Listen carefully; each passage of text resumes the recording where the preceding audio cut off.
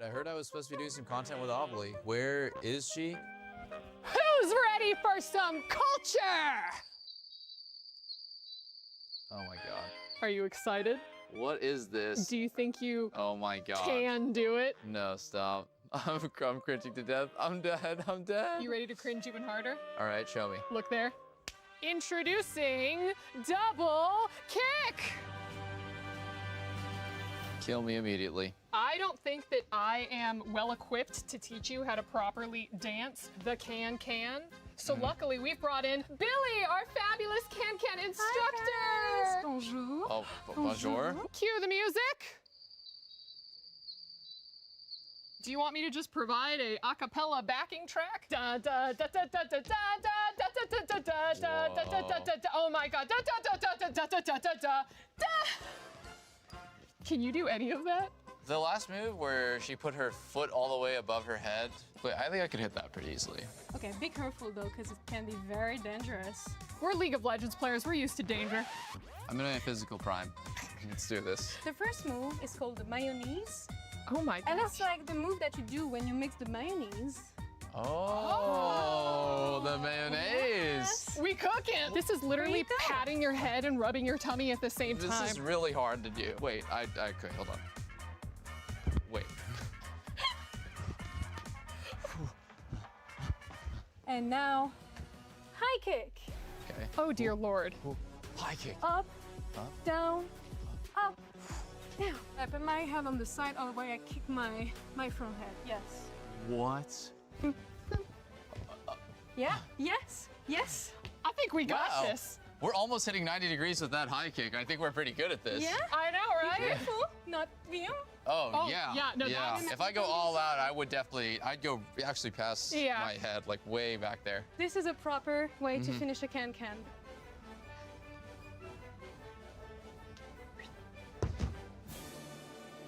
Oh my. You ready to try? You first? You first? What about together? Let's just see how far I can get on a split right you now. can just try. Yeah. Oh my. With your hands. I think you can go like farther than me. this. I can't, my foot isn't even Guys, moving forward. Guys, Believe. I'm out of breath. I'm out of breath. Entourage. Maybe I'm better on this other side. Yeah, no. It was a right. good try. It was a good try, Obly. I feel like you and me should at least try to do the entire thing through. Yeah, good. Hey, yes, je bonage. And now get ready for the mayonnaise. Mayonnaise. Yes! Oh my god! Yeah! You can go down like this. Getting low. Get low. And get ready for Get the low, get low. tire-bouchon. Okay. And tire-bouchon. Oh, Well, it's okay. that was my mic. We don't need that. We don't need We don't need it that. anymore. That's what production insurance is for. And then a bit of stuff. High kicks, high kicks. Okay. All right. And We gotta sync up, Obly. Okay. Kick. One, two, 1, 2. And now, the end. Get ready for All right. the Okay, grab your All right. leg. Ready? Grab your leg, Peter. I'm grabbing my leg. I'm grabbing my. I'm grabbing the wrong leg. Okay. All right. And. Be careful. Ah. Ta-da! Oh, you're just on the ground Amazing. dead. Tribone! Hey, welcome. Go ahead, take a seat. We ran out of office space here, so we're making do. Listen, I don't know if anyone's kind of told you what we're doing today, but we're just gonna have a chat. And honestly, I would prefer to call you by your real name, if that's okay.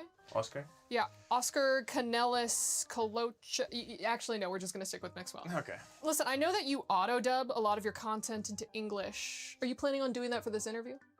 No, this is my normal voice, and I will use it in English. Also, you're a highly respected journalist, Obly. Thank you. Now, during your time with Counter-Strike, you played for more than 15 teams in 8 years. Was that because you couldn't make friends?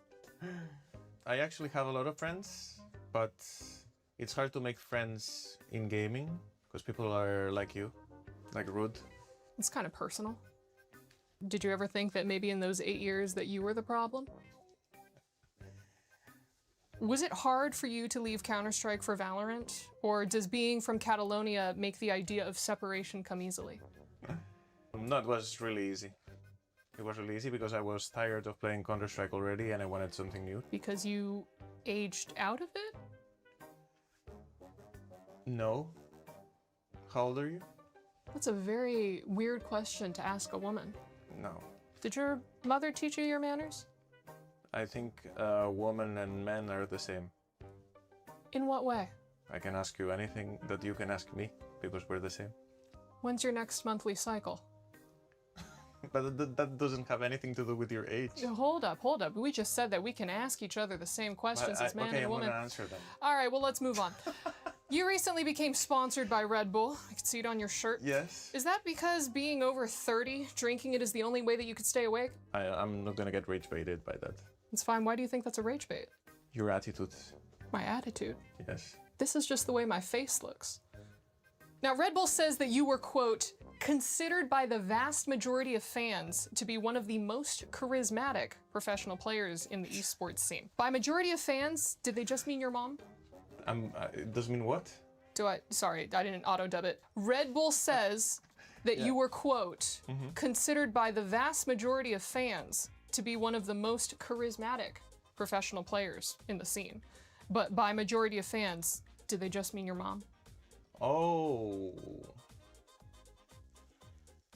That's a lame one. Your mom is lame? No, my mom That's is not lame. incredibly rude. She gave life to you. Yes.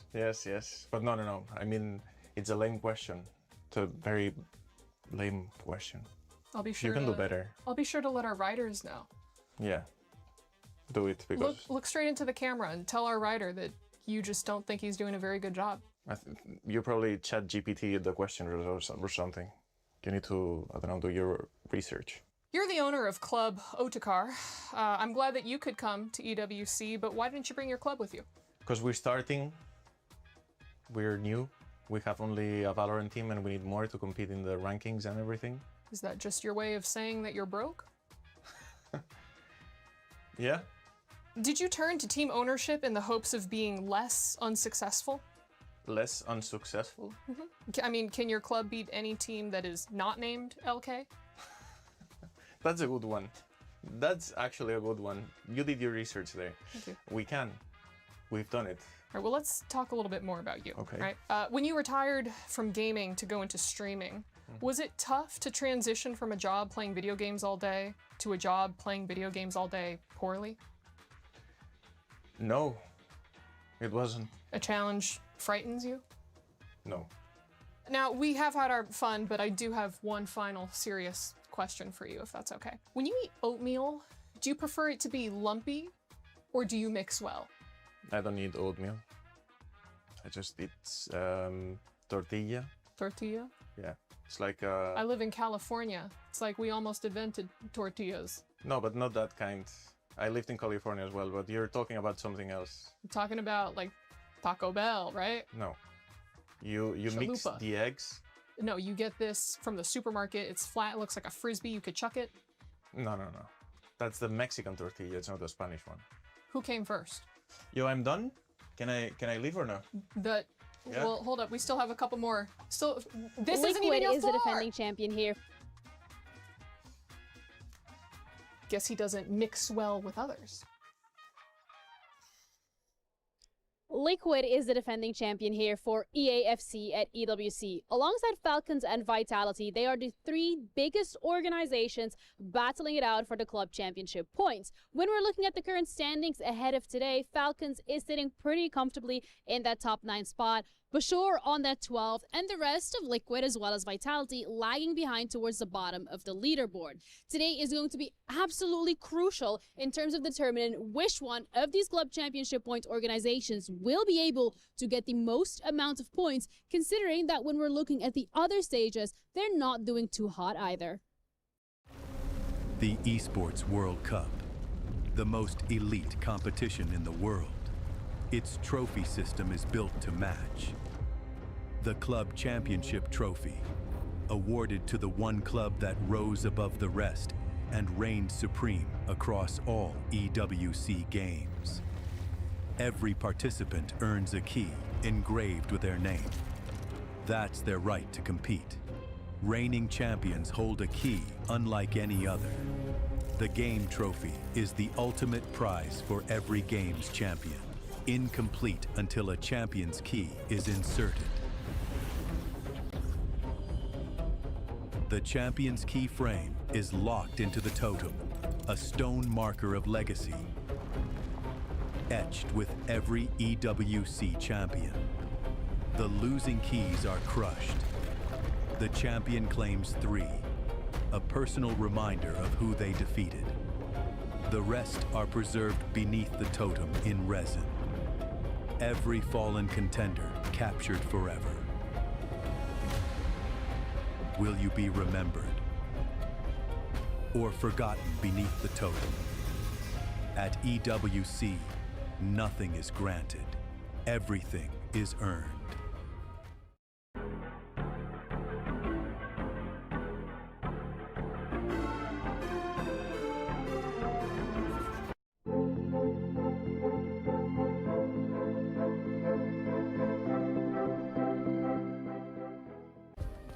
Play is in our DNA. Whenever we let it out, it becomes our superpower. Now imagine an entire city being built to supercharge it. Kadir City, powered by Play.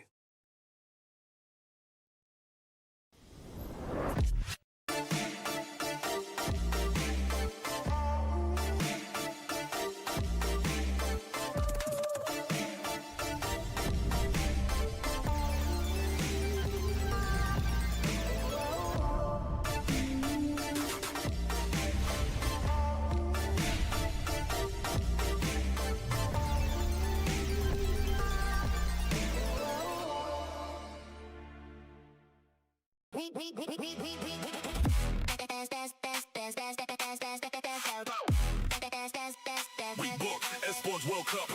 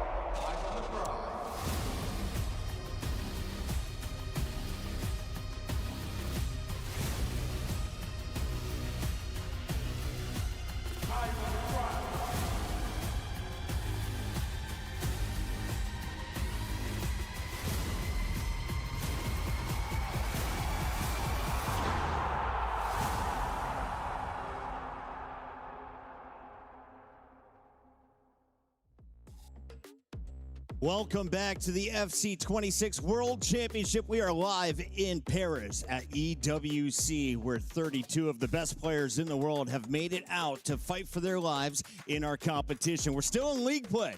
At the end of tonight, we'll be sending home 12 players. We'll also be crushing some keys. Welcome in our very special guest. I'm your host, Chris Puckett, alongside FG and Shells. And Shells, I want to start with you.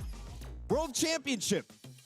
Get a chance to crush some keys today, but also you want to avoid having your dreams crushed. What is the tension like in this venue? This is going to be unpredictable. This is what we've been waiting for. Of course, we was meant to see some action yesterday, but we're going to see a lot more people going home today. People's careers, their future, their tournament, all the season, all the things they've hardly worked for all season long comes down to today. I can't wait to see what happens. FG, you're dressed as a hitman. We are going to be taking people out all day. Anyone that is in your target right now, do you have anyone that you think is probably already out of the tournament? Yeah, unfortunately, it's hard not to look right at the bottom of the standings, which we will see in a moment, of course. I mean, it's not looking great for the two players, Adida and Danny Pitbull, at the bottom. We'll do some working out here throughout the day. One thing's for certain, a lot is going to change in that league standing. There's players who are fighting still for a chance to get in that 24, some that can still get in the top 8, players that can come out of the top 8, come out of the 24. This is the day of action. It's going to be a great day. And of course, if you're just joining us, this is the midway point in the tournament. We're here for the league play, and we finish in the next few hours. If you're just joining us, though, let's take a look at how it all works. Welcome back to another FC Pro 26 World Championship at the Esports World Cup.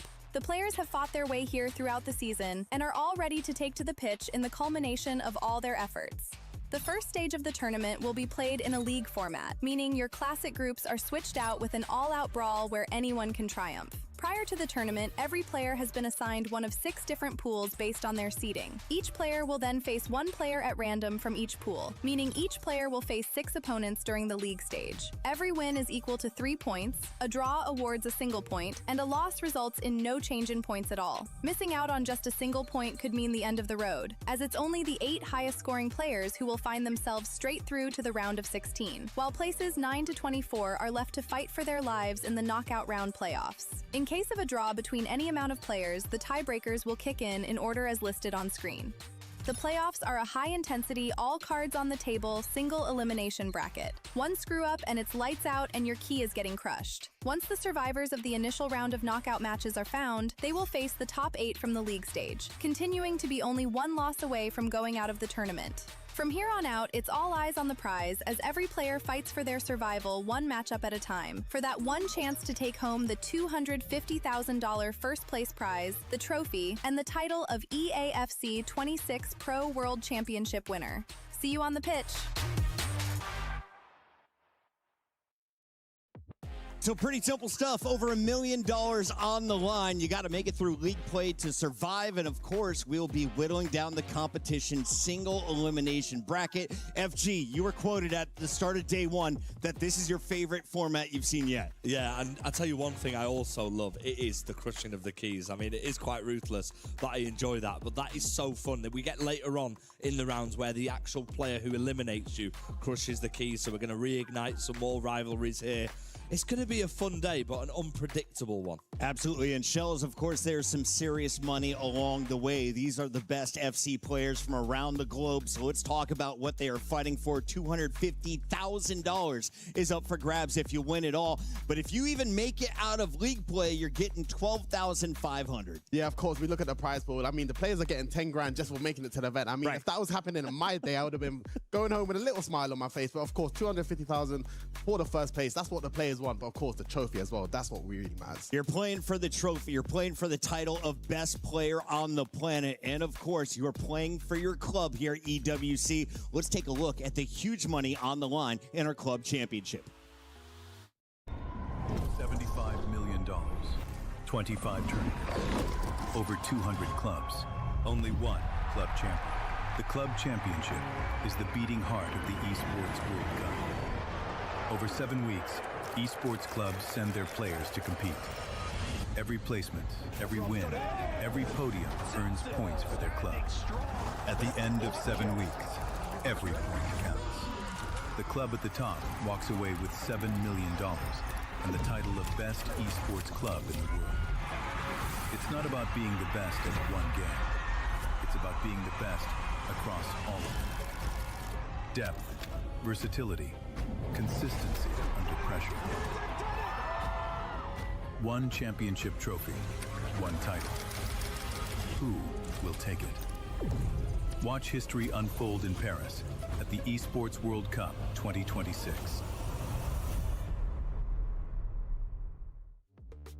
There's so much money on the line, and you know that is adding pressure to one man in the competition. He goes by the name of MS Desari. He is the chairman of the Falcons, and the Falcons coming into this week are without a win. That is totally different from what we saw last year, gentlemen, because the Falcons in week 1 walked away with a Warzone victory. That set them up for their second club championship in a row, Shells. Yeah, of course, but Falcons have got Anders and MS Desari, which is arguably kind of One of the best combinations you can get. You got the best player in the game and then a boss who's been around the scene for many years now. Of course, they need to try and get a title win. And FC, they got a very good chance. They got Team Liquid to go up against and the Vitality Boys. But anything can happen. But they got a good chance. Of course, the Falcons aren't the only ones looking for club championship points. Liquid is still looking for their first, FG. Yeah, Liquid are, but they've got 5 players here in FC. So from their perspective, they have to get points in this club championship. We just saw it in the explainer then. $7 million for the organisation that wins the club championships. I mean, it's not bad at all. MS Dasari is taking matters into his own hands as well. It's kind of a bit of a split. I'll say with the Vitality Boys, you got the home nation, the French boys, that if they can make it to Sunday, they could have a lot of support from the crowd.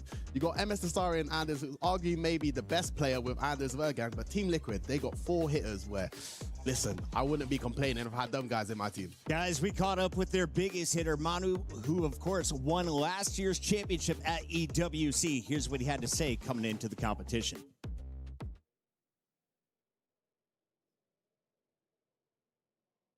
Right, guys, we're here at the absolutely beautiful Totem with, of course, the reigning world champion, Manu Bashoria. How does it feel to be back on this stage in all of its glory? You see your name up there.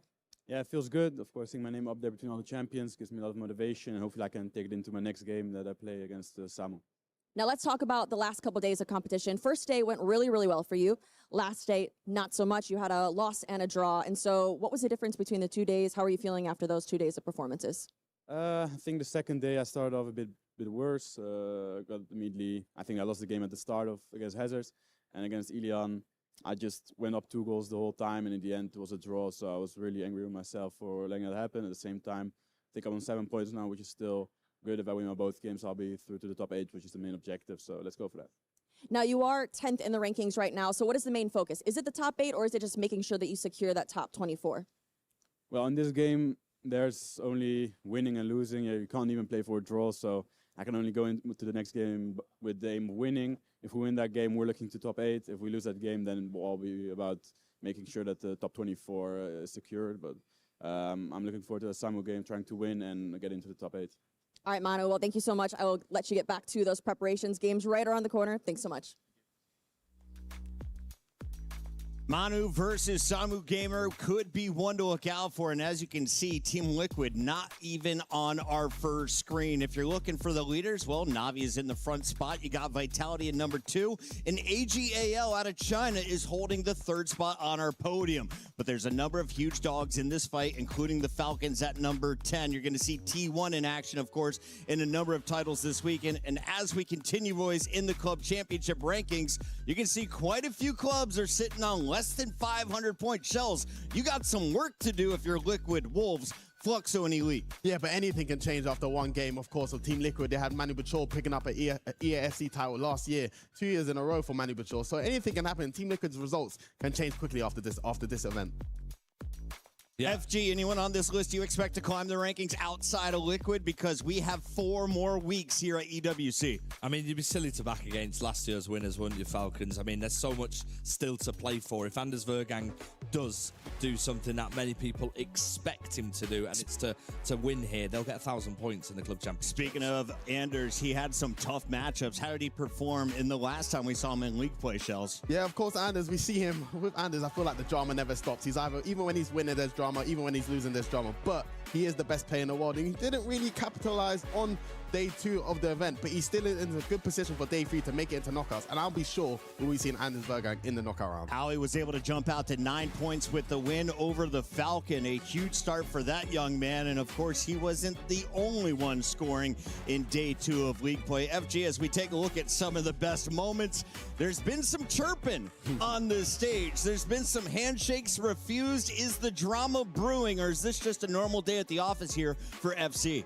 I mean, you could argue we've not seen any of the drama yet. Today's going to be the day where the pressure for these players goes up an absolute load. Not only to get into the next 24, but we've got the knockouts a little later on. And that is where it's do or die in that situation. If you don't win, you're going home. We're going to see some keys crushed here in Paris. Shells coming into this match. Nasada was leading everyone in goals. Levy Finn with 9 points of his own. This was the showdown of the day. First one to win is going to get 12 points.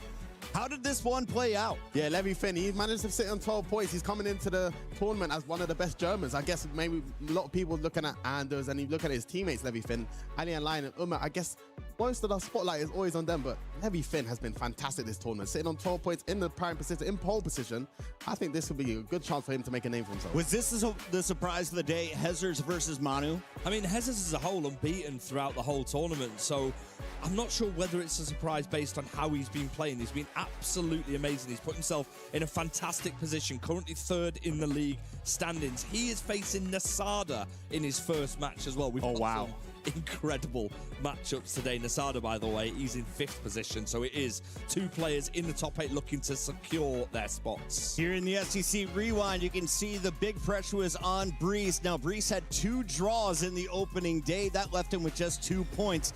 Looking for 3 going up against Umit, who is also in our bottom 12. Both these players starting to feel the pressure of elimination shells. Yeah, Brees last year's runner-up in the World Cup Championship, so I think he has a lot to prove for himself. He's in his home country, so he does want to do Vitality proud. You can see in the club championships how well they're doing. So Brees, he did make it to the final last year. Can he go one step further, win it all? But he has to try and redeem himself in the group stage and get himself into knockout. FG, one of the surprises of the day, Emery, after taking down the Falcon Anders in day 1, struggling against PH Zin and crew. He's going to leave in the bottom 12. Yeah, he's on 4 points right now, Emre Yilmaz, and he's got a game against Virgil. I mean, essentially, you could say being on 4 points, if he wins his 2 games, he ends up on 10. Does that mean top 8 has gone? Most probably. But for a man like Emre Yilmaz, I expect him to find a way today. He's got an interesting fixture. We said Virgil first, and then he's got MS Desaru. We spoke about him quite a bit at the top of the show. That is some fixture to have to get something from if he needs it.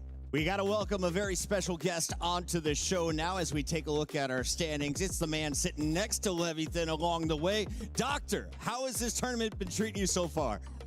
I mean, we can't complain, right? With Livy, we're sitting top of the table. We have 3 players in the top 8, so good day so far, but hopefully an even better weekend. So did you expect 12 points coming out of the opening 2 days of action, or what was kind of the goal that you've been setting for your 4 players?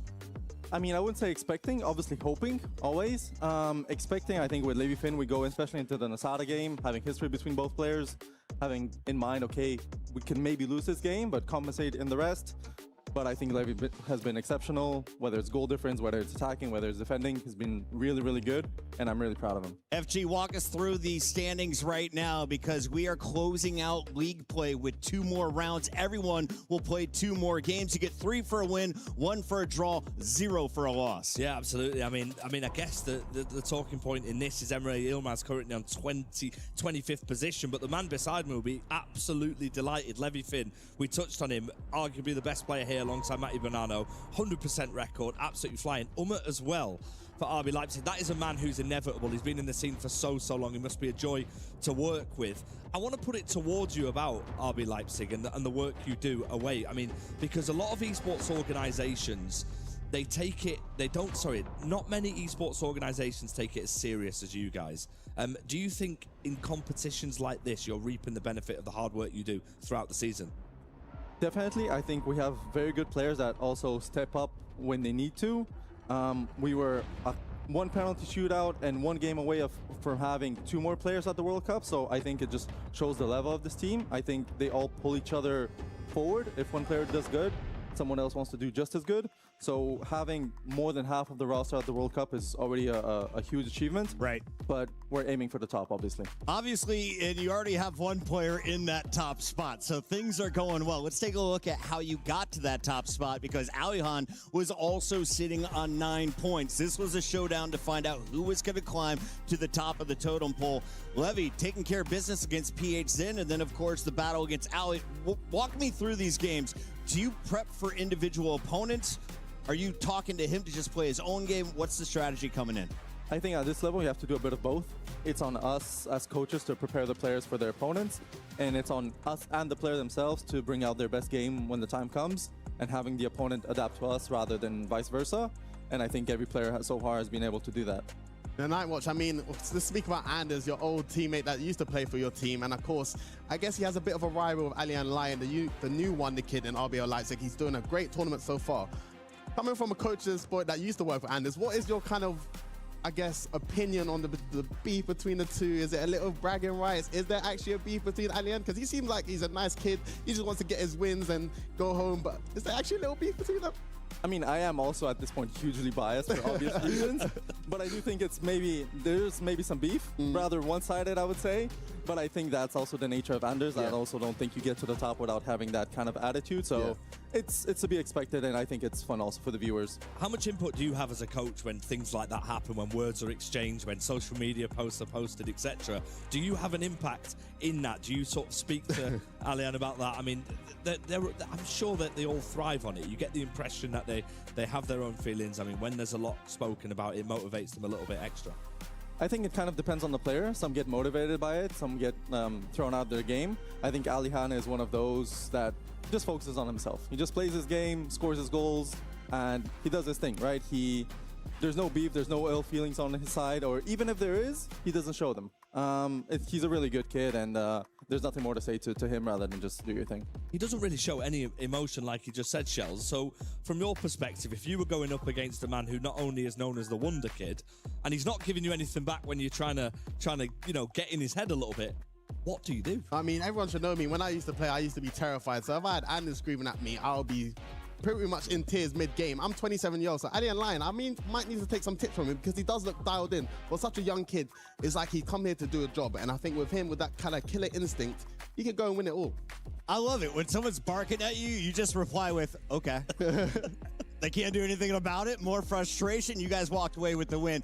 Doing so, you are now at 12 points. What is it going to take, though, to reach the top 8? Because if you finish in the top 8 at the end of the league play, you are guaranteed top 16 in serious cash here at EWC.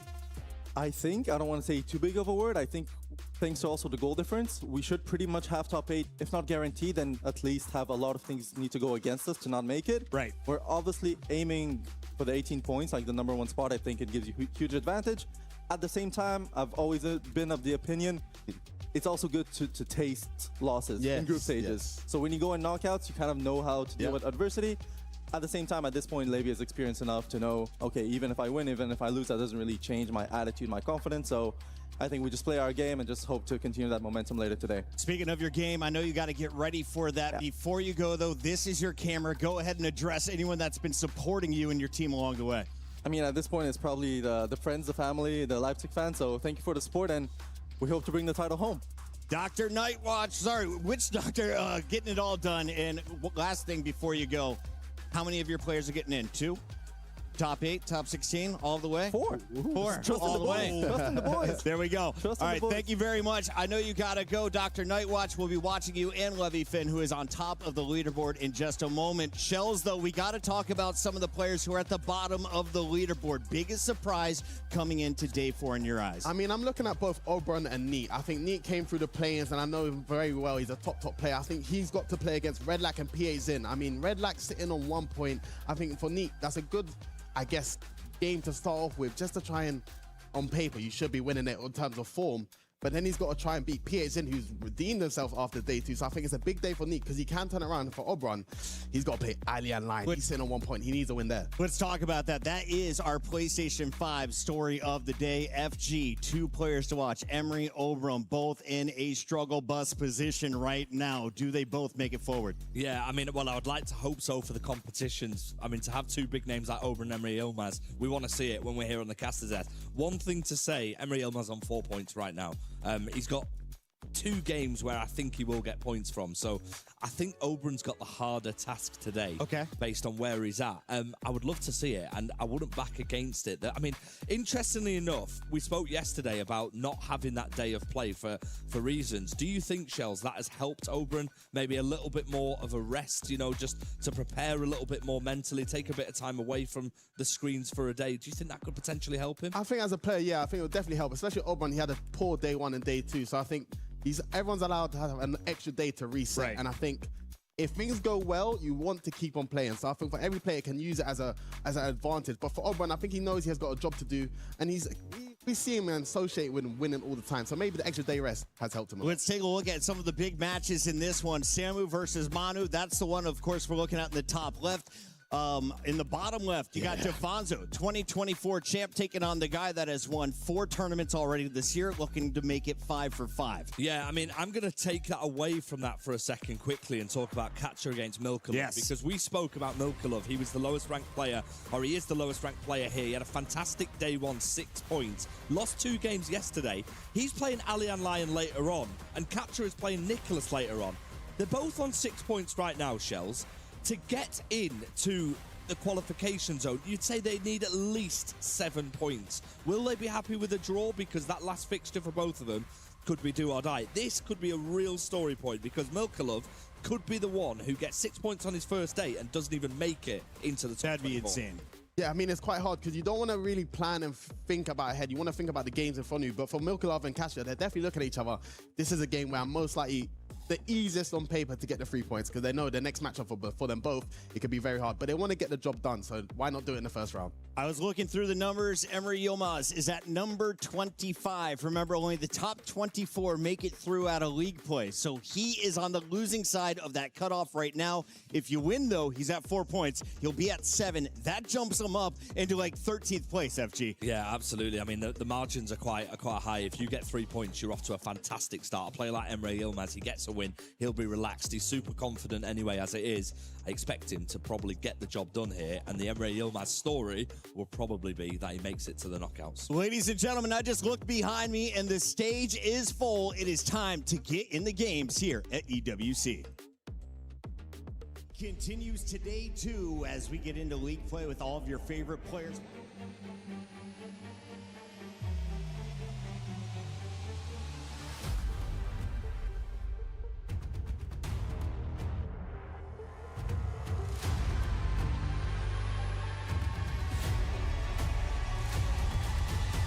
Nobody is safe here in Paris.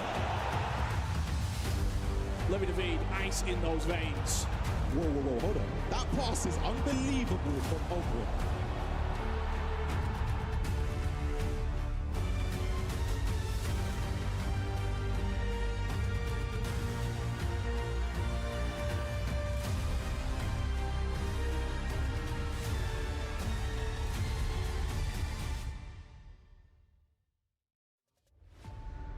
We're now on the day of action where we'll be seeing eliminations and players advancing to the knockout stage. I'm Ryan Pessoa, joined by my very good friend and Spanish champion, Gravison.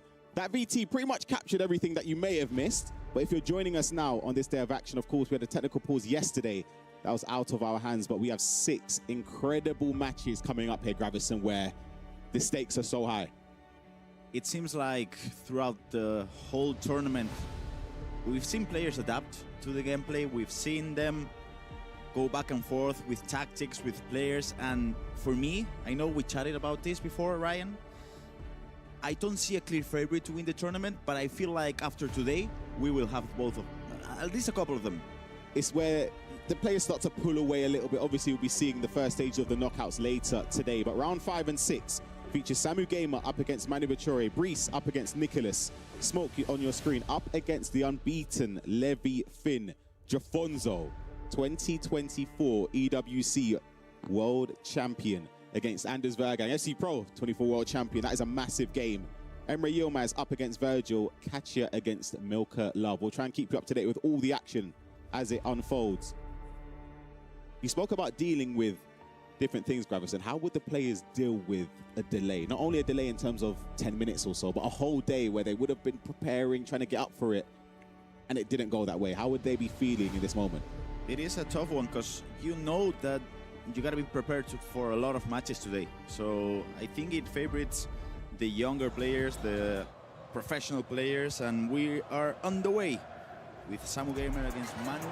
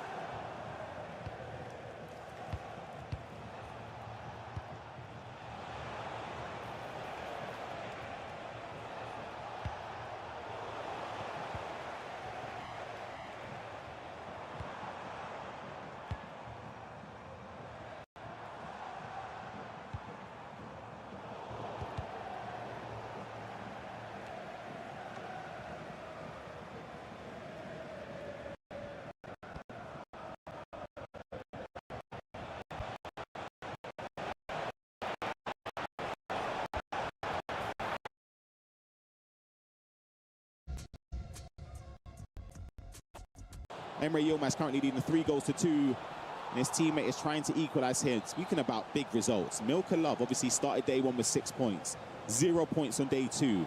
Coming into it today, he needed to get something from it just to keep not only the dream.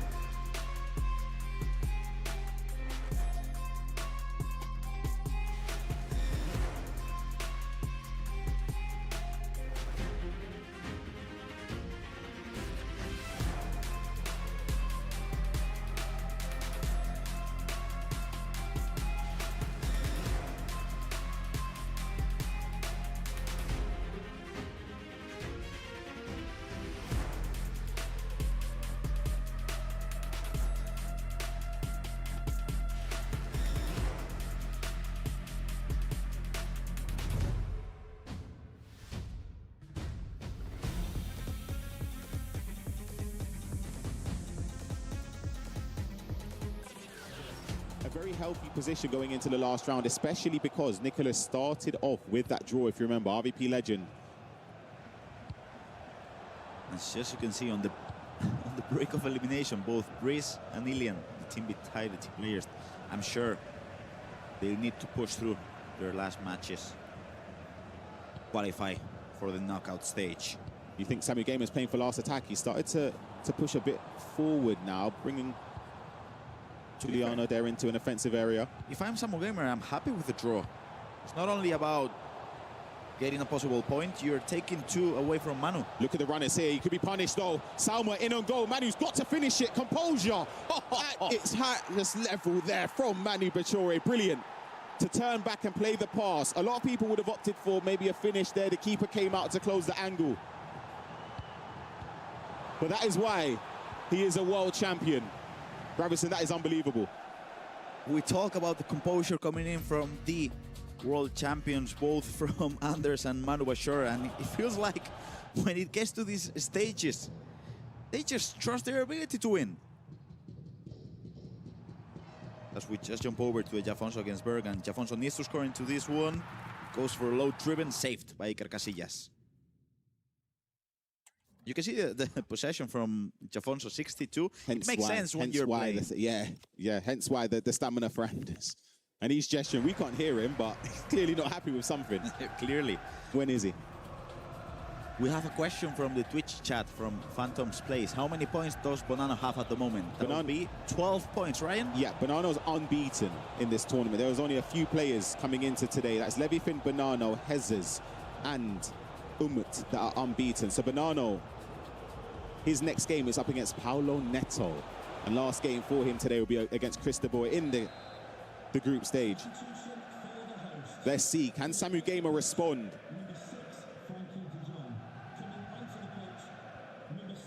This would be a crucial blow for Samu Gamer here, especially when we said, you mentioned he'd be happy with a point. He could have kept possession for last attack. He didn't. He went to go forward, and Manu sussed him out.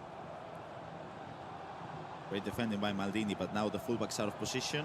Will he get punished? No. And he's gone to clear it, and it's enough to see the 3 points secured in favor of Team Liquid and Manu Bachore. A fantastic victory, which puts him on 10 points. Samu is still on 9 points. He's, of course, qualified through to the knockout stages. Top 8 is getting tight, Ryan. Top 8. That final round today for Samu Gamer is going to be up against Luke, who also needs points to keep his tournament alive. And we're still on a pause on the Jafonso against Anders Bergen match. We have that game and, of course, Breeze against Nicholas. Both of them are on pause right now. Someone told me 2 games that weren't finished out of every single one. Who's involved? I'm picking Nicholas. Nicholas won, and then I'm thinking of the second. I'm thinking Anders. Both of them. Anders. I mean, yes. He does spot this is the game, but not to talk about tactics, probably. Let's jump into it.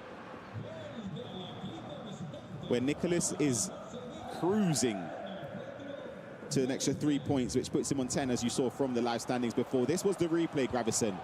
Jude Bellingham has come up clutch so many times with the finesse shot. That is why I'm telling you, the finesse shot on a centre mid or attacking midfielder is vital on this game. I do think you need to have at least one shooting playstyle. It can be low driven if you want, but I do agree that the finesse one is just simply better. And I had the pleasure to speak with Nicolas after day 2, and he was happy with Vinicius Jr. because he told me on day 1 he was playing really poorly.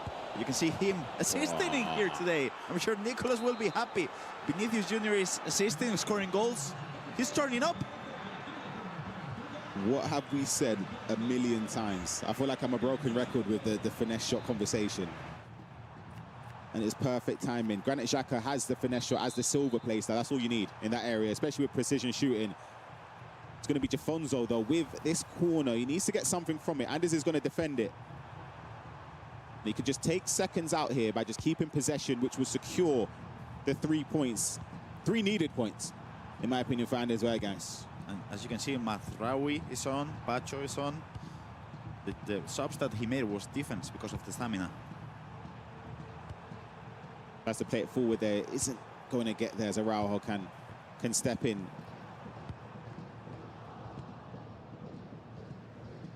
For Jafonzo now, I say for both of these players, a loss would be devastating in terms of the pressure building in that final round. Jafonzo's last round is against RVP legend, who before action started today was in that top 8. He is somebody that is ruthless. You don't want to play against him at any stage of the tournament, especially when you need a win.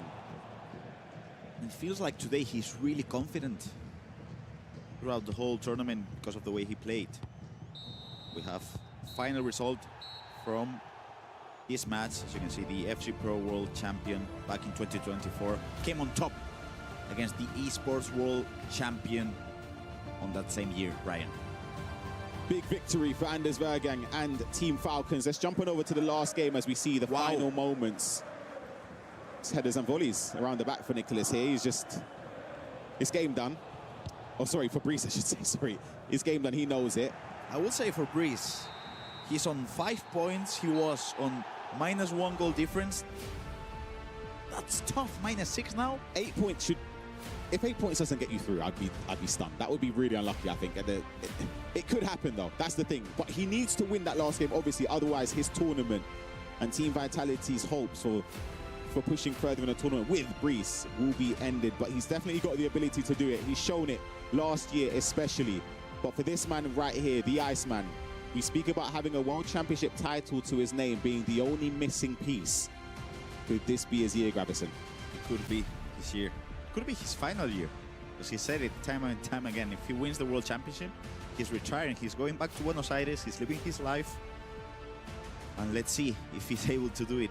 But first things first, we're gonna go for a quick break, Ryan. And to be fair, we have some big matches coming up. So grab a drink, grab some popcorn, and we'll be back after our break.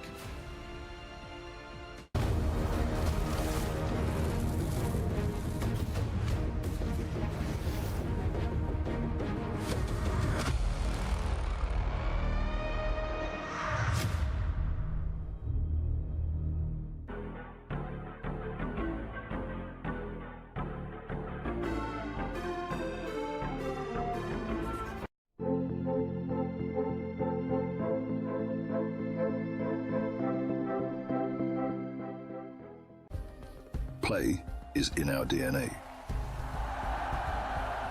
Whenever we let it out, it becomes our superpower. Now imagine an entire city being built to supercharge it. Kadir City, powered by play.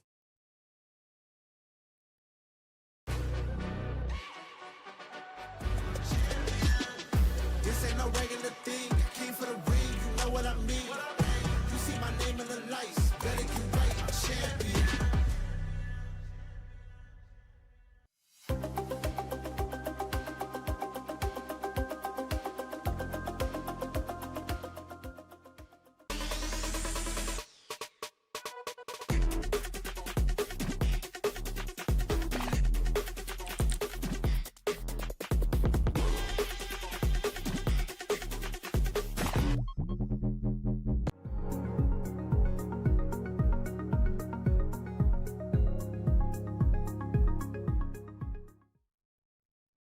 I am joined by Matthias Banana, who is currently sitting second in the standings right now. I mean, you've had a perfect week so far. So how are you feeling? You're 4 for 4. I mean, great start. No, of course, it's a really good start, but I need to win the rest of the matches. Like, I'm not sure in the top 8 still, so I need to win one more. So you think that's what you need to do to secure top 8? One more win will for sure get you in that top 8? I think with one draw, we are safe, but just in case win, no? The only player above you right now is Levi Finn. He's on +10 goal differential. You're on +4. Is that in your mind at all in terms of the rankings, in terms of the standings going into knockouts? No, in my mind now is my gameplay, play better, and improve every day. All right, Mati, we'll see if you can keep on rolling into the knockouts as well. If you can secure that win, I wish you the best of luck. My name is Emre. I go by as Emre Yilmaz. I'm 20 years of age, and I represent Team Liquid.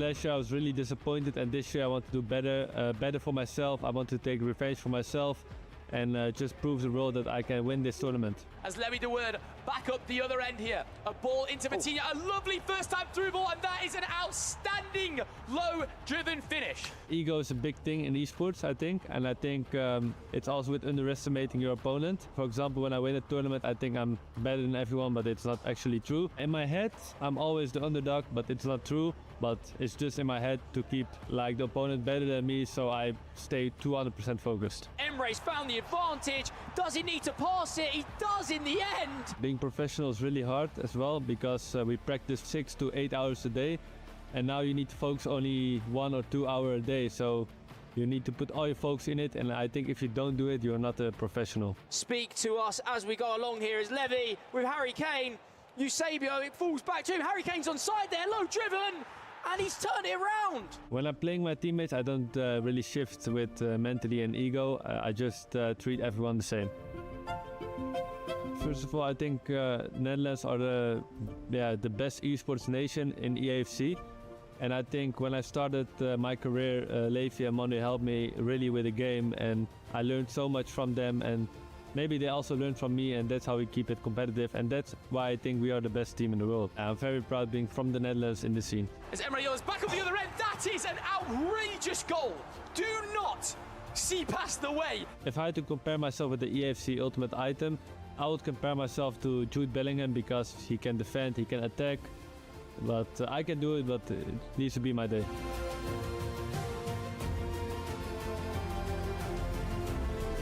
I think I have a lot of experience on LAN events, and I think I can use that against some opponents who don't have. But still, that's not enough, and I need to show my best level.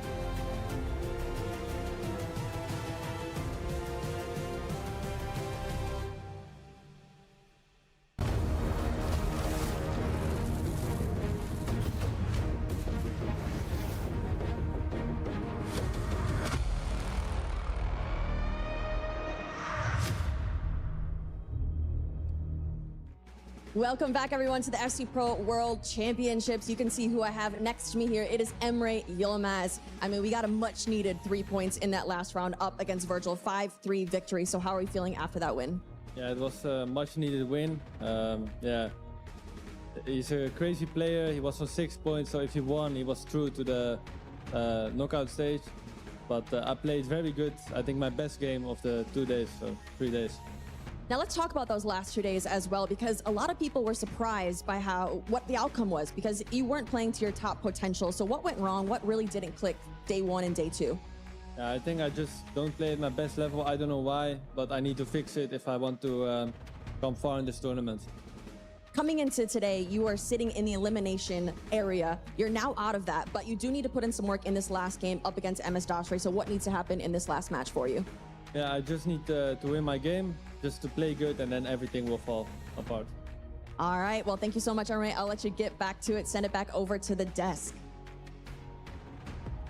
Great to hear from our top 3 players. Emery having a big win on day 1 and then a very rough day 2. He's starting off the 3rd day of league play, though, pretty strong. Let's talk about it, Shells. What did you just witness in the last hour? I mean, what we're witnessing from Emre, he's one of the best players in the world. That's simply as we put it. I had no really fear in him. I guess we were just surprised to see him that low in the tables, but we know we still had day 3 to capitalize and redeem himself. And Emre Yilmaz, I expect nothing less. Cool, calm, collected, and he got the job done in this round. FG is a big round, not just for Emery, for a number of players, including Manu Bashur. Where did he finish? Yeah, Manu Bashur, a huge win for him, actually. From 7 points, he goes to 10. So you can say he will be in the knockouts pretty safely. You can say that now. It was a good performance from him. Samu Gamer as well, actually. He's only on 9 points right now, so he's actually leapfrogged him. Great round for him. Still one more round of fixtures for them both. I expect to see them both. Just a handful of players into double-digit Shells as we take a look at the big wins, though. Nicholas and Brees in the first 10 minutes, very close. Nicholas, though, a blowout win, gives him +6 on the goal differential just from that game alone. He is now starting to pull away. I believe now +13 overall. Yeah, I think that was a big game. I was desperately, when Brees went 2-0 up, I'm thinking Brees is a very cool, calm, collected. When he's in possession, it's very hard to get the ball of him. Going 2-0 up against Nicholas, I thought he might be able to catch him off guard there. But that's a big win from Nicholas, especially from day one. He had a disappointing start, and I think for Nicholas, he's the Iceman for a reason. He's slowly coming in and growing into the tournament. We expect to see him do well in the knockouts as well. You mentioned Milkolov at the start of the day, and of course Levy Finn, our player who was 12 points coming in. He was on top of the leaderboard, now our first to 15. Yeah, absolutely. I mean, he's been unbelievable, Levy Finn. I think, I mean, his performance, his score in the league standing speaks for itself. But, I mean, with regards to Milkolov, congratulations to Milkolov. He's the lowest ranked player here, and he's currently on 9 points. Say that again. He's the what? Lowest ranked player here. Can you believe that? That means anyone can make it. Performed. He has been absolutely amazing. Arguably one of the best performers here in terms of rankings. He's been amazing. He's got a massive win. His opponent, on the other hand, Catcher, he needs something, and he needs something against the Iceman Nicholas, who we just saw, like you just said, against Bryce, do so well. That is going to be a tough game. Yeah, as you can see the highlights here from Jafonzo and Anders. I thought Jafonzo, listen, this is a great start from Jafonzo against one of the best players in the world. But Anders showing his class there, clutching up. I thought we might be getting an Anders special, potentially going into the last round. And slow going to the highlights between Brees and Nicholas. Like I said, Brees went 2-0 up, and Brees is a very possession-based player. So Nicholas to come back here shows that he's low-key playing. I know he was hating on the game on day one, but he's still got the level. 8 straight goal shells. Do you blow out opponents like that? I'm back in my old days, but I think that happens to me now. But listen, momentum is a big thing in terms of confidence on the game. Sometimes, you know, you go into a game. For Nicholas, he's so experienced, so sometimes you can't just start off strong. The two boys from Argentina, Bonanno and Nicholas, doing work so far. They are in your top 4 in overall points. You're looking for other players to climb the rankings. Well, Virgil had an opportunity. Yeoman shut it down. And as you mentioned in the interview, this was a huge one. 3 points denied from your opponent. He gathers them instead. FG, he is now skyrocketed into our top 16. Yeah, I mean, it was a great performance. Like we said, a massive result for him. I mean, let's touch on that game again, shall we, involving Nicholas? Because Bryce is in a bit of trouble now. He's on 5 points. Remember, he is in his home nation. We would love for him to be there on the main stage on Sunday for the fact that he'd bring a big following with him, I'm sure. But he's in a bit of trouble. He's got 5 points, and he's got a game against Guga Faraz, who's in fantastic form next. It's not looking great, Shells. Yeah, but it's not looking great, but anything can happen. Round change very quickly. But going back to Milkolov, I mean, being the lowest ranked player in the tournament, I think that is he's using that to his advantage. I've been in tournaments before where I've been the underdog, or people might not know my name, or I might be looking at a newcomer and thinking I have to win that game. You can use that to your advantage because everyone will be thinking I need to get the 3 points here. And for Milkolov, he's been playing at a good level, so maybe he can carry that way into the knockouts. Here you can see the Italian getting taken down by the youngster. Milkolov with another 3 points should be secured into our top 24. The question is, where is he going to finish in the bracket? If you look for a live update, we'll screenshot this bad boy because the numbers are officially in. Manu and Team Liquid into your top 5. You got the Falcon into your top 6, and Alihan Lion still holding on to his 9 points alongside Nasada, Samu, and Milkolov now, who are all top 10. If you're looking at the right side of your screen, you mentioned Neat might have an opportunity. Obrun really needs some win. Shells, any other players to watch? There's who not to watch. To be fair, Marwan as well. Marwan had a disappointing day one. I think if you saw his reaction from the results, he knew he could have came out with a few wins, but he still has 2 chances to redeem himself, so I've got my eyes on him. It is time to get into the games. Another round of action and a big one for MS Dasari versus Ilian. Both need 3 points. A draw will not help either of them. We send it over to the casters to get this one started. Yeah, we move into the next round of the group phase here. We are getting closer and closer to finding out our final 24 that will make you through to the next stage here of the FC Pro World Championships. Brandon Smith alongside Richard Buckley for another round here. Rich, already we've just seen 6 games conclude today, and that table is shaken up. You've already had a couple of moments to have a bit of maths on it, and you're thinking already that for some players, 6 points might not be enough. Yeah, I'm just looking at this table as it stands right now. It's the first chance of the game whistled past the post from Bonanno. There's plenty of players with 2 games left to play. You're looking at Dasari, Levy, Paolo Neto in this game right here, Cristobal, all on 6 points already. Below that, as we see the opening goal of the game, he put one wide past the post, but Paolo Neto, in classic Paolo Neto style, opens the scoring of what plans to be a very high-scoring game. There's plenty of players below 24th. I'm looking at MS Dossary. I'm looking at Brees on 5 points. If he wins, he goes to 8. More than likely, he is in. Ilian on 4 points. Kirby's back on 4 points. Luke Weisdudel on 4 points as well, alongside K1 John on 4 points. 7 points might be a bare minimum to get you in to that top 24 at this point. Well, look, this is a new format for us as well that we used to see. And so often we come to a World Finals as the ball's bouncing around there from a corner. That's defended well by Paolo Neto, the E Libertadores champion against the Premier League champion. On one half of them, Manchester City. Matías Bonano, what a tournament he's been having so far. Currently 4 wins from 4. Looking to match up what Levi Finn has just been able to do. He's on maximum points with 15. No doubt they are on their way through and also in a top 8. As I was saying, Richard,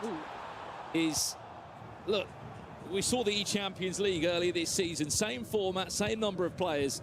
There was 5 players all on 7 points during that league phase, Rich. And it was the goal difference of Tuga and RVP Legend that put them through on that day. So that was 7.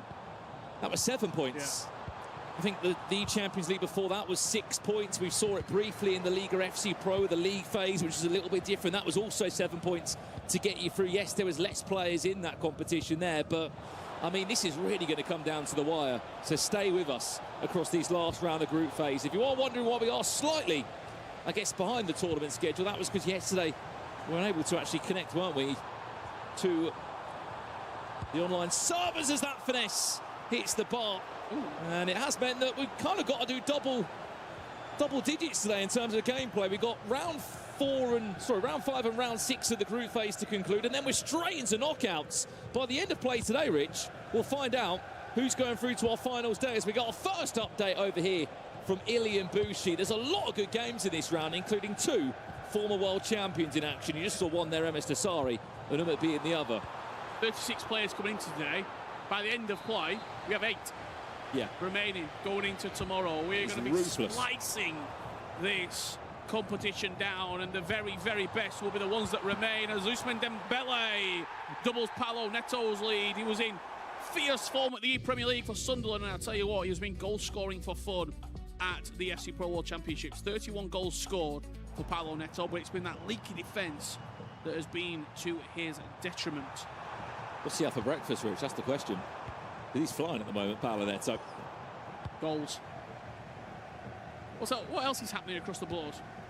Well, as we said, we've got 6 games taking place, Rich. You tell us where you want an update. We've got Marwan against RVP Legend, Luke Weideveld against Adida. That's a game for 2 players that have really struggled this competition. Umut, who is one of the only unbeaten players left in the competition, alongside Matías Bonano. He's up against Guga Faraz.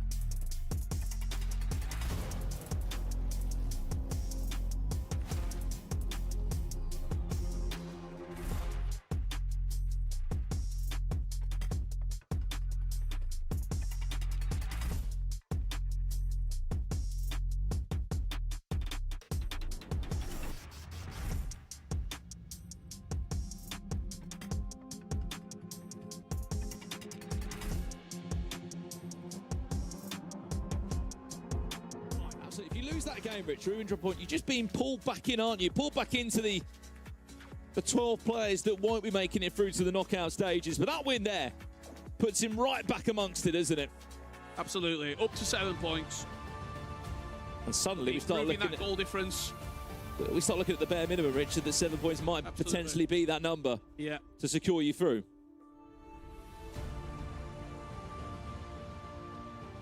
Been a tough one for Adida, but I'm sure a learning experience.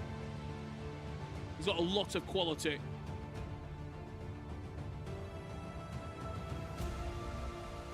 I don't think this will be his first and only World Championships. Just like that man on your screen. Feels like a bit of a stake pull moving forward here. And a statement victory if it sticks here for Guga against the 2022 World Champion.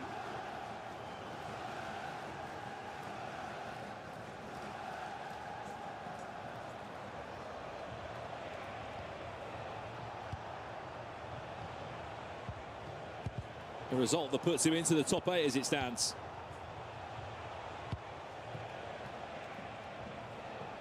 It's not been a bad season, is it, when you look at some of the games he's won? Wins against Nicholas in the Libertadores, a win against Levi David and Hezes in the FC Pro Open to kick off the year, and then, of course, when we was first properly introduced to him back in Atlanta, when he got that ticket into the FC Pro Open.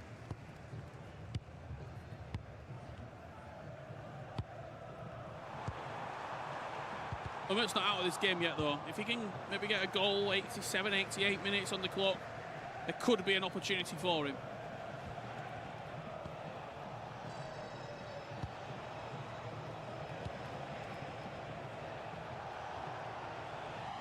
One thing he has got in his side, though, Richard, he still will be on 8 points here.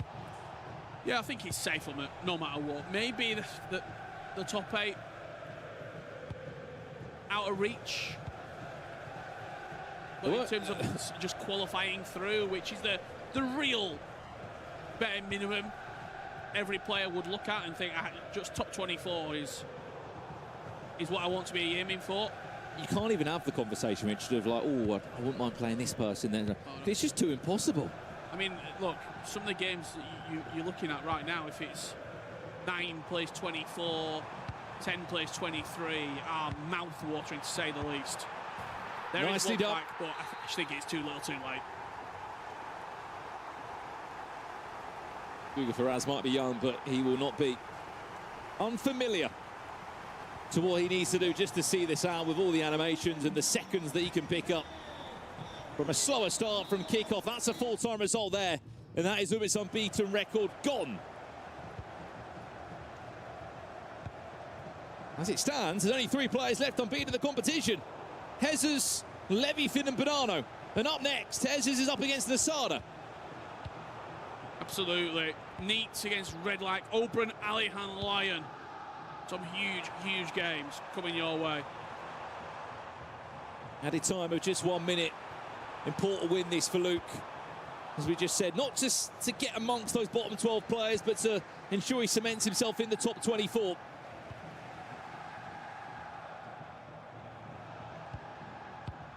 Fortunately for Adida, it will still be 0 points on the board. But that's the kind of momentum you want, especially after he didn't get to play yesterday. Players have had practice games, no doubt, Richard, but it can't quite compare to playing on the main stage here. And look, I think for Luke, no disrespect to Adida whatsoever, but that was a must-win game. If you're not picking up maximum 3-point haul from that game, you're probably looking at the qualification getting away from you.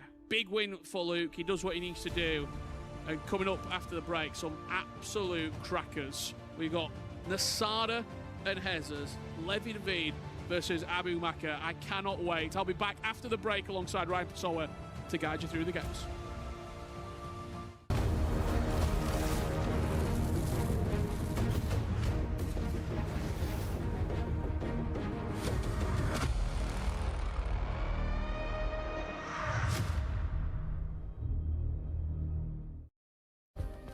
Play is in our DNA.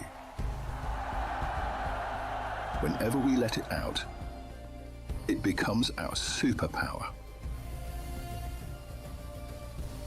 Now imagine an entire city being built to supercharge it. Kadir City, powered by play. We were there. For every click, every clutch, every respawn. We were there for the years of grind. And we're here. Now. The proud founding partner of EWC.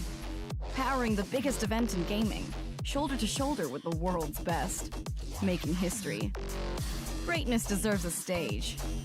Lenovo Legion. Reach your impossible.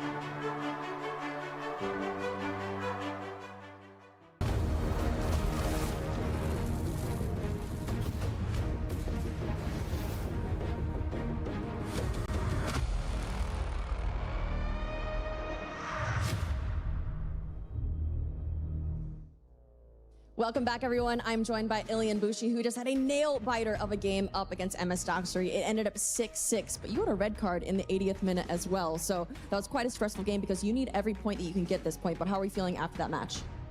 I feel disappointed because I think I dominated this game. I was winning until the 89 minutes, and I took the red card 82. So bad end of the game, but overall a good game, and I need to win the last game to go knockout. Now, I have a very specific question to ask you. A lot of people say that you are the best player locker in the world at this point. So can you give everyone back home a little bit of an insight as to how you're so good at that mechanic of the game? I think I try to improve this mechanic since she exists. So, but it's difficult. You can cancel, you can do a lot of things with that. So, but now the people know how to do. So I think it's the best mechanic with the creative run. All right, and your last game is a must-win, of course, and it's against Abu Maka. So how do you envision that one going? What is your mindset going into it? Because we need those points. Yeah, I need to win. If I win, I will go knockout. So I will give everything. Maybe it's my last game, maybe not. So I will give everything on this game. But I feel really good against Dosari. So I think, I hope I will do it. All right, Ilian, thank you so much. Guys, over at the desk, does Ilian have what it takes in that last round to make it out of elimination? Well, we mentioned that a draw isn't going to be good enough. A little bit worried about him as we're looking at the math. 6 points seems to be the cutoff right now, but that is without 6 more winners coming in. So, Shells, let's talk a little bit about what just happened. You said there were 2 stars we needed to call out that were on that elimination threat. Yeah. Who got big wins? Yes, both the Monaco boys, the E-League 1 champions, and both Marwan and Karim winning their games. And listen, if they didn't do that, I pretty much think their tournament was done. Now, Marwan has to play Nasada in his last game. But if you want to win the World Championship, you have to beat players like Nasada. So I think these boys bouncing back in day 3, anything can happen. FG, we're going to take a look at the updated standings. Any other standout games from that last round? I mean, we did just see our first elimination, our first official elimination. Adida is out. He's rock bottom. He's not got a single point. He can finish with 3. Yeah, he can finish with 3, and it'll be interesting to see how he approaches it. He's a fantastic FC player. He's here on merit. It's just not been his few days, unfortunately. He is bowing out of the competition, but as we start to see, as Casey mentioned, we have got a massive game coming up. Ilian, he just conceded late on in that game. Them extra 2 points could have been huge for him, but now it sets up a tie against Abu Maka as we roll into the highlights. Like we just said, Matthias Bonanno, by the way. 2 perfect players now, right? He is on fire. And by the way, I did say on the first day nobody would do the perfect round, and maybe 2 of them. Maybe 2 of them. But listen, the guys that are coming up, of course, Matthias Bonanno and Levyfin, they're playing out of their mind, and they're most likely going to clinch the top 8 spot. But you see like Emre Yilmaz and Anders creeping in through the knockout rounds. Imagine playing Emre Yilmaz as your first game of knockout. If I was Levyfin or Matthias Bonanno, I'll be fuming if that was first game. But as you can see, the highlight between Guga and Umar. Guga I guess, kind of redeemed himself. We've seen him at previous tournaments. It kind of feels like he's drawing a lot of games, but he's come here to this first World Championship, and he's absolutely flying.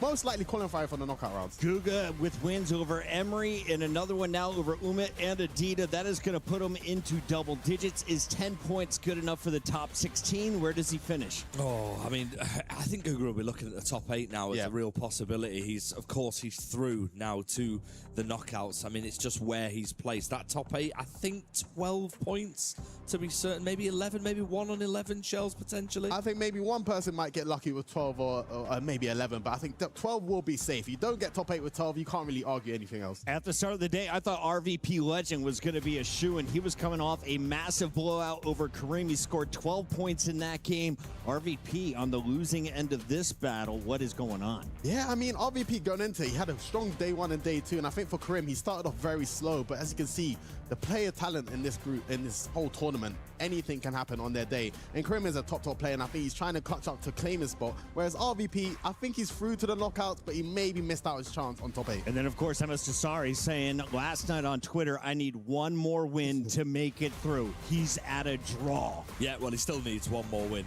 to make it through. I mean, it's going to be a massive game involving him a little bit later on. We're looking at the highlights of all these games, and again, the common theme throughout the whole weekend has been goals, goals, and goals. Adida played a massive part in this game, like he has in the majority of the games for him, and I actually thought at one moment he could have got something from it, because I think the scores were level at that point. You mentioned before Kareem is back, big win for him. He's up against Virgil next, who's on 6 points. Kareem's now on 7. Yeah, the one thing I love about this format, it feels like everyone's getting their chain snatched. As you said, DOS was playing Ilian. They're basically playing for the same spot. That draw from DOS has potentially kept him in the tournament, because look, DOS has got to play Emery Yilmaz next round. He's on 7 points. DOS is on 6. So it's like, who's going to snatch their champion's chain? Let's take a look at those upcoming games. This is the end of round 5. Remember, we have 6 rounds, 6 games for every player. This will be the 5th for this group. Danny Pitbull sitting on 0, could still finish with 6 and make it through to a Saturday. Let's take a look at some of the other big ones. We've got Obrun looking for points. Levy DeWeird looking comfortable. Hezers and Nasada, both of them are playing for big double digits here. Well, that Obrun game is massive. We know about how important that result is. Ali Online, we've seen some fantastic performances from him. Obrun needs a win here. Yep. It's as simple as that. Otherwise, he will not be going through to the knockout stages. That is where we're at. Redlac as well. He needs to get a win himself as well against Neat, another tough opponent. These games mean so much, but now we're at the point in the competition where the results in this game might not just impact the 2 players playing, but the players around them. Chell's final thoughts as we get into our group of 6 here. I'm looking for the guys that are fighting to the death. And listen, I'm looking at Neat and Redlight. They're both on 3 and 1 point. Whoever wins is most likely going to have the only chance of making it through. This game is my highlight of the round. We got our eyes on the players at the bottom of the leaderboard, and of course the players fighting for the top 8 to guarantee themselves a top 16 finish here at EWC. One of those players is Ali Online, and we caught up with him before the game. I'm joined by Alihan Line, who currently has 9 points coming into today's competition. You have a fantastic start. How are we feeling, honestly, in the World Championship so far? I'm feeling very good, and I hope to continue like this. Now let's talk about the goals, because you've scored 28 goals coming into today's competition. You are only behind Nasada so far. So is attacking football your main goal coming into all of these games? Because I've enjoyed every second. Goals galore.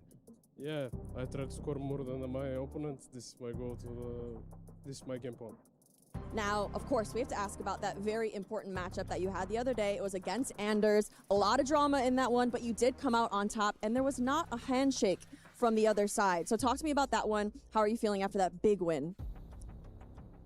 It's good win, important points, but me, for the handshake, I don't care. It's his choice. Me, I just focus in my game. All right, guys, he is locked in. You've heard it here from Alihan Lion. Thank you so much. I'll let you get back to it.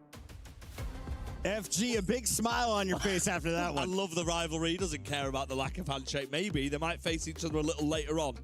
You did just mention really quickly K1 John against PHN is another massive game, Shells. Yeah, K1 John's bottom 6 right now at 4 points. On the other side, I believe 6 points for PHN. Yeah, but this is the thing. Anything can happen. If K1 John wins this, he goes above PHN. And we've been talking about maybe K1 John hasn't had the best tournament so far, but anything can happen. That's what we love. We've got a Mystery Nation. We'll be teasing it a little bit later. For now, another round of games. Let's get into it.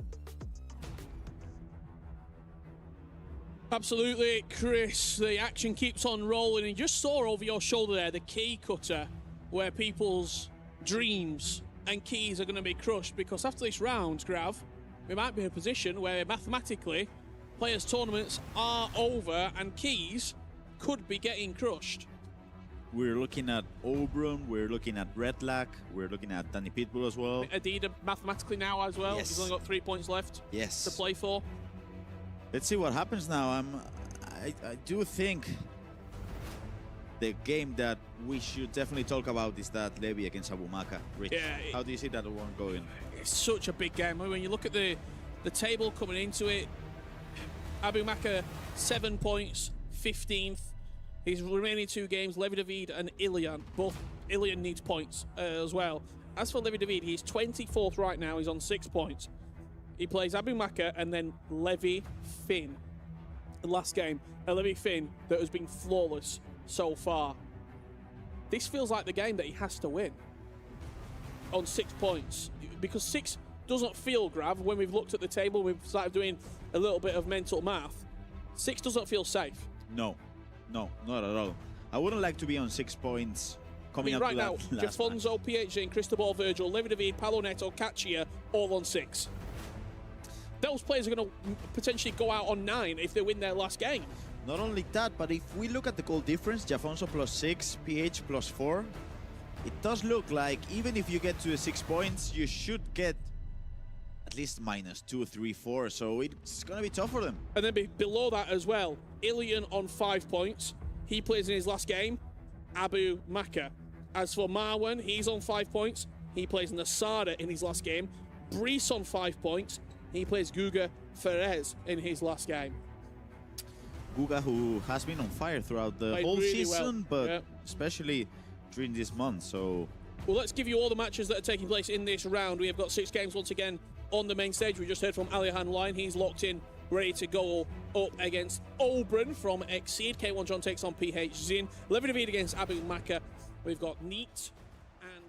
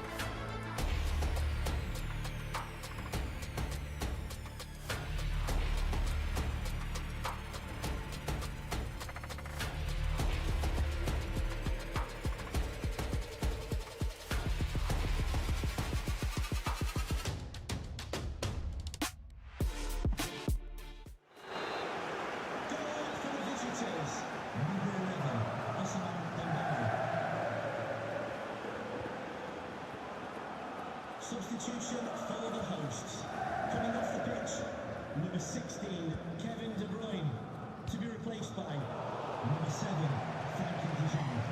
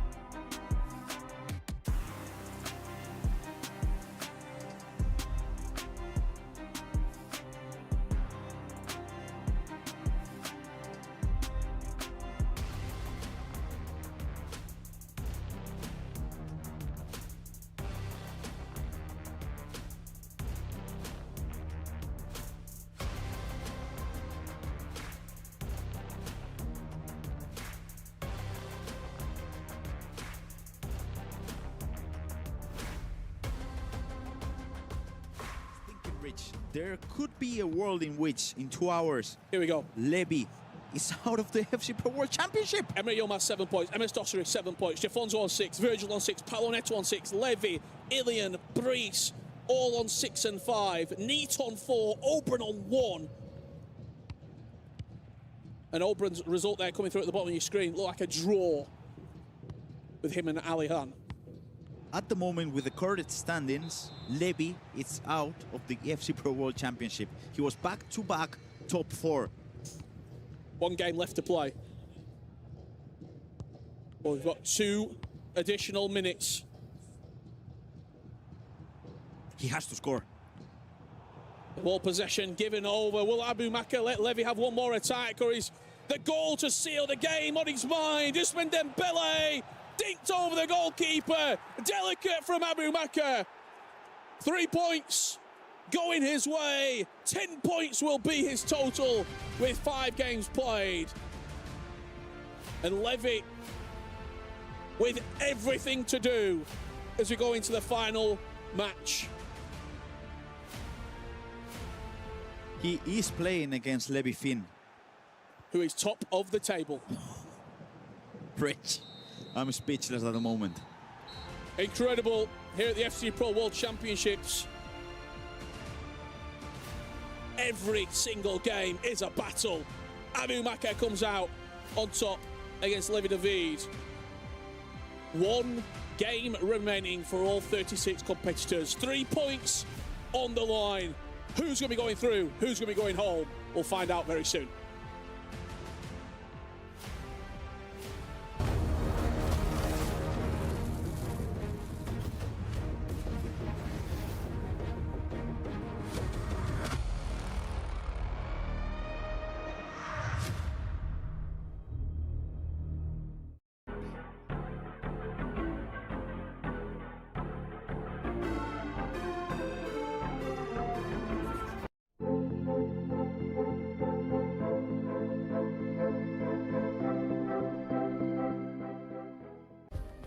Play is in our DNA.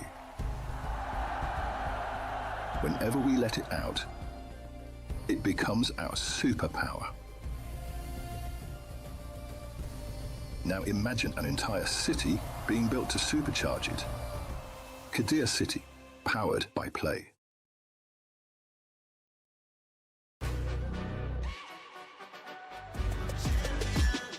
This ain't no regular thing. I came for the ring, you know what I mean. You see my name in the lights, better get right, I'm champion.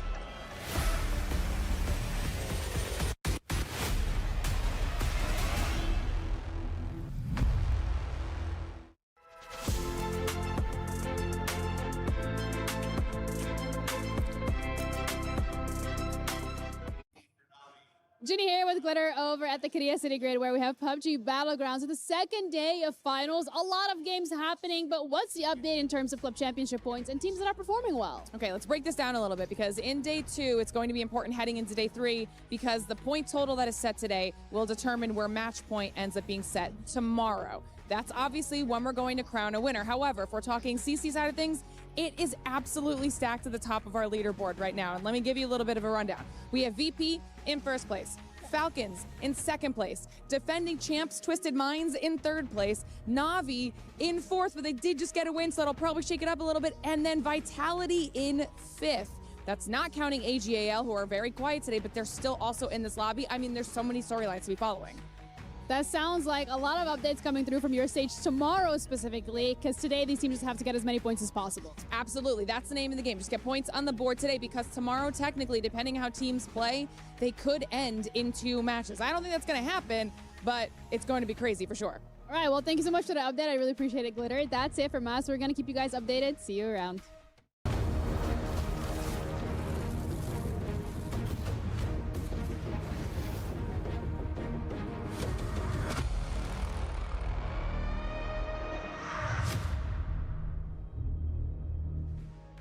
Hello, everyone, and welcome back. I have Chris DeBoer with me here on this stage. Chris, a very important win there that you just had up against Danny Pitbull, because you started round 5 in 22nd place, which is very close to that elimination. You've skyrocketed all the way up the standings as well, and you're now in the possibility of getting in that top 8. But talk to me specifically about that Danny match, because that was a must-need win.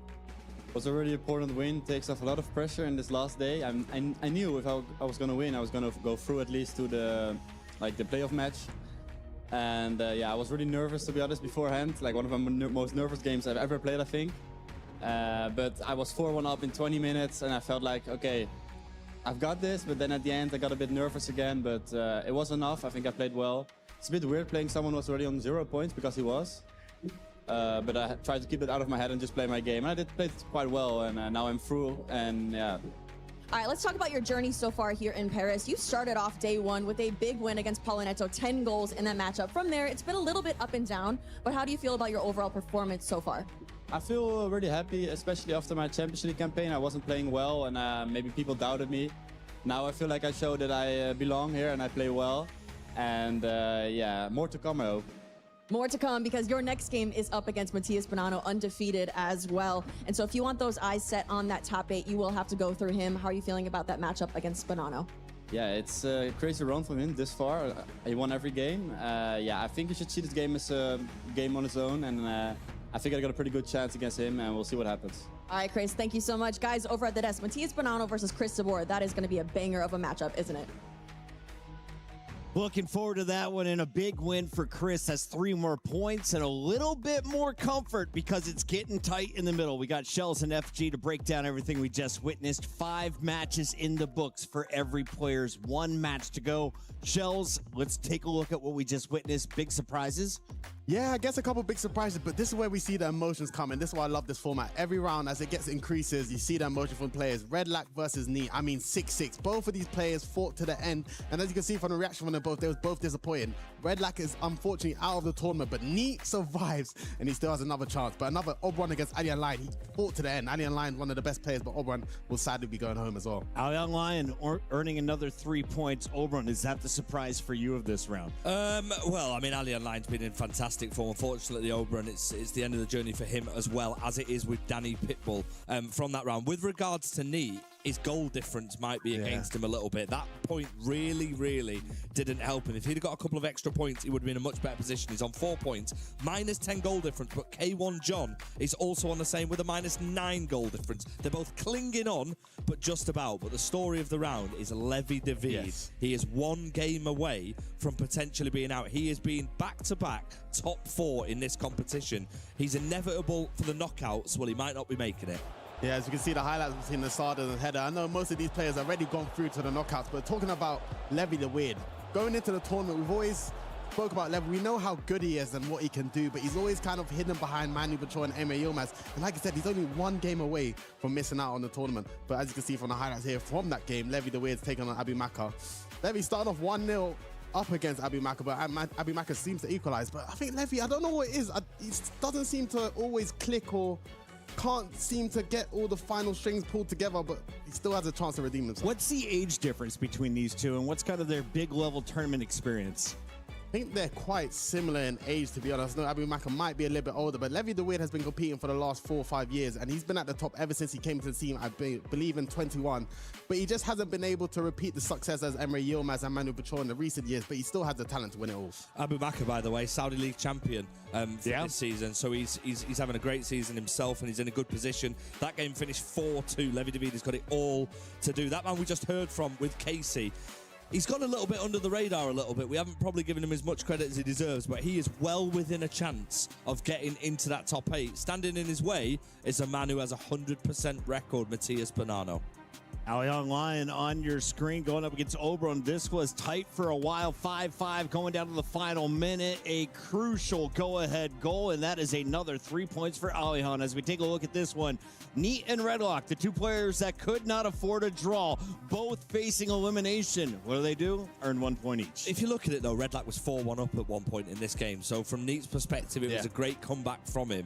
I think both players were really, really disappointed. Neat going into that game, looking at the position, he needed needed a win there no matter what, and he didn't get it. I think we might see the end of Neat now pretty much, unless he has a fantastic, fantastic game. He's got PHs in next. Not an easy game at all. I mean, for Redlac, his commiserations to him as well, and I think being 4-1 up and you let a lead like that and now your tournament's over, it's definitely going to sting for him at home. But the only UK player to make to the World Championship, he should be proud, but unfortunately his tournament is ended there. Neat coming through the play-ins, entered this match with 3 points. He will exit the match with 4. He is minus 11 when it comes to that goal differential, as you mentioned, though. As you take a look at the big board, Levy Finn, Bonanno, the 2 perfect players. Nisada earning 3 more over Hezers, a big win there. Hezers is going to fall out of your first group into 9th. Remember, top 8, what do they get? A guaranteed top 16 finish as they get a bye through the opening round. Yeah, absolutely. We're looking at this, and we're looking at that elimination bracket as it stands. Catcher has got a massive game. Yeah. He's got the Iceman Nicholas next. He's on 6 points, like you see. He really does need a win in that one because it's so tight at the bottom there. There's so many players. Ilian, of course, still in with a chance. Again, another player who will need a win. He's got Abu Makar up next as well. There's so many big games here. I'm making about 5 or 6 people from that elimination zone who could still potentially sneak their way into the knockouts. That's surely where we're going to be focusing. Yeah, and the thing about this, you can't really call it because I think goal difference will be coming into play because I thought like 7 points will be a safe bet, but now I think goal difference is going to be really important. For example, Bryce has to beat Guga. You know, K1 John, his goal difference is poor, so these guys have to win big in their last game. Let's take a look at the upcoming matches for this next round. We have some big names in action once again. The ones on the elimination fight, we got Kasha, you got to look at Smolk, and of course, you just mentioned him, Bryce or Brees, however you want to pronounce it. The man representing France is sitting at just 5 points. You win here, you jump up to 8 points, and you got to think 8's going to be good enough to go through, right? Oh, yeah. I mean, you'd think so, but you can't really commit to it. Jafonso's also in action. He's playing RVP Legend. He needs something from that game as well. A lot of players have got a lot on the line here, Shells. From a player's perspective, how hard is it to block out the fact that, I mean, we're saying that we're in the knockouts for the next stage. The beauty of this format, this is essentially a knockout round we're about to watch. It's a knockout round, and the beauty of the thing is someone else that you're not even thinking of could save you at all times, and your opponent could already be qualified, which kind of gives them a little calming against an advantage against you, whereas you know you feel the pressure, you have to get a result. As you can see, you could give up last-minute goals if you're chasing the lead.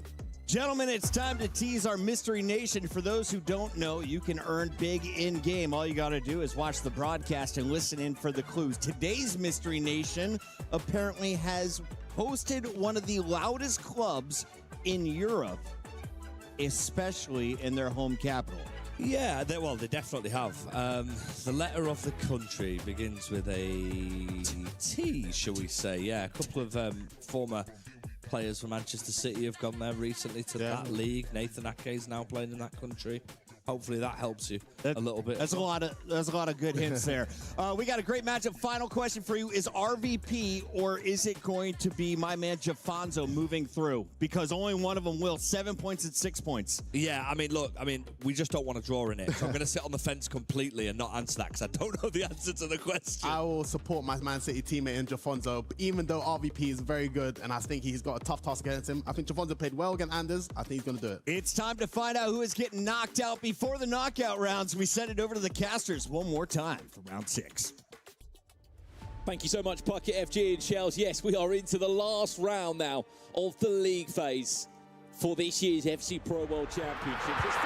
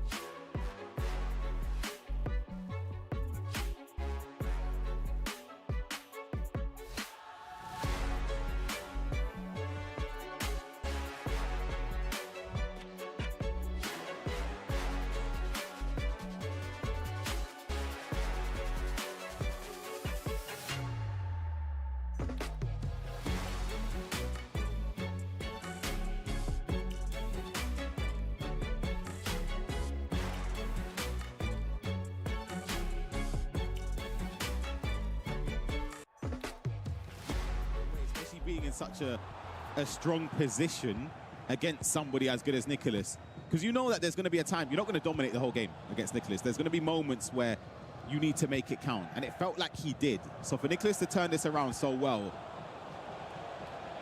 yeah, it's scary for Katia right now. Well, where's this one going to end up? Another goal would help drastically to ease those nerves. I'm nervous for him, I'll be honest. A lot of you in the chat want updates on Brees. I don't think you want an update on Brees, I'll be honest, because he's not in a great position. He is still trailing, and by quite a few goals against Guga Faraz. Chance, Nicholas! It might be his 9th World Championship, but there's still ice in those veins. 3-3.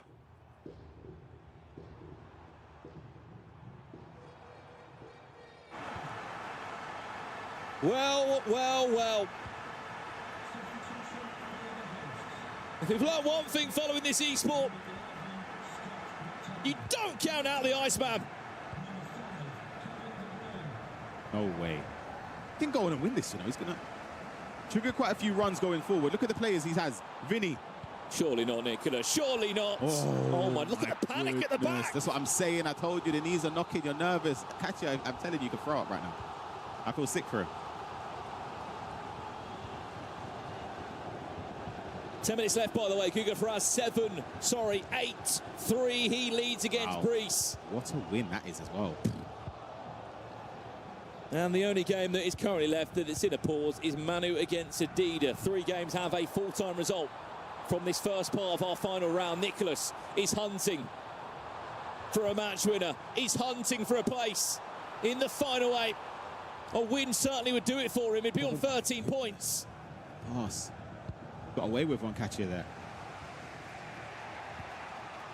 I think Benny would just be telling him, just keep your cool, try your best just to take time and build a proper attack. Well, a point for Katia, you'd probably say would be enough, Ryan. 7. It's just the goal difference. He'd be at the bottom end of those people with 7 points. What a turnaround, by the way. Manu Bashure, 7-5 winner. We can confirm he will be in the top 8. 13 points will be quite some number to try and beat. He really could do it again, Brandon, you know. I'm talking about winning the whole thing. We've got to jump games if we can. There's a full-time result there. Let's go and finish Nicholas against Katia. Congratulations to Manu. Full-time there.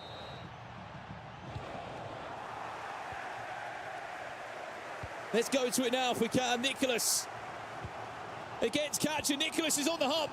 No way. Any time of 1 minute. No way. Ref. Was there a pull? There was. Oh, it's... But what can happen from here, Ryan? Nicholas loves a free kick, if you know him.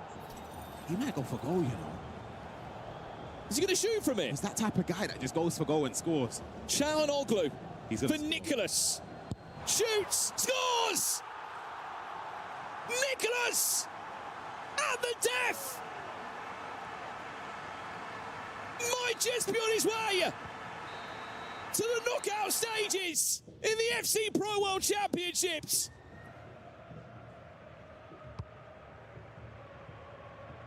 Unbelievable. I know free kicks going, Ryan, but I didn't know they went in from that kind of angle. And me and Rich always say, when you're in shooting range, power up that shot. That is dark for Katia. Was it 3-0? 3-0, Katia was leading. We thought he was on his way to the knockouts. Nicholas said no. Wow. That's devastating, I'll be honest. That is...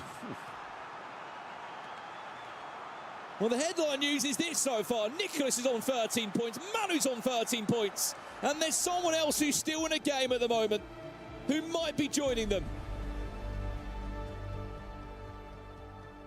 And he's only 17 years of age from Brazil. He goes by the name of Guga Faraz. The other side of things, though, Brandon, Team Vitality and Brees eliminated in the group stage. He was runner-up last year. I know we had to go through a different route this year, had a harder task because he didn't get the success through the regular season. Wow. Full-time result there. 3 players on 13 points. They will join the 2 top players in this league phase in Levi, Finn and Matthias Bonanno. The top 8 is looking nearly concluded, but there's still more action to come here in Paris. Don't go anywhere. The league phase continues after this.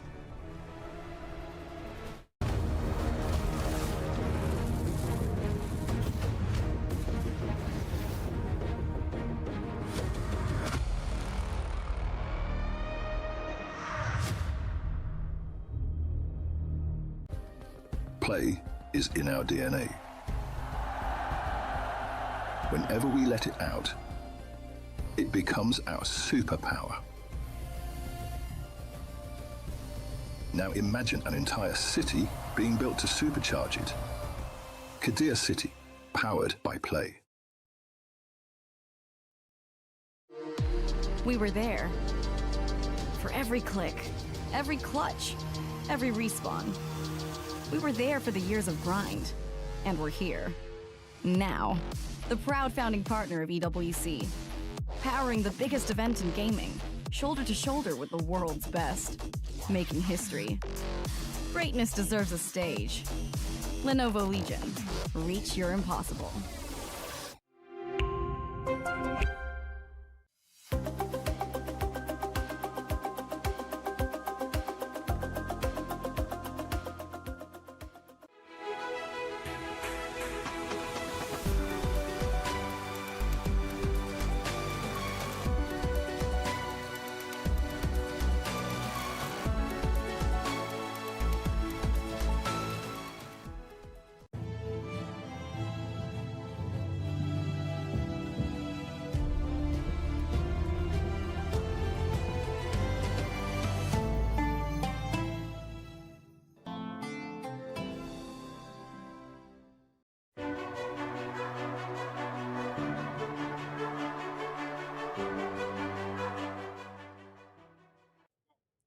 Here over at the Lenovo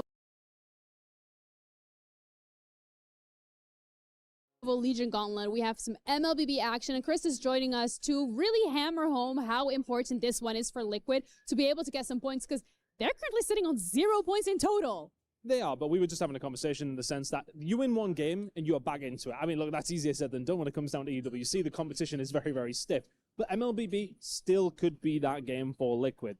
At this moment in time, they are in a stage where playing GSL, so they got to win 2 before you lose 2. They've already lost 1 in their very first game. They have to win back-to-back games. Their first one coming up, I was doing my pick'ems this morning on the EWC website. It was a look at that plug. The 95% win coming, 95% chance win coming through for them. So you would expect them to be able to take it absolutely. But still 2 games you got to win. The pressure starts to come on when you lose that first game. They could still go on and win the tournament from here, but they would have liked a more comfortable start than they had. Yeah, this is definitely a very crucial week for Liquid, so we're going to keep you guys updated. I'll be coming back later today to see how they've performed. That's it from us from now, though. We'll see you around.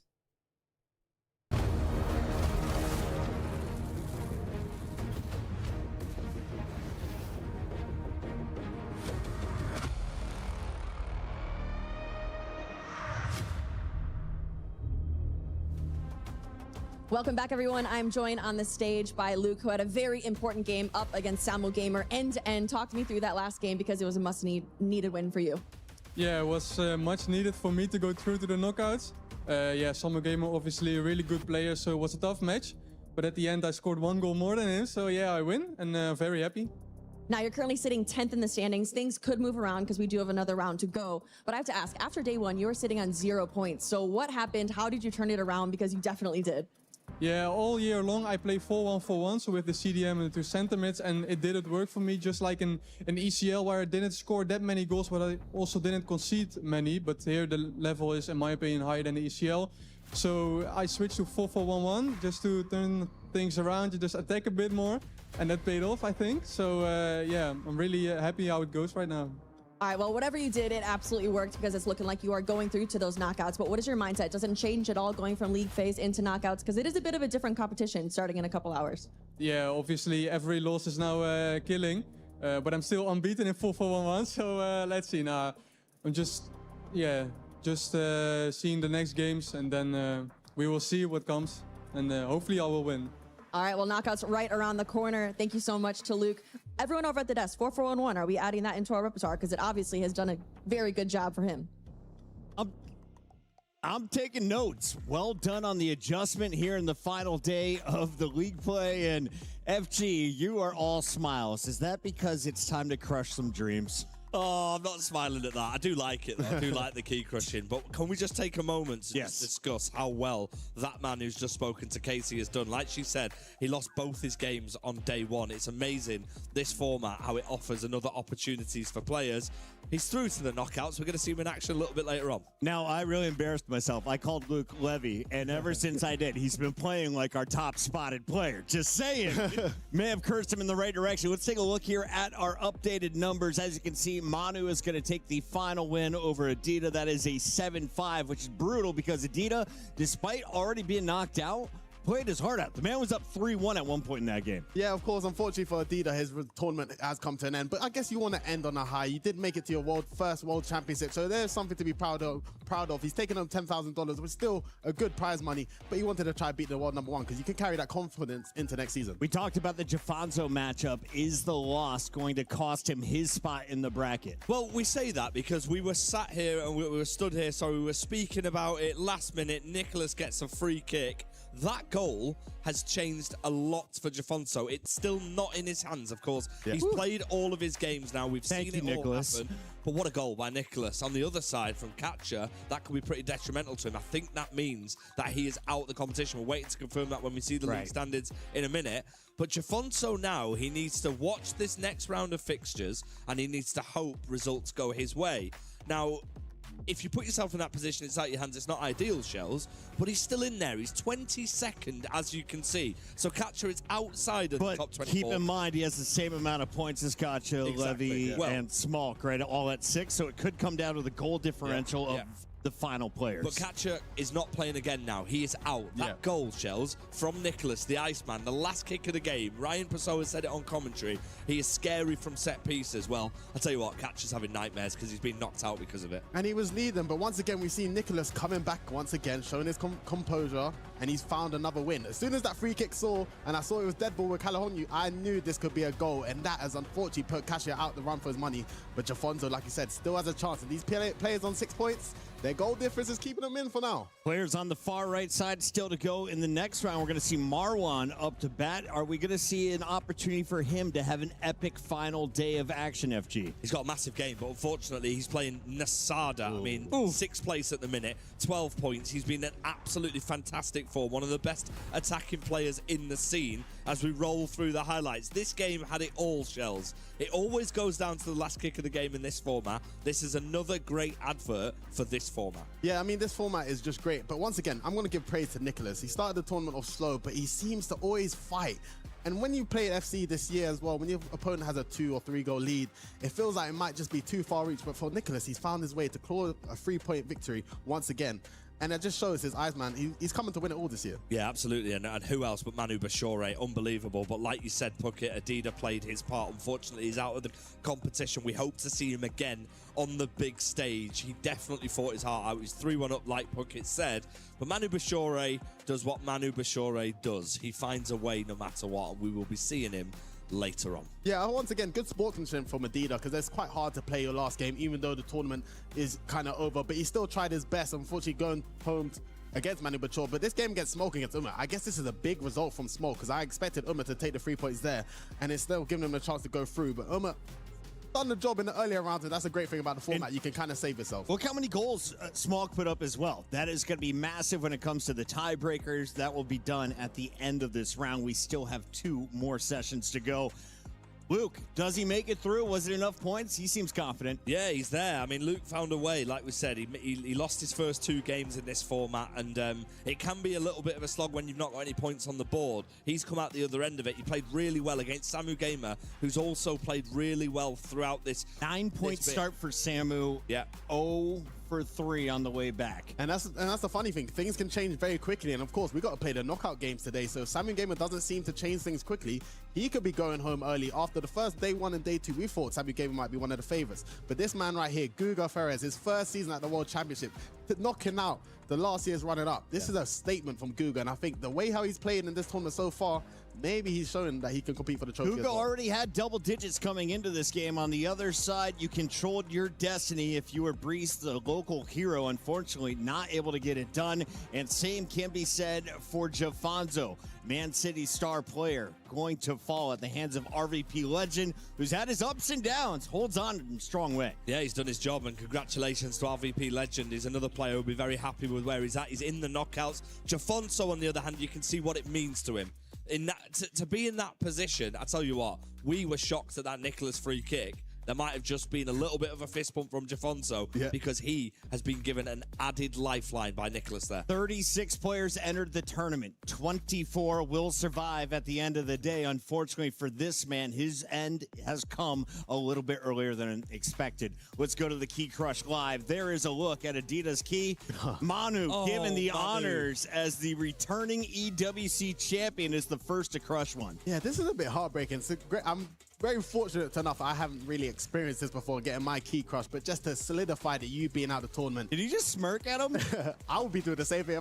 If I beat someone out, I would be smirking as well. But to see my key getting crushed, I'll be devastated. A bit of added motivation for Manu. He's not only crushing the key, he has an opportunity, if he does win the tournament, or whoever does, to take, I think, 3 parts of other people's keys. I mean, Manu's done it before, and Shells, do you remember whose key he took? I mean, I think everyone will be putting Anders in their trophy if they could, because he just causes a lot of drama. And he is the number 1 player in the world, but I wouldn't be surprised. I was worried he just bent it, but that is a full-on smash, break, and shatter. Our first key destroyed here at the hands of the returning champ.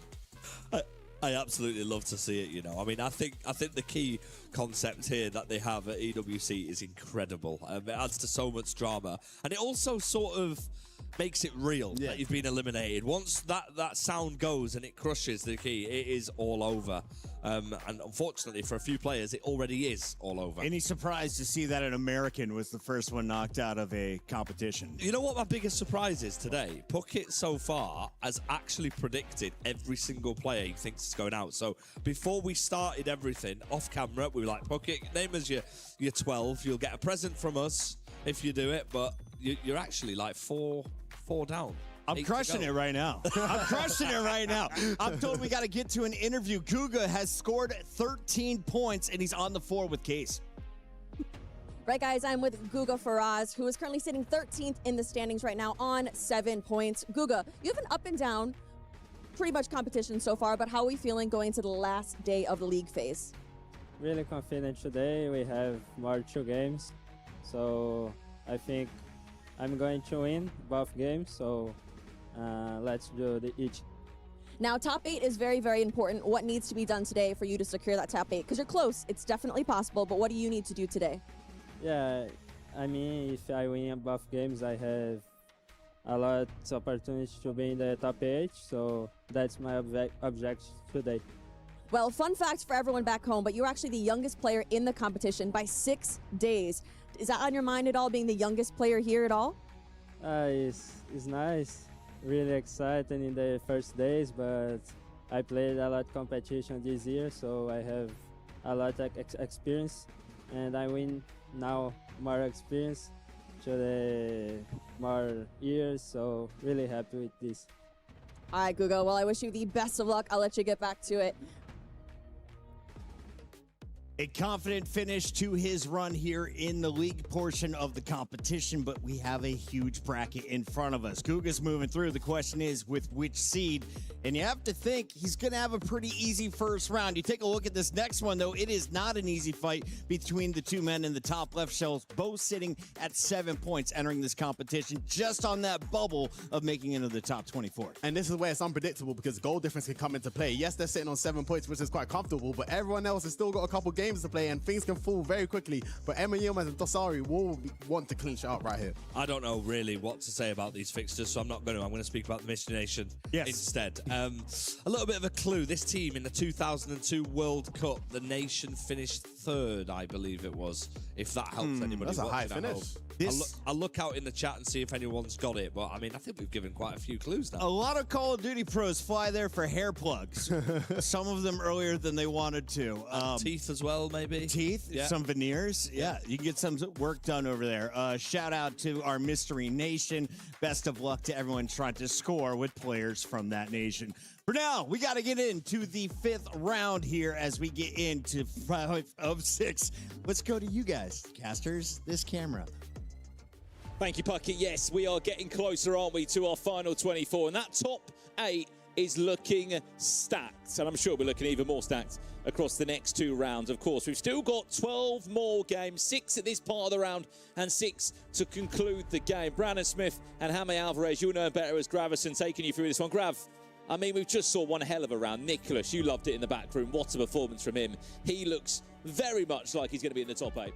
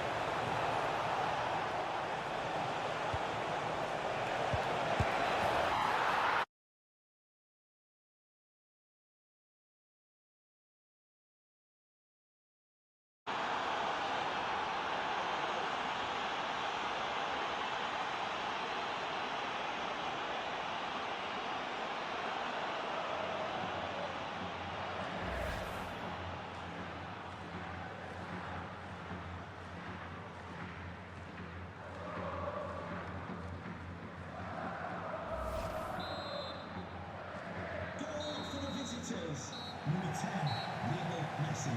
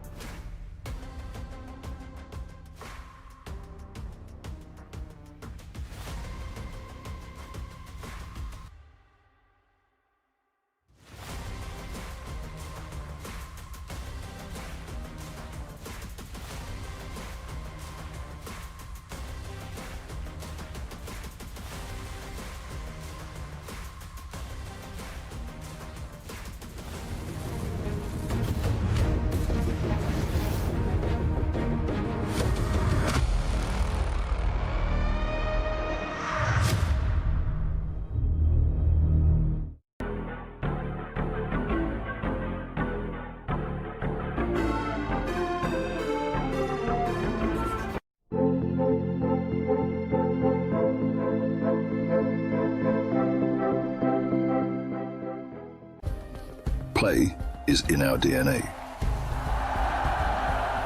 Whenever we let it out, it becomes our superpower. Now imagine an entire city being built to supercharge it.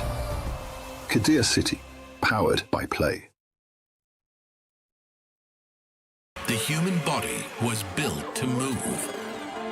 Not trapped at a desk in one singular posture for 12 hours a day. It's time your chair evolved. This is Secret Lab Titan Evo. Ergonomically engineered for you, gamers, hybrid workers, artists, backing your every move.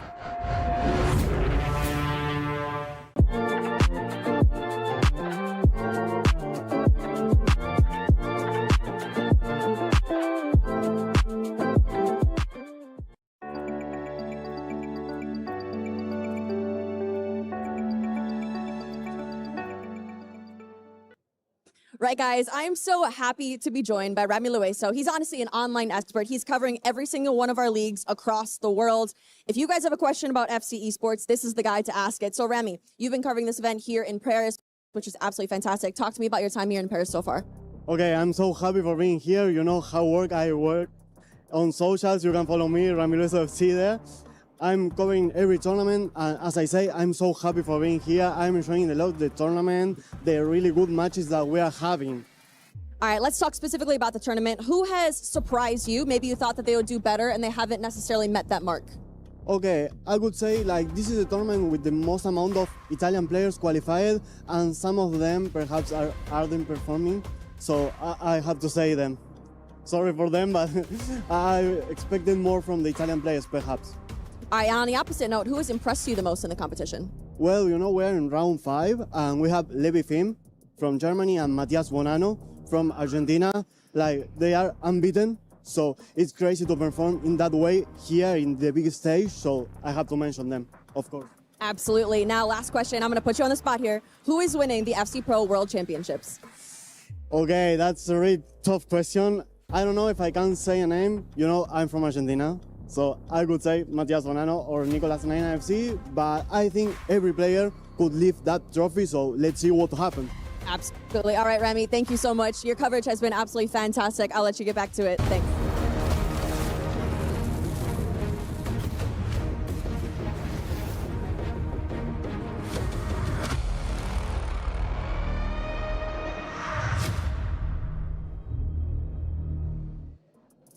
Welcome back, everyone. I'm joined by MS Dasari.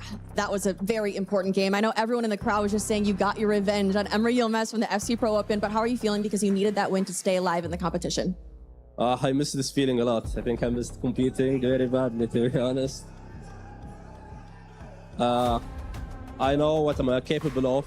Emre is a great player. He went from Pro Open, from a knockout game against me in extra time to the all the way to the second against Anders. So I know what I'm capable of. I think now after groups is over, I would say warm-up is done. and now it's about character, personality. And the past 2 World Cups I've played, this was first and second. So I think nobody had a high chance of podium finishes above me. Absolutely. You love to see it. No, it's interesting. It's interesting because you're going through to those knockouts as well. You needed that win. There's a chance that you could be crushing Emre's key as well. And so that's a very fun one. I know getting that revenge. Is crushing a key mean a lot to you at the end of the day? Crushing every liquid key means a lot for Falcons. All right, he loves to crush a liquid key. And I do have to ask you about the club championship as well for Team Falcons. You're a player and your points are going into that point total. And so does that mean a lot to you as all of these wins are helping you at the end of the day for your club?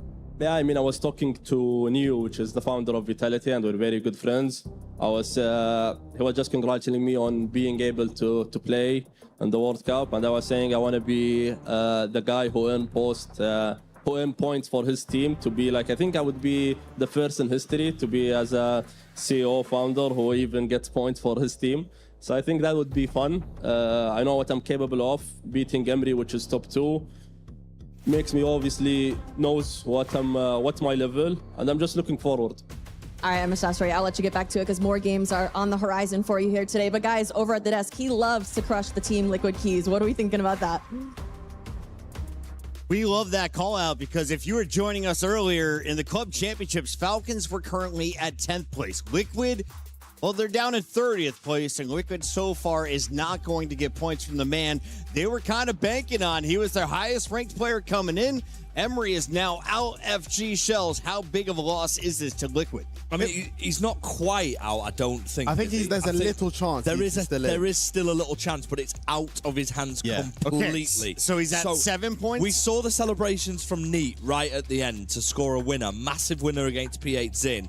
But just looking at the table, Emre is on the same points, but has better goal difference. So, a bit of an interesting one. Was that celebration in vain from Neat? I hope not for his sake. Let's take a look at the highlights. This was the game between Anders Vergang and Danny Pitbull. Anders Vergang, and I mean, they both played really, really well in this game. There was a lot of goals in this. In the grand scheme of things, it doesn't really change much for Danny Pitbull. I did want to say great commentary from Brandon on this one, calling out the fact that Danny came in at bottom of the leaderboard. Yeah. Very bottom, 0 points, has nothing to play for. It's going nearly double digits. Yeah, it shows the sportsmanship from him and Adida. You know, both these players didn't have the greatest tournament that they expected to have, but they wanted to give it the end, and you want to end the season high, and you don't want to just be a bad sportsmanship and throw the game away. But unlucky to Danny Pitbull, who gave Anders a run for his money. Milka Love losing to Alian Lion, who's just completely showing his dominance, and Ilian against Abu Maka. This was a tough one because I thought Ilian had it. Listen, right, 3-0 start again. This is a crazy bottle from Ilian, and I know he's such an emotional player. This one will be so frustrating for him because he was so close to having a chance to make it to the knockouts, and to give up a 4-0 lead, that is going to be heartbreaking. Ilian controlled his own destiny. He entered that match with 5 points. He goes away with 0. How big of a loss is this for him, FG? Yeah, I mean, he's out. Like you said, we're going to see his key get crushed, and that is confirmed. Ilian is no longer in the tournament. It's a massive blow for him and a massive blow for his fans here in Paris. Remember, he's representing Paris Saint-Germain. They would have brought a lot of fans here to that main stage. That game between Nasada, I mean, Nasada just was fantastic in this game. Attacking, he's been so impressive. There was a lot of goals in that one. Not the result Marwan would have wanted. Yeah, Marwan, he nearly had a chance to redeem himself, but unfortunately it was a little bit too late. And you can see the last-minute winner from there from Neat. That's helped him to give him a chance to make it to the round, to the knockouts round. That's a big result. Let's just talk about what we're seeing here right now. We spoke about Jafonso earlier on. He's now dropped down to 23rd. He still has to get through one more round. In action in this next round, Levi David, massive story. He's going up against Levi Finn, who has the opportunity to go 100% in the league stage, whilst also knocking out a back-to-back semi-finalist in this competition in Levi David. We've also got Virgil fighting for a place. Paolo Neto's got another game as well. K1 John has got a game against D Fernandez. Taking a look at that, there are a lot of players who could be moving around, and there could be some players finding themselves eliminated without even playing. So if you're Jafonsa right now, you're trying to avoid a win from Levi David. You're trying to avoid a win from Paolo Neto. K1 John, and Virgil, of course, is right behind you right now. Yeah. As a player, I would be terrified. I don't know if I could watch the game because my butterflies would be running my stomach. But Jafonzo has given himself a chance. That's all he needs. And of course, for most of those players, just a single draw would put them above Jafonzo as well. It's going to get spicy here in the final round. FG, any final thoughts on what we're about to see here as we close out league play? I mean, the massive story is Levi David. We would never have expected him to be in this position. We're used to him getting in the knockouts. He's been back-to-back semi-finalists in this competition. He could be going out. We need a huge performance from him against the man who has not lost. He's got a 100% record. He's been perfect. It looks like Emery, for now, is safe. But the man who is not, well, it's Ilian, and his key is about to be crushed. Let's take a look at the action. Shells, walk me through this moment, because this is brutal for the guy who's going home and a great feeling for the man pushing the lever. Yeah, I mean, for Abu Maka, he would not be angry at all. What a beautiful key that is, by the way. But for Ilian, it's definitely heartbreaking. He's smiling. He's smiling. Who wouldn't be whilst doing Listen, it. FG, if I had your key on the day, I'll be smiling. I have the biggest smile on my face. But I think for Ilian, it was just a heartbreaking loss, and you tried all year to, you worked so hard, and he was in a great position, 4-0 up. But unfortunately, Abu Maka, I mean, he's just showing his key with he's giggling as well. Yeah, he's enjoying every moment of that, and rightly so, because I was just thinking if I had Shells' key, I'd be laughing all throughout as well. But you'll never beat me, so that will never happen. Yeah, so. well, we'll never find out, will we? Listen, one thing's for certain, Abu Maka, Saudi League champion this year. How far do you think he can go in this tournament? I think everyone in this competition can win it. And Abu Maka, with the Saudi support, you can see Dosseri having the fans. I'm sure if Dosseri and they was playing against each other, I wouldn't want to see what happens. But Abu Maka, he's a great player. He burst into the World Cup Championship a few years ago and done well there. He can win it. Shout out to our usher, by the way, just kind of pushing around the dust at the end of that key crush. The keys are absolutely getting shattered here at FC, and we have plenty more keys to go. Final round coming up here in just a few moments. If you have star players to look at, Shells, who do you expect to move through, and who has a chance to move into our top 8? I mean, it's definitely between eyes on the Levi the Weird versus Levi Finn game and the K1 John D. Fernandez game. I mean, Levi Finn has been superb. I'm not surprised that he's not going to show his level, but Levi the Weird, I'm a big fan of him, but he has to win this game if he wants to go through. Of course, Karim is back, has a chance to go through as well. If he beats Virgil, after just seeing his teammate get eliminated in the round before, I'm sure he wants to try to redeem it for the And Paulo Neto at 6 points playing against Oberon, who's had a terrible tournament. Is that the best chance? He has, but Oberon also is the type of person to not want to just sit down and lose this game. He will not want to end this tournament with another defeat. It's been well below his standards, well below the standards we're used to seeing of Oberon. I think that's a game to keep an eye on. I could really see Oberon getting his first win there. I mean, we even saw it with Adida and Danny Pitbull. They're fighting to the last breath. So I think Oberon will be doing the same. And Paulo Neto, he still has a job to do. Redlock in a similar position going up against Hezers, who is playing for a spot in the top 8. It is going to get spicy. It's going to come down to goal differential. If you're looking for one player to lead this group, this lobby that we're about to have here on the stage, who's been the flashiest of our stars in this league, Shells? Ooh, I'll probably say Levi Finn. I think Levi Finn, the goals that he's been scoring as well, I like the dribbling. He's got his kind of own distinctive play style going forward. I think I'm a big fan of Levi Finn. Matthias Bonanno as well, by the way, has been fantastic. We haven't even touched on him right now, but he's been absolutely flawless as well as Levi Finn. That Levi Finn game is going to be quite special. We're going to see both of those players in your top 8. They're already at 15 points guaranteed. Here's a look, though, at a man who is walking home with 0. The number 1 ranked player in the world going up against Danny Pitbull for his final match. And Danny put up a great fight. It was nearly a 20-goal game. At the end, it's the Falcon walking away with a smile on his face. Yeah, Anders, this won't be the last time we'll be seeing him smile, that's for sure. He just loves this type of stuff. And of course, the more players he can eliminate, the more keys he can crush. And listen, if he gets his hand on the trophy at the end, we're not going to see him stop smiling for Did he have to get a little help there? Did the usher do the official crushing for him, FG? I mean, listen, one thing's for certain, they are not easy to crush, so that machine's doing a great job. It is just a shame to see such a beautiful item get smashed to pieces. I wish I could Can I get a little keep it piece how of that? it is. Just a little piece of it would be perfect. We absolutely love the EWC and what they do here. This is such an amazing feature. It adds a little bit of an edge.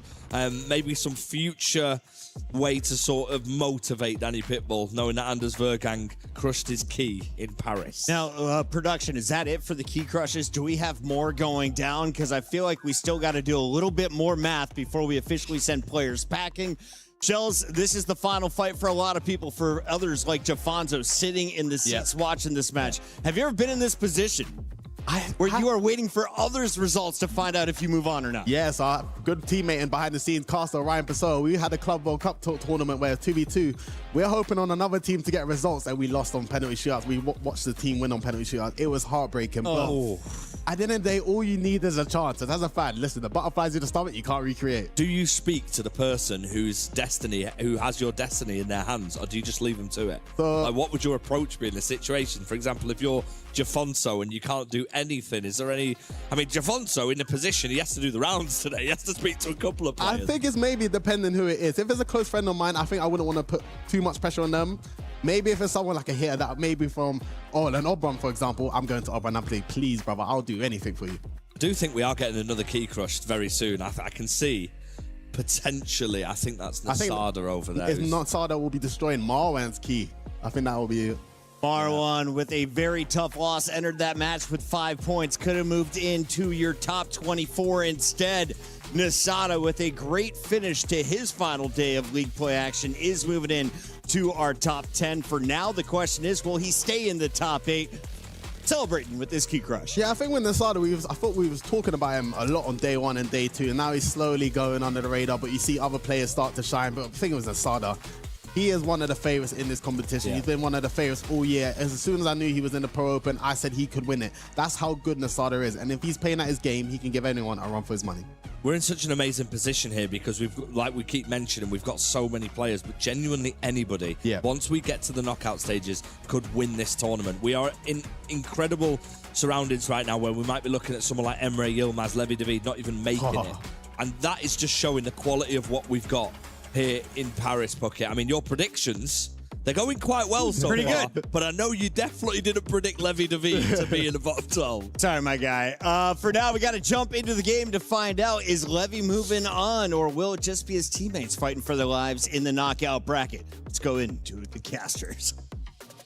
Cheers, guys. Yeah, we're actually underway while keys were getting crushed. Games were kicking off. Hezers and Redlac in action. It's 1-1 at the moment. We've got Crimley's back and Virgil. They're underway. 7 minutes in, 0-0. Oberon and Paolo Neto 0-0 at the moment. Bonanno 1-1 against Chris de Boer. And Levi Finn and Levi David just about to kick off as we wait for our final game, which will see Paolo Neto in action. We've also got K1 John in action against D. Fernandez. Right, so we've been crunching the numbers. Yep. We are pretty sure that Emre Yilmaz will be safe. Yeah, we had to clear things up. I know there's a bit of deliberation and a bit of maths going on, but Emre Yilmaz can't be eliminated. The reason is because the players below him, the 3 that could overtake him, or the 4, I should say, with D. Fernandez, Virgil, Paolo Neto, Levi David. You remember, K1 John's up against D. Fernandez. Correct. So it can't... One person's going to go in, one person's going to drop out. So it will swap. The worst Emre Yilmaz can finish is 24th. And if he does, imagine that game potentially against Anders. As it stands right now, Anders is 9th, so that would be a first game. The big players on the bubble, as the guys at the desk were talking about, Virgil, Paolo Neto, Lev David. It's in their hands. If they win, they go in.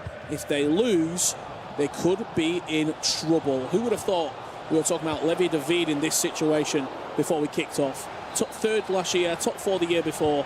He would have been in my prediction for top 8. Absolutely. I'm just saying that now. I'm honest. I'll be honest. He would have been in there. It's a shock, but the fact that it's coming down to this game where Levi Finn will know he's able to potentially knock out one of the big hitters, somebody that's a rival as well.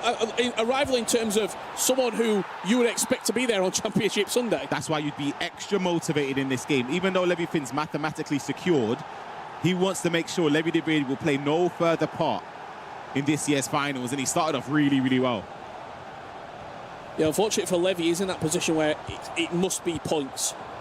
It must be points for him to qualify through. A draw makes it really tight. I mean, it probably wouldn't be enough as he equalises up there against Levi Finn. It has to be a win for Levi. A win guarantees it. A draw, again, you're relying on other things going in your favour. You have your eye on your teammate in Paolo Neto falling short to lose. As well. Exactly. You need Virgil to lose big. A few other results to work against you. I think the worst position to be in right now is if you're Neat Jafonso. Having played, you've done all you can do, and you're just sitting, biting the nails down to the down to the bristle, waiting to see if results go your way. After the game Jafonso played, I saw him heading out towards the exit. I don't know if he came back in or not, but he looked devastated. He looked dejected, thinking his tournament's done already. The saving grace is there is still a chance, and when there's a chance, you always have to have that element of faith in hoping that it's your day. We've seen it though in this format. That's happened so many times in the final round. I believe it was Tuga in the Champions League. Finesse shot, big save from Casillas there. Literally praying to the heavens, waiting for a game to go his way. Unfortunately, it's not been a tournament to remember for Red Lac.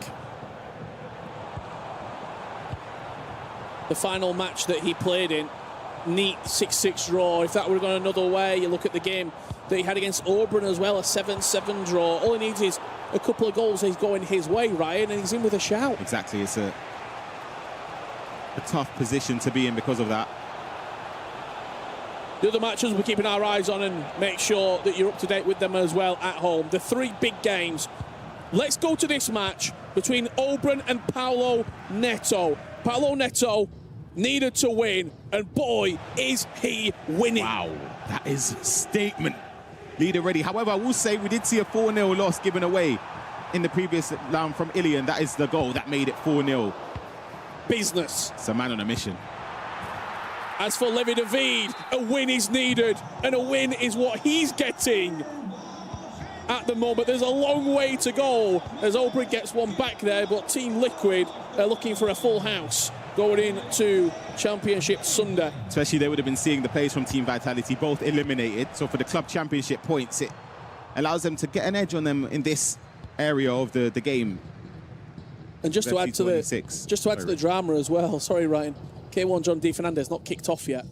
As it stands right now, K1 John is 32nd on 4 points with a -9 goal difference. If he wins, he goes to 7 points, but the goal difference swing would need to be drastic. D. Fernandez is on 7 points with a -3 goal difference. If Paulo Neto and Levi David both win, it could be teetering, potentially, down towards the bottom. I mean, Virgil will drop out, Jafonso will drop out, and then you've got one spot to play with, really. So we need to get a camera on some of those guys. Neat, Jafonso. We need to see their reaction throughout this entire round. Levi David turning the game around very quickly against Levi Finn. Did he need to get back into this game quickly? Absolutely. I think for the confidence as well for Levi David, he'll know that as the clock ticks on, against somebody that's in hot form with Levi Finn being unbeaten in this tournament, arguably player of the tournament. I'll be saying that because I feel like in terms of what players would have, or not even just players, people would have expected, I wouldn't have had Levi Finn 5 out of 5.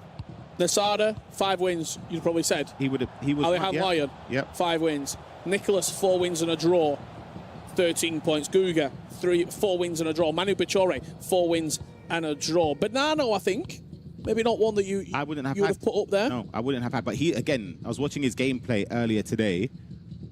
It was against Paulo Neto. Some of the goals. A +7 goal difference for Banano. 25 goals scored, 18 goals conceded. It is criminal. It's done enough, though. 1 goal every game, pretty much. Paulo Neto was the big swing, 3 goals that he scored against the 7-4 victory. Every other game, 4-3, 5-4, 5-4, 4-3. For Banano at 5 and zip at the moment. Speaking of Banano, 4-1 down to Chris de Boer, but there is one back to make it 4-2. Chris de Boer, for people wondering, he's pretty safe. 9 points. He'll be looking to go to 12. He's been quietly going about his business. Mid-table. Yeah, but if he wins this, going on 12 here, obviously it's not enough to get into that top 8, but it's still a... He'd finish probably 10th or 11th. Yeah, he'll be high up, so... He's someone you don't want to play, though, in a way, because he's an awkward opponent to play against.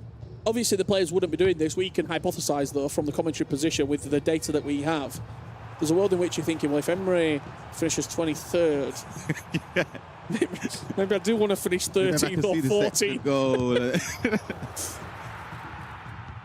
I know we saw MS Desario as well, just before crushing the keys. It was great. With the interview as well, it looked really impressive. I didn't really know what to expect this season. I didn't get to watch his domestic performances, obviously finishing runner-up, but the game against Ilian is where I thought, you know what, because I thought that's a tricky one on paper. Yeah. Somebody of the newer guard in the scene, player locks, creative runs, it's hard to defend against somebody like Ilian.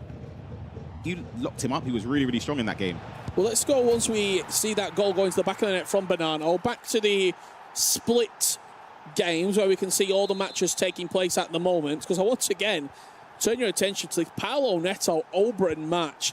Talk about having destiny in your own hands and taking it by the scruff of the neck. Paolo Neto scored 7 goals in the first half. He has been absolutely rampant. Not sure what's happened there. Error at the back. Cristobal goes 2 in front once again.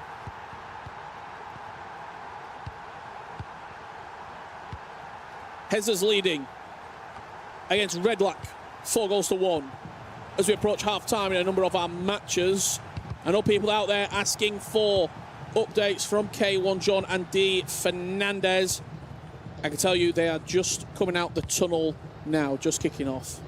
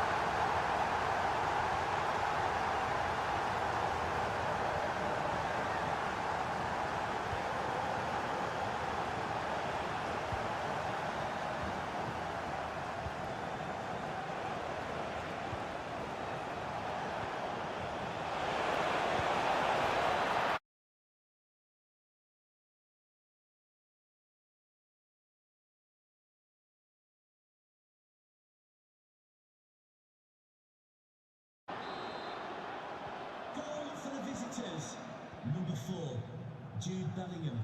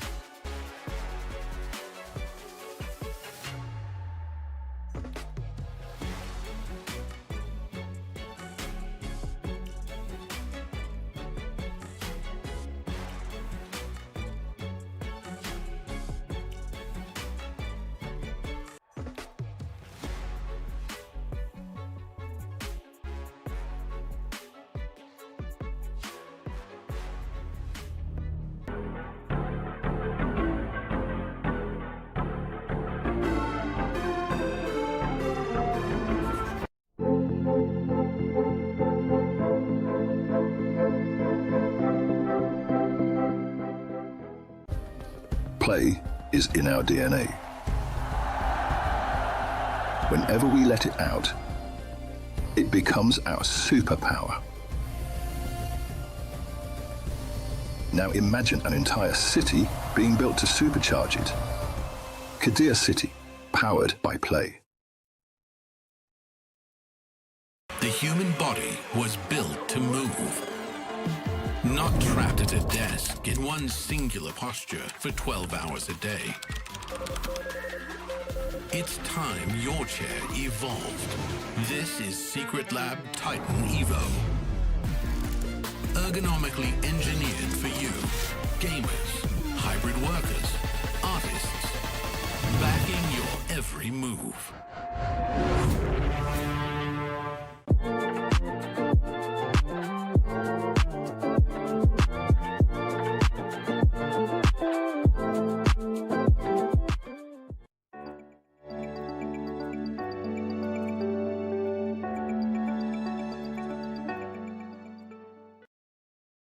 At the current club championship point standings, you might be a little worried, especially for the top 3 organizations that everybody thought were going to do well. Looking at the standings at the moment, Falcons is on 11th, Liquid does not have any points, Vitality is sitting on 2nd, but it's Na'Vi that is topping that number 1 spot with a total of 1,750 points.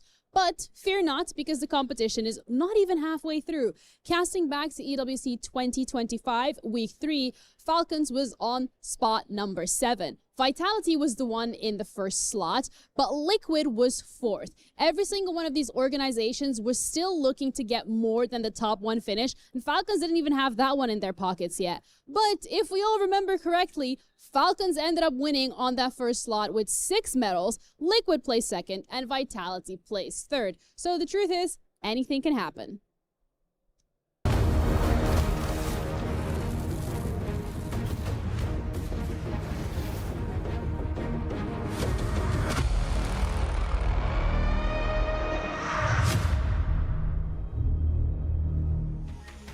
Welcome back, everyone. I'm joined by Matias Bonanno, who is top of the standings. He's unbeaten 6 for 6. Mati, how are you feeling? Because you had a great last couple days, didn't you? Of course, I'm really happy because I won all the matches, but now in important things in knockouts. I have to ask you, when you first arrived to Paris, if someone would ask you, Mati, are you going to be top of the standings at day 4? What would you have said? Yeah, maybe no, but the practice was really good, so a little bit I expected, but of course not. I say, yeah, I will win every match. So nah, really good. What worked well for you? Because I was so impressed by your attacking. All of your attack has been so stellar these last couple days. But what do you think, in your opinion, worked really well for you in your gameplay? I think in attack, I have, I don't know, a lot of options in terms of the tactics, in terms of skills, true balls, everything. So I think it's all about the practice. All right, and last question for you. I'm going to put you on the spot. Now being top of the standings, do you think you have what it takes to be a world champion tomorrow on that big stage? I don't know. I work for that, of course, but I'm focused right now in round of 16. All right, well, I'm going to throw it over to the desk. What do they think? Do they think Matias Bonanno could be a world champion tomorrow?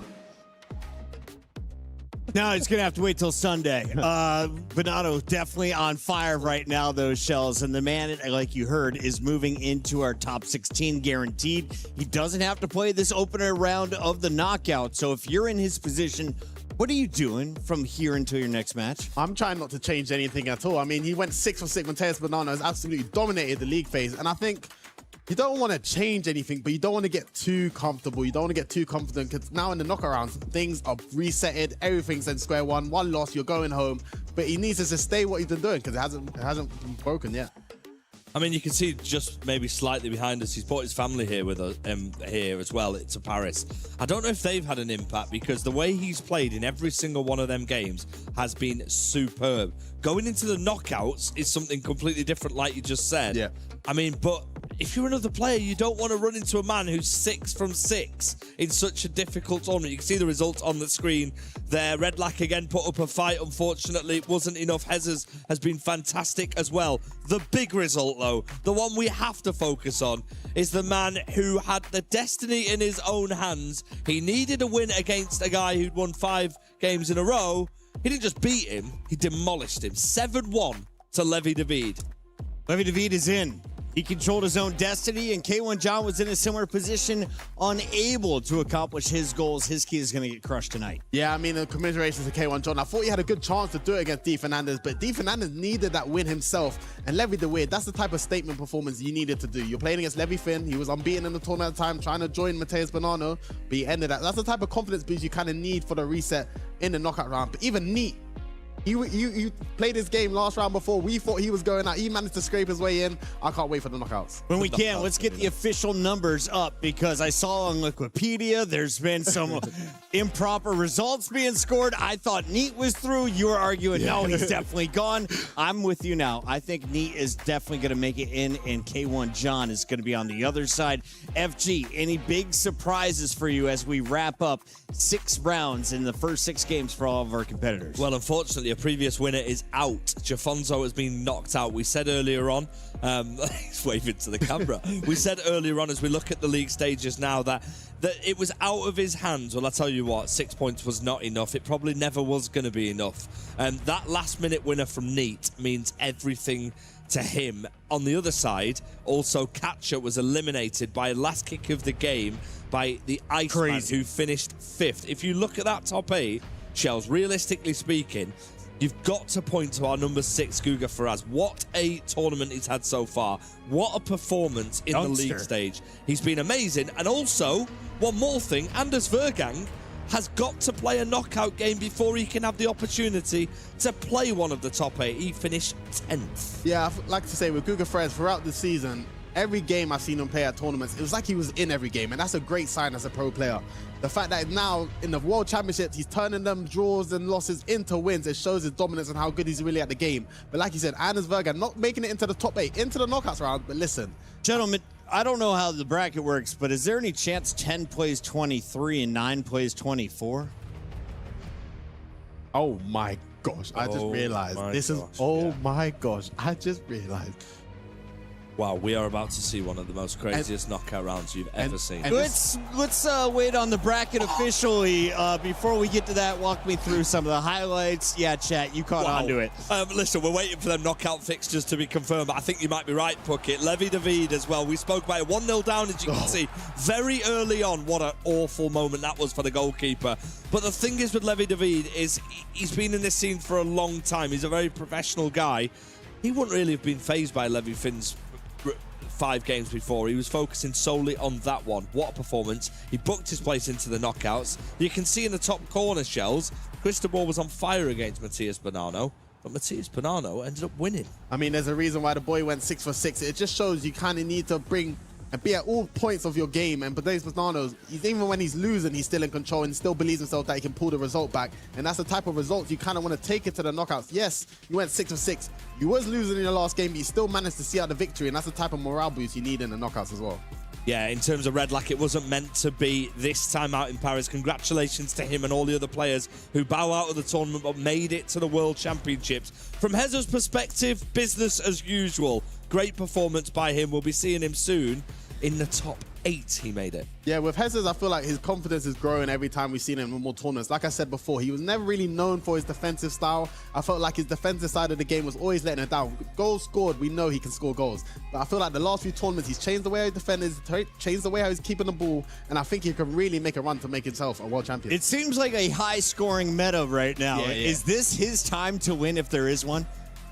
You know what? I think there's so many players that we can say that can potentially win it. I think so many players so far in this tournament have shown glimpses of being a champion, but then also shown that they're weak. Anders, for example, he's lost a couple games. Nicholas, he's losing a couple games, but he's fought back a couple games. So there's so many players where I think on their day they can win it, But why not? It can be Hezes, it can be Nasada, it can be anyone. Virgil also with destiny in his own hands was on that 6 points, just like Jafonzo, unable to score a draw. He is going to fall at the very end. Kareem takes the 3-point win. Yeah, Kareem was fantastic actually in that game, and he's been fantastic. He's had a great season as well.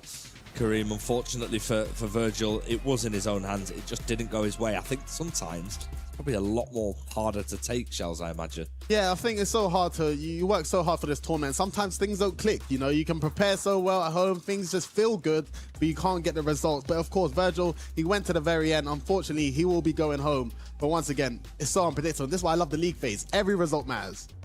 The knockouts are going to be absolutely crazy, Bucket. You know, I actually genuinely don't know where to look. We're going to see heavyweights. We're now at the point in the competition. We saw, obviously, 36. Yeah. And we were like, this 36 is very, very strong. Reminder, the likes of Neat, who just made it through last kick of the game. He got through the play-ins. Yes. Beating Tex, a goat of the scene on a penalty shootout. He's rode his luck all the way. He's got this far. Just how far can he go? What is better story? The way that Neat is getting into the knockout bracket, or the way that Kasha got knocked out of getting into the knockout bracket? I think deep down Neat. I think the play-in story is superb. Same with Manu Bachor last year. He came through the play-in and ended up being a champion. I think if you do that, you went through the grit, you went through the grind. So if you can pull that off, I think it's a crazy achievement. But yeah, for Katia, was just a heartbreaking loss. From a free kick from the side as well, it was tough. Production's gone silent, which means they're probably preparing that bracket and double-checking it with all the admins, as they should.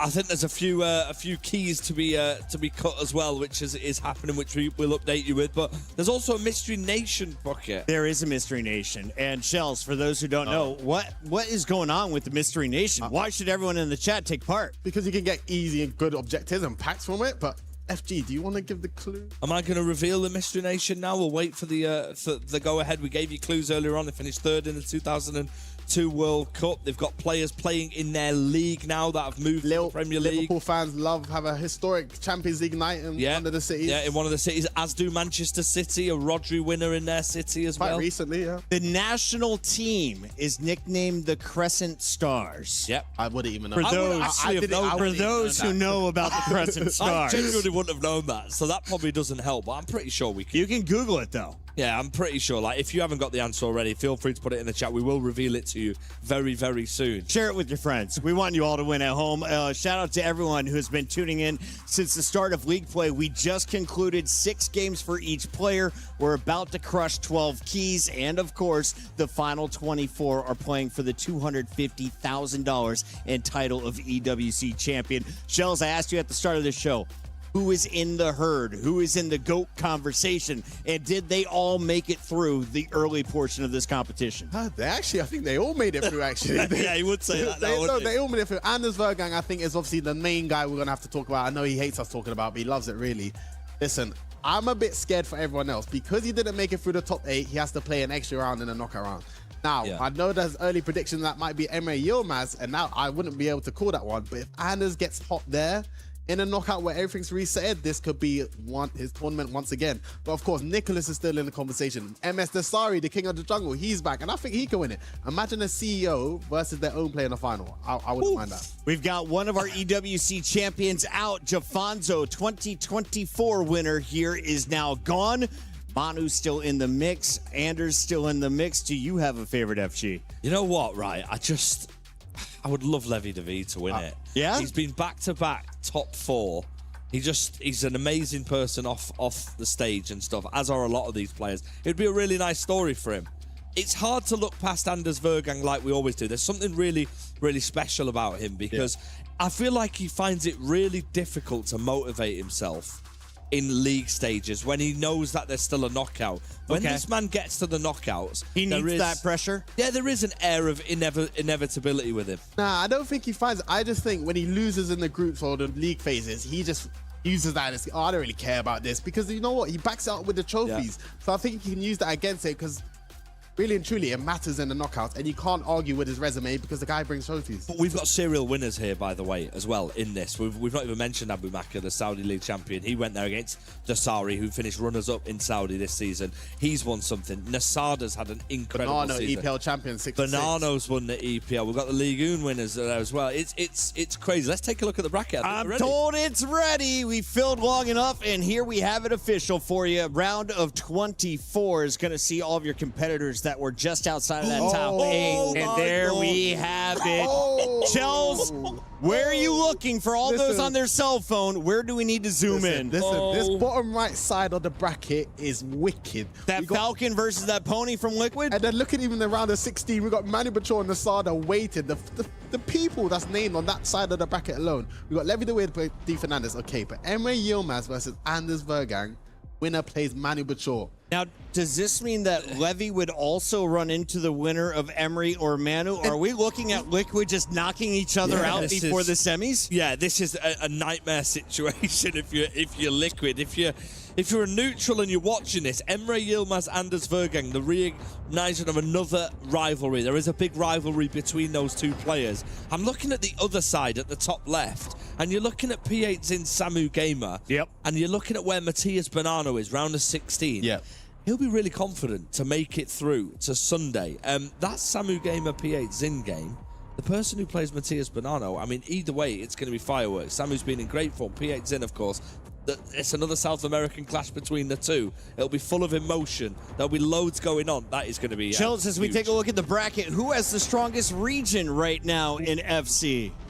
I mean, I might be biased. I think the European boys, there's something about us. I think there's too many. But the South Americans, I do think I have a little bit of sauce about them. You see Gugo Ferrez and Bonanno, Nicholas, they can always make a run for the tournament trophies. But I think the European boys do have that little bit of an advantage. If we're looking at this, we have to, by the way, off camera, get your predictions, Puckett, 100%. We definitely do. 100% get it for sure. If we're looking at this, who do you think is your favourite to make it through to the round of 16? I think Nicholas is smiling, right? He's like, I played Kareem or I played the very bottom-ranked player in this tournament. At the top side of it, I'm like, Hezers, I'm not really too worried about Neat. Abu, of course, was looking ferocious on day 2. I think I want to be Nicholas right now in the bracket. Yeah, if I'm on the left-hand side of the play as a pro player, I'm not saying any of these guys are beatable or easy per opponents, but I would rather be on that left-hand side of the bracket. And if you are there, I think you got a chance to win the trophy. Here's a look at our keys being crushed as the first one is getting dialed in. Who is doing the honors? Walk me through these plays, guys. Yeah, Levy Finn there crushing a key. I mean, I'm not being funny. These keys are beautiful. Yeah, can we not really, just have them? Can I just, rather than one around? They are absolutely amazing. Unfortunately, you get your key crushed if you've got no place to play in this tournament, and we're going to get rid of 12 keys here, Puckett. Now, of course, you will choose 3 opponents' keys to put into your trophy if you win it here at EWC. It's an excellent way to celebrate not only your victory, but the downfall of your opponents. And the big names, is Levy Finn going to be one to gun after? Yeah, I think Levy Finn will...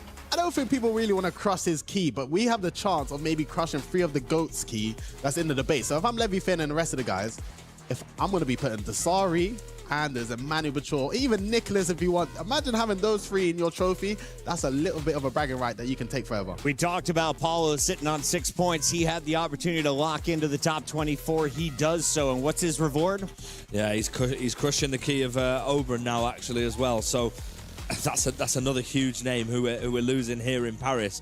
Thinking about that bracket again as we see these keys getting crushed, we are about to see some of the best matchups we've seen arguably all year. That Anders Vergang Emre Yilmaz game has everything. Shells, if you had to pick a winner in that one.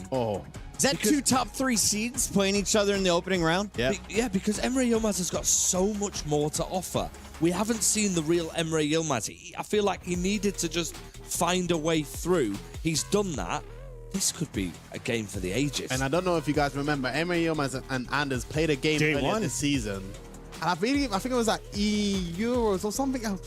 It was one of the highest levels of FC I've ever seen in my life. And the fact that we're getting this at the World Championship, this is what we're talking about. And this should be a final type of game. Gentlemen, I just scrolled back. They played each other day 1, their second match. It was 8-7. Every time they play against each other, I'm telling you, it's great FC. They're literally going at each other, highest level of skill, and even throughout the season, they've been competing. But Anders, he has got the trophies to back up, but I think Emre can maybe ruin his dreams right here. Massive win here for Kareem as he's able to secure his spot in the top 24, able to crush the key of Virgil, and it is all smiles for the young man who knows he is moving on at least to the second half of this day. Yeah, I think for Kareem, he had a disappointing day one and day two, of course, with his teammate Marwan at Monaco, but he managed to redeem himself, got the wins he needed, and puts himself in the knockout bracket. And that's all you need to give yourself a chance to put your hands on a trophy. He is still smiling because he's not going home yet. Yeah, if we're looking at Kareem as well, of course, E-League and champion. Yeah, we haven't mentioned that enough. This man has won his domestic league this season. Who did he take down in that E-League as well? But this is what I'm saying. So this is where we're looking now. Of course, there's rivalries being reignited all throughout. I'm wondering if we can just take one more look at the bracket when we get a chance, just so we can dissect it whilst we've got a bit of time. Because, mate, I'm looking at this and there's so many possibilities. There is a real possibility of a new champion based on this bracket as we take a look at it now. Because, Shells, if we're looking at it and let's just focus solely on, for example, the round of 16 players. If you've got yourself to a round of 16 this time, you're going to be really confident to make it to the quarterfinals. Yeah, of course, because you skip around. But I just feel sorry for Manu Bachor and Nasada, to be honest, because Manu Bachor potentially playing against his teammate no matter when he's going to go through, because he could be playing against Emre Yilmaz or Anders. If he wins then he could be playing against Levi de Wit. So Team Liquid fans, I am so sorry, because you do have Paolo Neto at the top, but you would love to spread out your teammates. But I'm just looking at that left-hand side. Yeah. I think if I was a player in that situation, you could talk about MS Desari, Bonanno, Levi Finn, even Nicholas. In my head, I'm thinking I could actually get to a final. And it's not because any of these players are bad, but you just look at that bottom right-hand side of the bracket, even looking at Ali and Lion at the top of the other side, that is a war zone on that right-hand side. We saw earlier on this week, we saw a rivalry between Anders Vergang and his previous team, RB Leipzig. Well, I tell you what, if MS Desari goes through, he faces Levi Finn from RB Leipzig, so maybe he can do Anders a little favour with that one. Also, the lowest ranked player here, Milkalov. Oh, yeah. If you look at his side, that game against Kareem is back based on how he's been playing. He will be confident to go through. I'm waiting for him. It's the Iceman. Yeah, but even his loss against Anders Vergang in the group stages, Milkalov, he's probably shut everyone up in this competition. No one probably would expect him to get this far, but he's managed to put himself into the knockout round. And against Kareem's back, anything can happen. But once again, I got to reiterate, if Anders makes it through those two games against Emre Yilmaz and Manu Bachor, he will be on a heater. His confidence will be through the roof, and if he makes through there, be careful. I'll be so scared for you. We heard the Falcons fans earlier for MS Desari as well. He plays Cristobal in that first round. Thoughts on this one? Is Desari the favorite? You know what it is? You have to sort of back for Desari maybe because of where he's been at. He beat him in the league phase. He's been incredible though. Yeah, he's been incredible, Cristobal. But something about MS Desari. Imagine if he does it one more time. And I think he's going to have the crowd support behind him. And MS Desari, he's too cool. He's been doing this for years. He's a veteran in the scene. Of course, we've got a lot more FC around the corner. For now, we're going to a quick break. We have more keys to crush and special interviews live from the desk as our players take 45 minutes before they return to the stage. Be right back.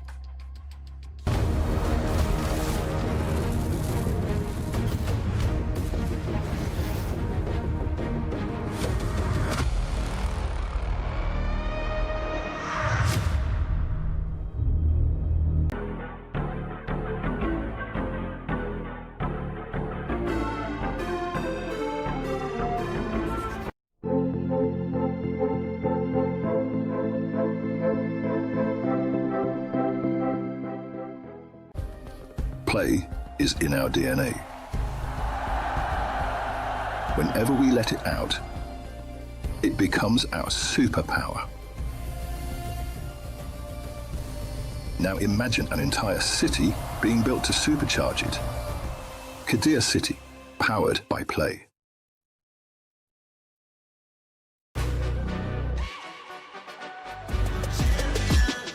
This ain't no regular thing. I came for the ring, you know what I mean. You see my name in the lights, better get right, I'm champion.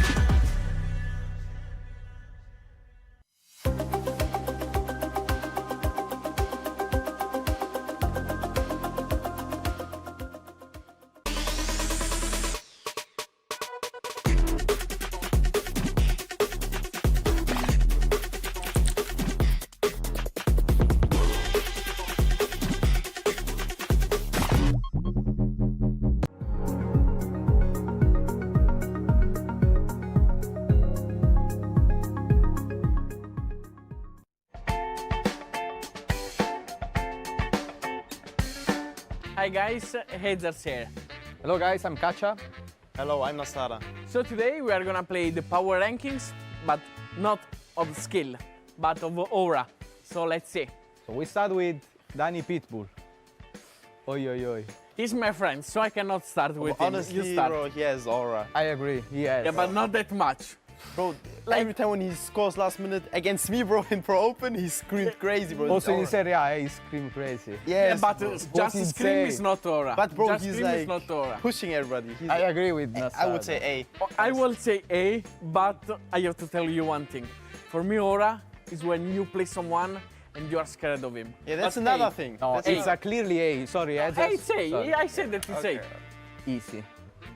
Abo. Okay. He lost really bad last year. I will go for C. For me, it's B. You pick. I would say C too. Okay, so it's C. That's why Jafonso. Bro, he's world champion. World champion, huh? I will go for A. We'll go B. I would say B too. Never. Never. Yes. Chris, so you pick this, okay? Because he disagree with us, no? Yeah, Lucho. I will go for D. What do you think? He's a young player, I don't know. I think he tilts too much. People who tilt so much can So have a lot aura. of aura. No, no. If he goes really angry, you know, never compose a lot. You think it's minus aura? I'm sorry, yes. No, bro. No, I'm sorry. For Yeah. me, What I you, would what say- I will say D anyway. you too? I would go with C. I go D as well. Sorry, Chris. Sorry, Chris. Sorry, Chris. I will go for S. The GOAT.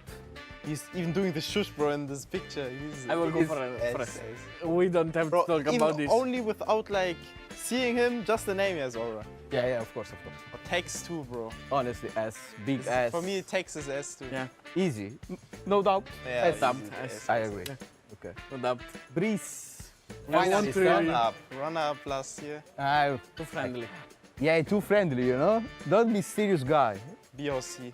I agree, you're B or C, you pick. For me, it's same of you, but I will What go are you for looking? C. You were looking E, eh? No, You I were will go looking for E. You were looking E. Whoa, Manu, bro. Uh-oh. Two-time world champion, bro. I will go for A. I would say A too. He has aura, but S, Anders, and Tex are like... Shame on you. Manu, I'm sorry. his Manu, Manu, I'm sorry as for me. Manu, You are here, I will Manu. explain. He was too respectful. Nice way to say Yeah, sorry. he's too respectful to have aura. I It's a agree. nice way to say sorry. Yeah, yeah, it's a nice A way is to good. say Bro, honestly, for me, Levi is S too. S. For me, Easy. it's A. But S because Even though he's not a world champion, Bro, he scored 90 minutes. Anyway, I agree. But S, yeah, I agree. S. Okay. I agree. I agree that he's cold. Nico. Now Nico. S. S. Nico, S. Yes. No doubt. He's cold. Yeah, yeah. Same. Honestly, Same I as think Lev, we no? have a good ranking. Only Chris could be C, to be honest. Yeah. No, I will Try keep to it. put someone like... No, I will Bro, keep in it. this picture, he looks too young too. That's true. But I stay with this. This is a key. And just like every single one of the players here at the competition, I get to get one. Not because I actually won anything, but because it's really important to demonstrate the actual value of having one and being able to hold on to it for the entirety of the competition. Because you get to put it up in the totem. And to me, that is super exciting. So let's see what that's like. This is absolutely incredible. Wait, the view is great up here. So now this is the totem. We have our keys. Imagine being the winner, getting on this platform, having the fans cheering for you, and all you got to do is grab it and slot it right into where you won.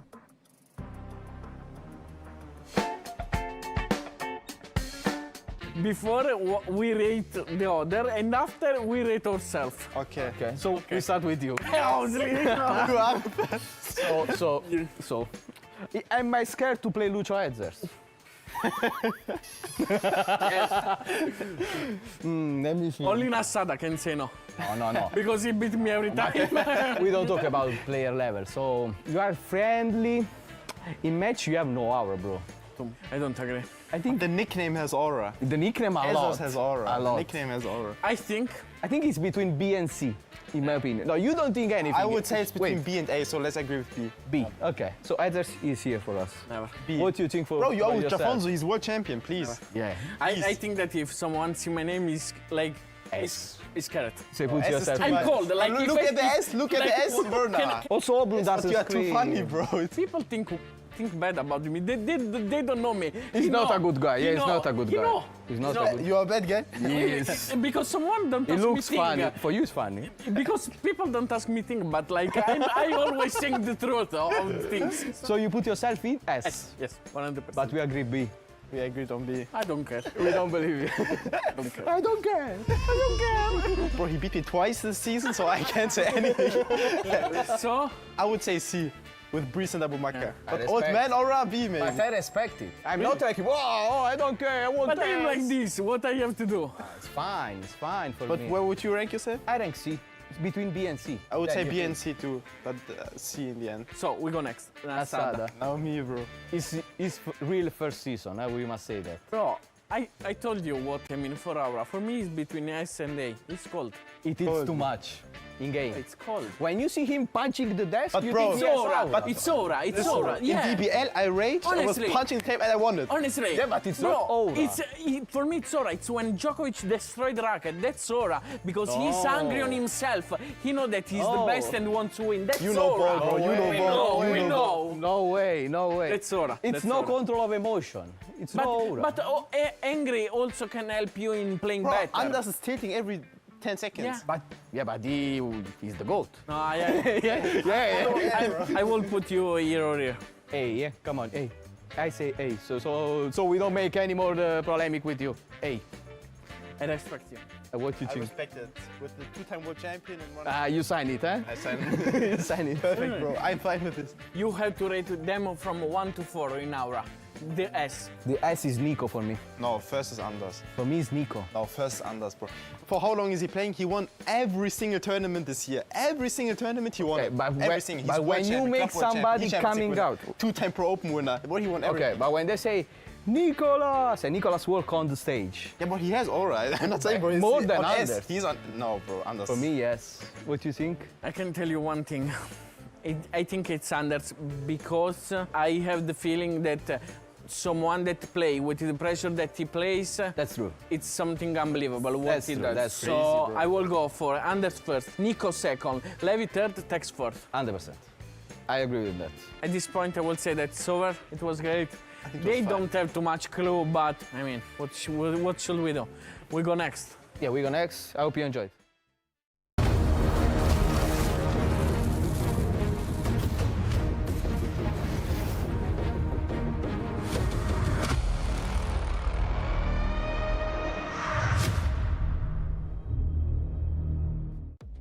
Welcome back, everybody. We are here for the FC 26 World Championship, and we just whittled down the field from 36 competitors to 24. There's only one thing to do before we say goodbye to those players, and that, of course, is to crush their keys. To do so, we have a very smiley Shells. Shells, do you think you'll get the honors to ever, crush someone's key here at EWC? I wouldn't want to do that. But listen, I was here. If I was here competing, and I'm crushing someone's key, that means I'm doing a good job in the corner. What would your approach be, though, Shells? I'll be Because he first. is a very nice man, right? Yeah, But yeah. I feel like he would be the most nicest key crusher around, whereas if it was me, I'd love to do it. Now I'll try 360 no scope it and just have some fun with it or something. Yeah, maybe buckets. My favorite has been some of the COD guys who just stare you in the eyes while they crush your key. We'll see if anyone is diabolical, as we have a few of the players getting ready to go to work over there behind us.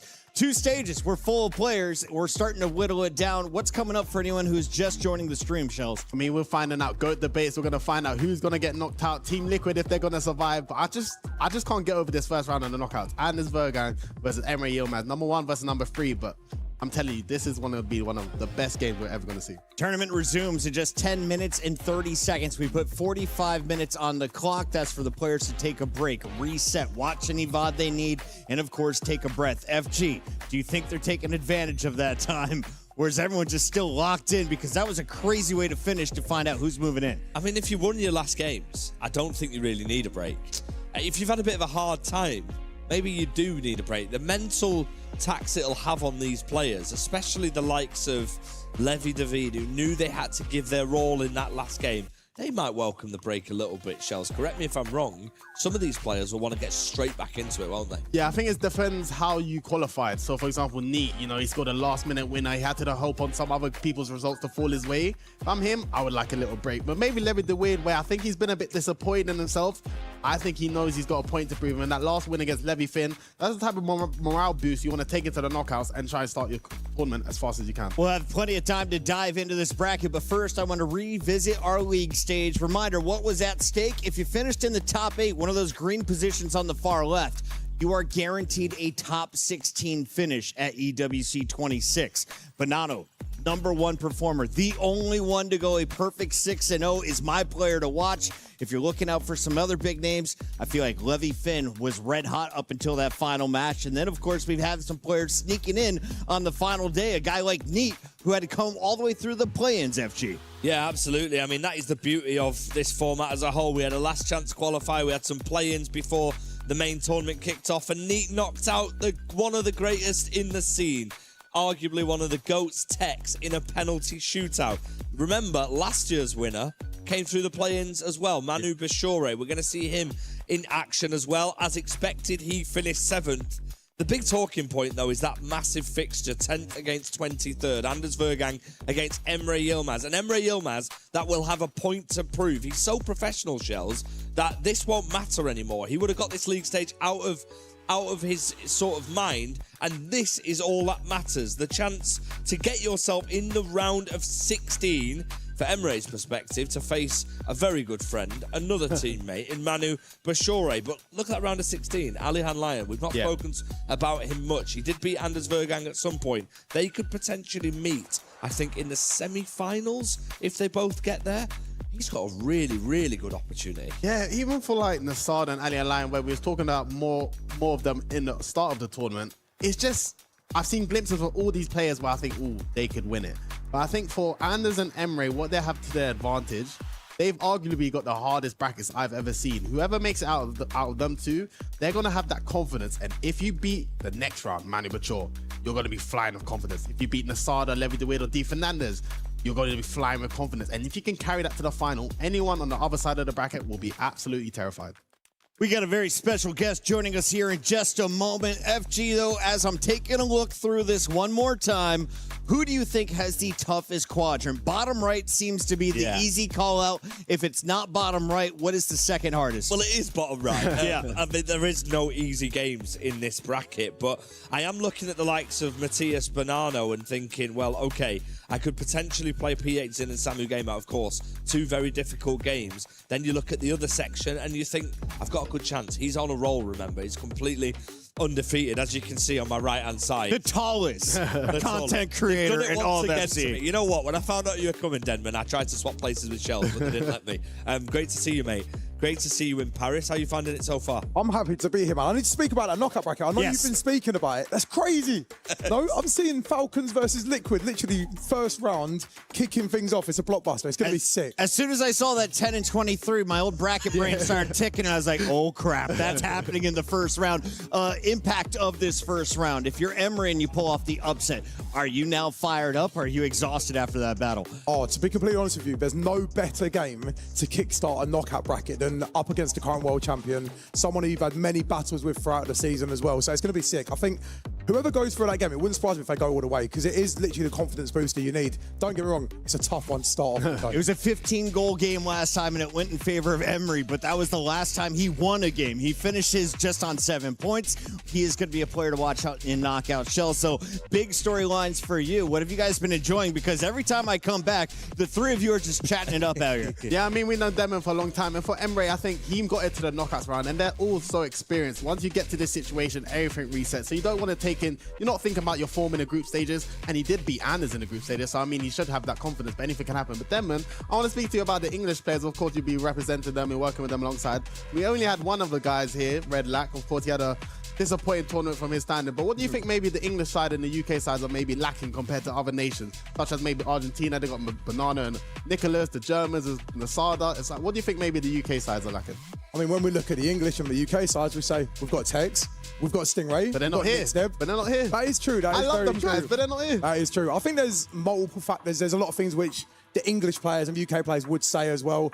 I think mentality could be one of them, which I think some people do admit themselves as well. But I think alongside that as well, opportunity.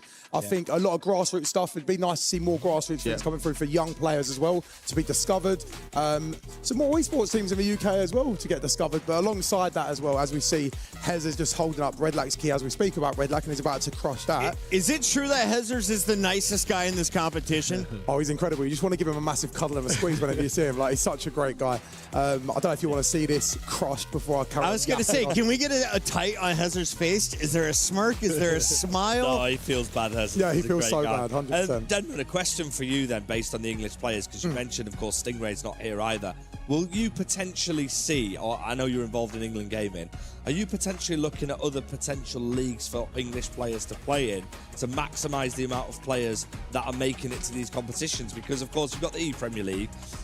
Manchester City have won that numerous times in a row. They invest heavily in esports. From an English player's perspective, would they not be looking at going down a different route, like Redlack did, being successful in their leagues and making ways here through other routes? To be honest with you, that's just a brilliant question, because I was going to touch on that before we started to see the keys getting crossed. I've just floated his ego there. He's paid me to say that. But yeah, I think leagues is such a big thing as well, because you do look at some of the other leagues like E-Liga, and it runs for such a long time. Bundesliga as well runs for a long time. And I think for players, they just want to be playing the game at the highest level for as long as possible. And I think a lot of the English players, Shells can obviously say this as well, because he's played and he still does play as well. There's nothing better than just consistently being in competition, playing, staying hot. And you do notice it when you come to these tournaments, when you do match up against a French player or a player who's come from another country that's played in like the French league, the Bundesliga, you notice they're just hot, they're on fire. So yeah, if I was an English player, don't get me wrong, I love the Premier League, I love what it's all about, but hey, it's good to dip your toes in another league sometimes and try that experience. It looks like they just threw another 10 minutes on the clock. So while we're waiting for that to tick down, can you tell me about your opinion? Who has had the strongest region since the start of FC, and who is at the top right now in 2026? The strongest region in FC. Hey, I'm always going to back my EU West boys, because obviously the UK are in there. I think historically we've had some brilliant players come out of EU West from the French side of things, especially from the UK side of things, and Spain as well back in the day. They were absolutely brilliant. But I will say that South Americans over the last few years have always been brilliant. You always know when you play against a South American player, they're going to give you a game regardless, whether it's a massive name or whether it's somebody who's coming through like Guga as well, who's been absolutely incredible. I think with the South Americans, though, they bring that little passion, the Vamos and stuff. That really, I think that really gets to the EU guys. I think the EU guys are more chilled. You see the Dutch and the UK, they maybe keep themselves to themselves. You come against a Brazilian and Argentinian, they're just screaming every time they score, and I think that really gets to the opponent. I didn't even mention the Dutch as well. I feel like I'm doing a massissive disservice to them. Like, you mean Team Liquid? Yeah, Team Liquid, literally. The Holland boys, I would say in country, the Holland boys, you can't really argue with Emery Yilmaz, Levi de Weerd, and Manu Bachor.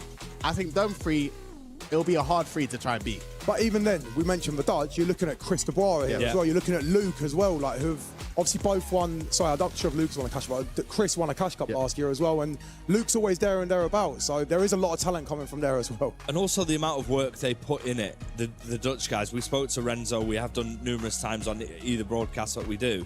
The amount of work they put in it, is that something that you guys take inspiration from? Of course, you're involved in sort of the more international scene now, working with England Gaming, doing some great work there.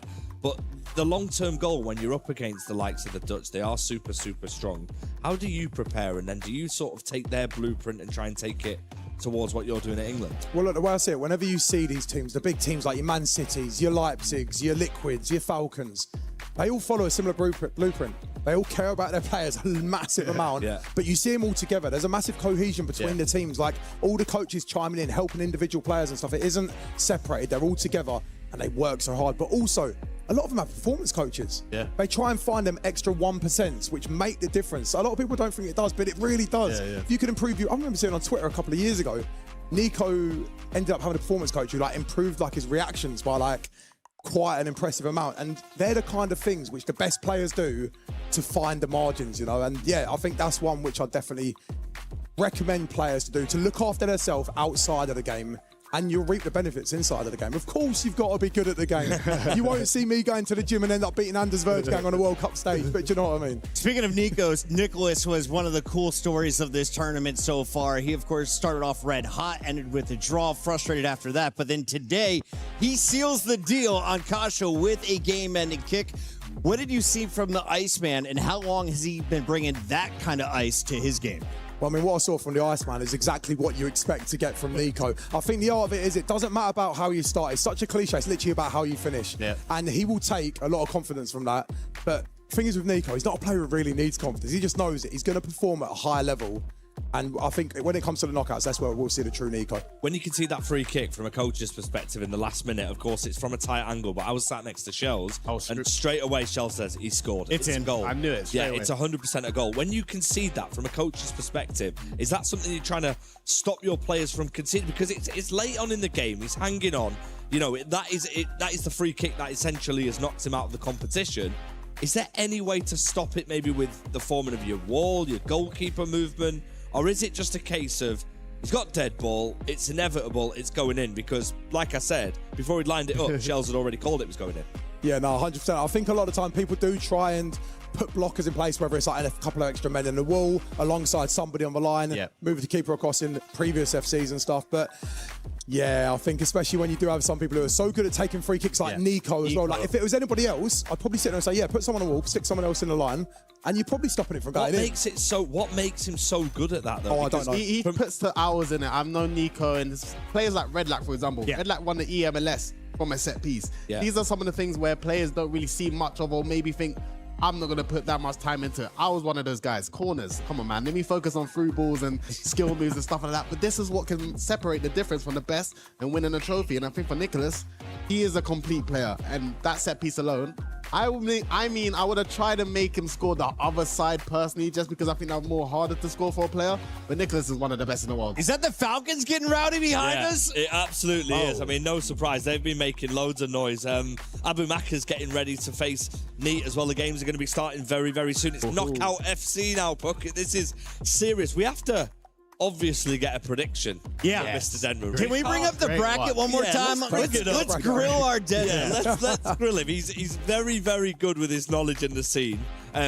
You are the man to beat at the minute, Puckett, because you were fantastic in your predictions.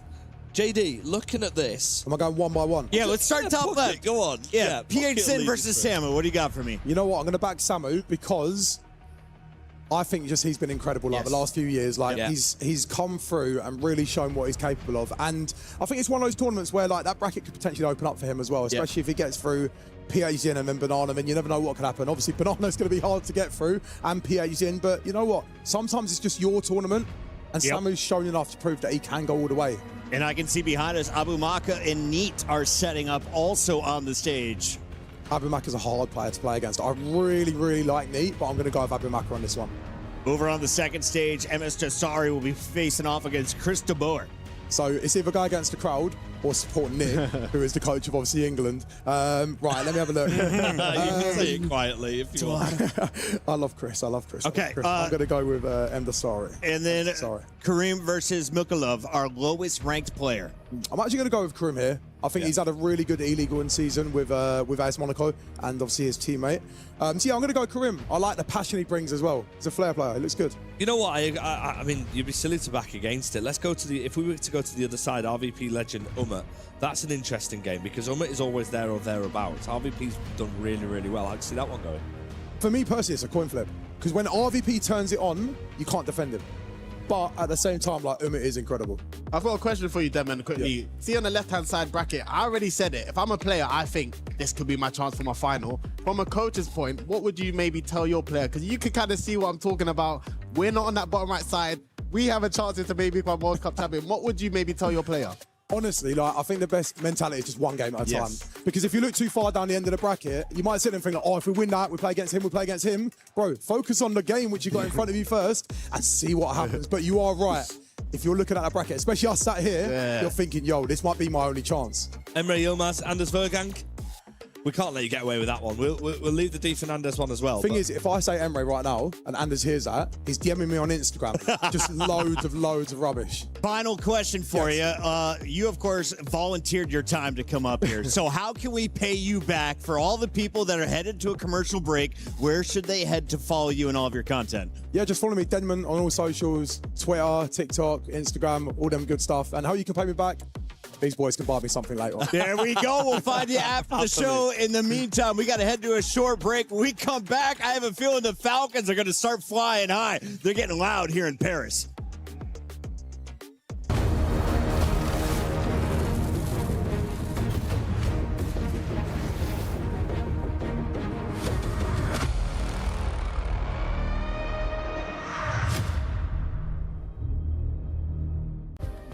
Play is in our DNA.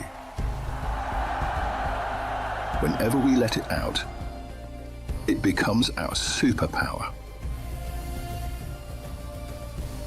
Now imagine an entire city being built to supercharge it. Kadir City, powered by play. We were there. For every click, every clutch, every respawn. We were there for the years of grind, and we're here. Now, the proud founding partner of EWC, powering the biggest event in gaming, shoulder to shoulder with the world's best, making history. Greatness deserves a stage. Lenovo Legion, reach your impossible.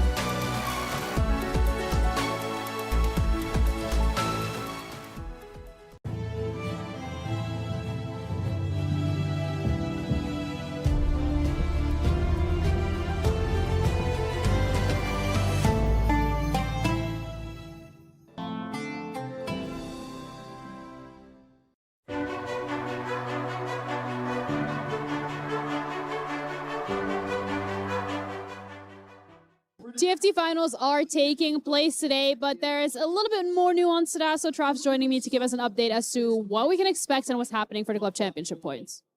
Well, we're in the third, fourth playoffs at the moment, so it's AGL versus Flash Wolves. So big swinger here, it's 500 points or 300 points, depending on who gets the victory. So AGL, being in 16 games across the Esports World Cup, kind of desperate to get these points on the board because they're going to be a real contender in the future weeks.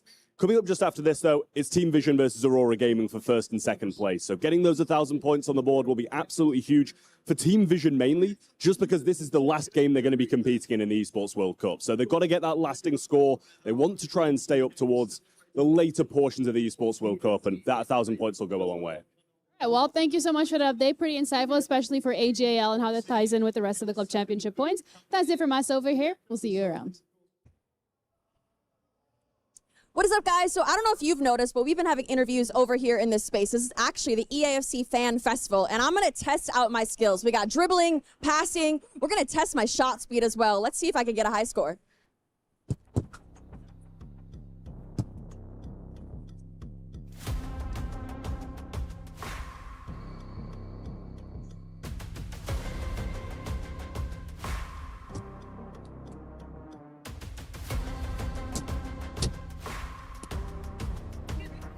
So the stats are in. My Ultimate Team card has officially arrived, and honestly, I'm pretty proud of it. 96 overall. We got 95 defending, 95 dribbling. So if you guys are here in Paris, come check out the EAFC Fan Festival. Try to beat my high score. Good luck. I think we have time to play other games outside EAFC. Yeah, for example, in summer, or maybe if you don't reach a tournament, you have a lot of time to play other game. I don't really play other games besides EAFC, to be honest. I used to, but I just kind of stopped when I really got competitive into EAFC. My all-time favorite PlayStation game, I think God of War. I played every single one from PlayStation 2 to now PS5, so I love it. Once I will say God of War Ragnarok, the last one. I like to play it. It was a good adventure. Well, my favorite PlayStation game, of course, it's EAFC. Like it's my passion. I love football. It's also my job. No, I love trophy hunting, but it depends if it's really hard or it's just a hard like a unit time. But sometimes I can go for the platinum, and sometimes I will stay with the silver one.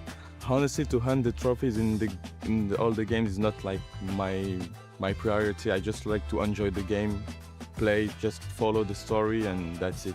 Even in EAFC, I don't have a platinum trophy, so.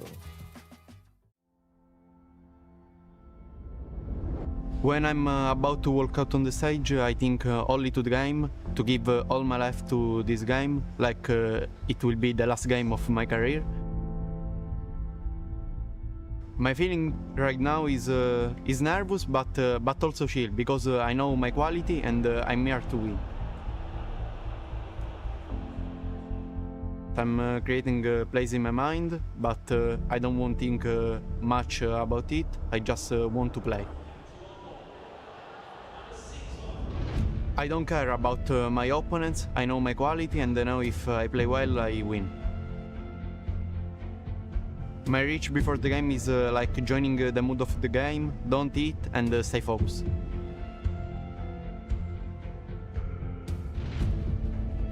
When my name is called, obviously I feel amazing. I feel happy because it's my dream.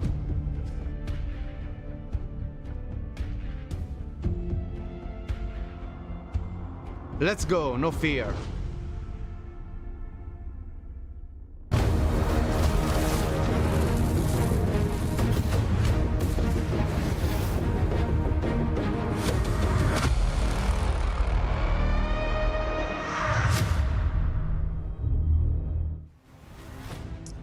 Well, this is it. The knockout stages have finally arrived here in Paris. After a lengthy 4 days of action, 36 players came here to Paris as part of the FC Pro World Championships with one dream. Just make it to the knockouts. That was the dream after 6 long rounds of group phase.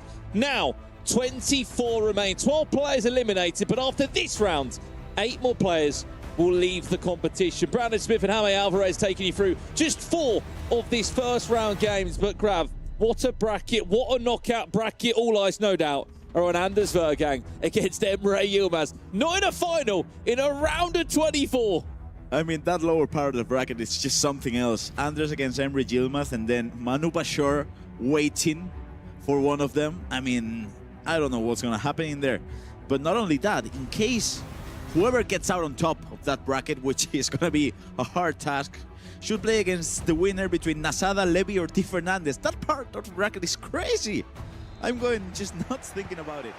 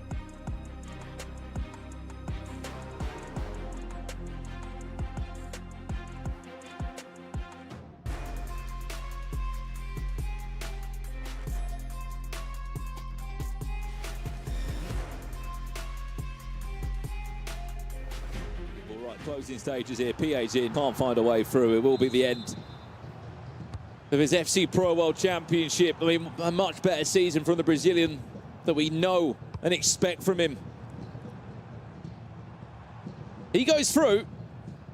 Matias Bonanno waits for Samu Gamer. I don't know how to call that one. I mean, Matias Bonanno is still undefeated. Sorry, can we go to MS Dasari just for a split second? Oh my days. MS Dasari is 10-1 up. 10-1 he leads. Wow. You're telling me we live in a world in which in 2026 we could see MS Dasari becoming a two-time world champ. Could that happen, Brandon? Apparently so. I'm all for it, though. It makes two of us. Congratulations, Samu Gamer. Handshakes between the two. PH in, out. Samu Gamer through. He plays Nicholas.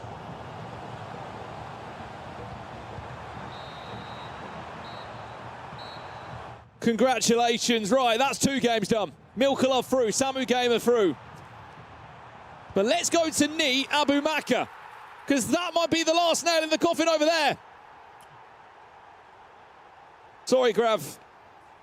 It looks like Spain are going out.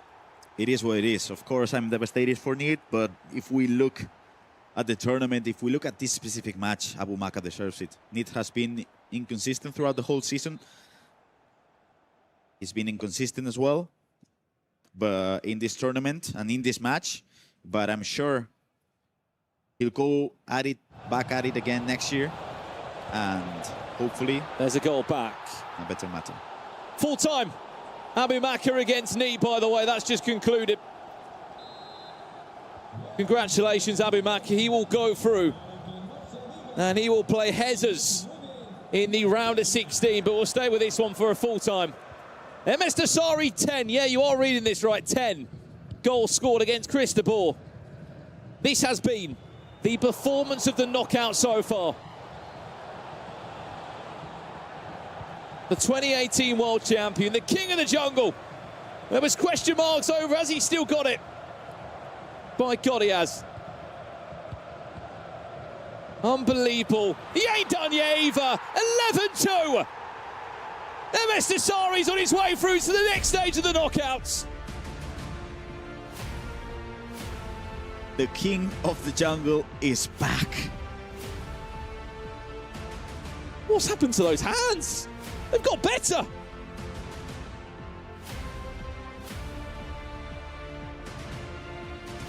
Unbelievable scenes.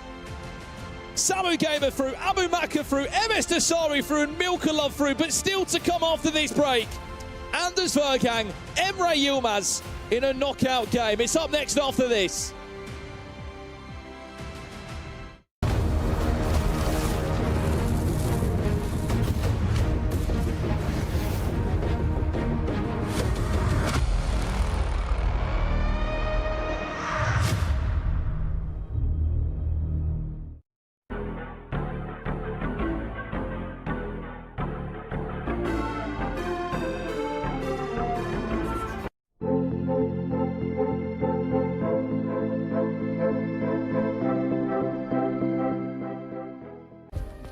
Play is in our DNA. Whenever we let it out, it becomes our superpower. Now imagine an entire city being built to supercharge it. Kadir City, powered by play.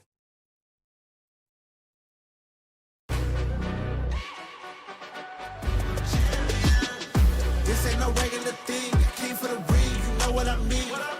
You see my name in the lights, better get right, I'm champion.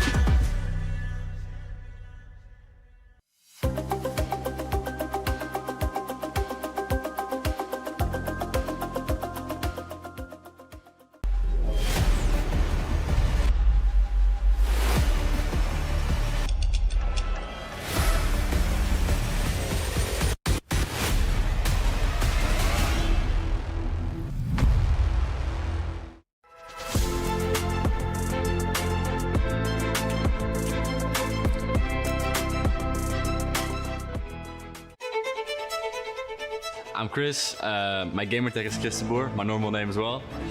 And I represent AFC Ajax. Well, I'm a 19-year-old who just loves football, to be honest. And I used to play it a lot when I was young. And then when the pandemic hit, I just started to play a lot of EAFC. And now I'm here in the Esports World Cup. A lot of people maybe wouldn't say I'm the most stereotypical gamer. But yeah, it's kind of who I am. I like to play and compete, but on the other hand, I also am just a guy who likes to go out, do social things. And, yeah, just a fun guy to be around, I think. If I were to be an EAFC Ultimate Car, it would probably be Frankie de Jong, I think. The way he plays, really good on the ball, just really has good vision of the whole pitch. Football IQ, I think that's kind of where I'm good at. The December Cup in 2024 was huge for me. It was a huge change in my perspective on me as an esports player. I was still a rookie in that second season of mine, and then that tournament came, and I beat Jafonso, who was the world champion the year before, in the lead up to winning the tournament in the quarterfinals, I believe. And that kind of gave me the feeling I was actually really good at this, and I could compete at the highest level. And I think that was the starting point of where I felt like, okay, I'm gonna really take this serious and take my chances here.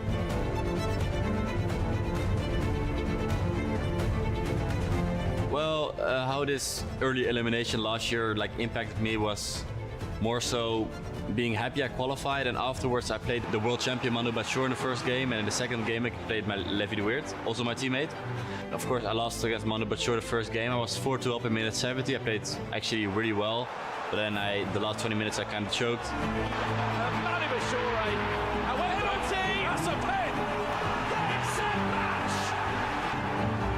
Then like an hour after I had to play Levi. It was hard to get mentally back up after that game, after that first loss.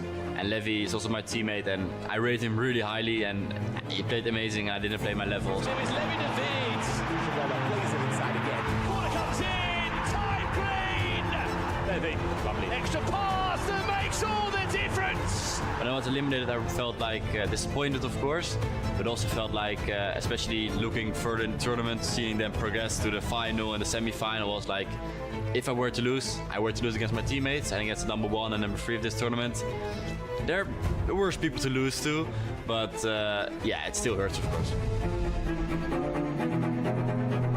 For tournaments like this, like EWC, it's the biggest tournament for us.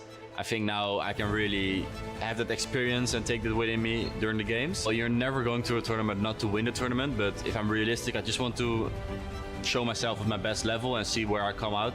But of course, I'm not gonna sit there and say I'm gonna play for second place. Of course, you wanna win the tournament, it's your dream. So let's say that's my goal.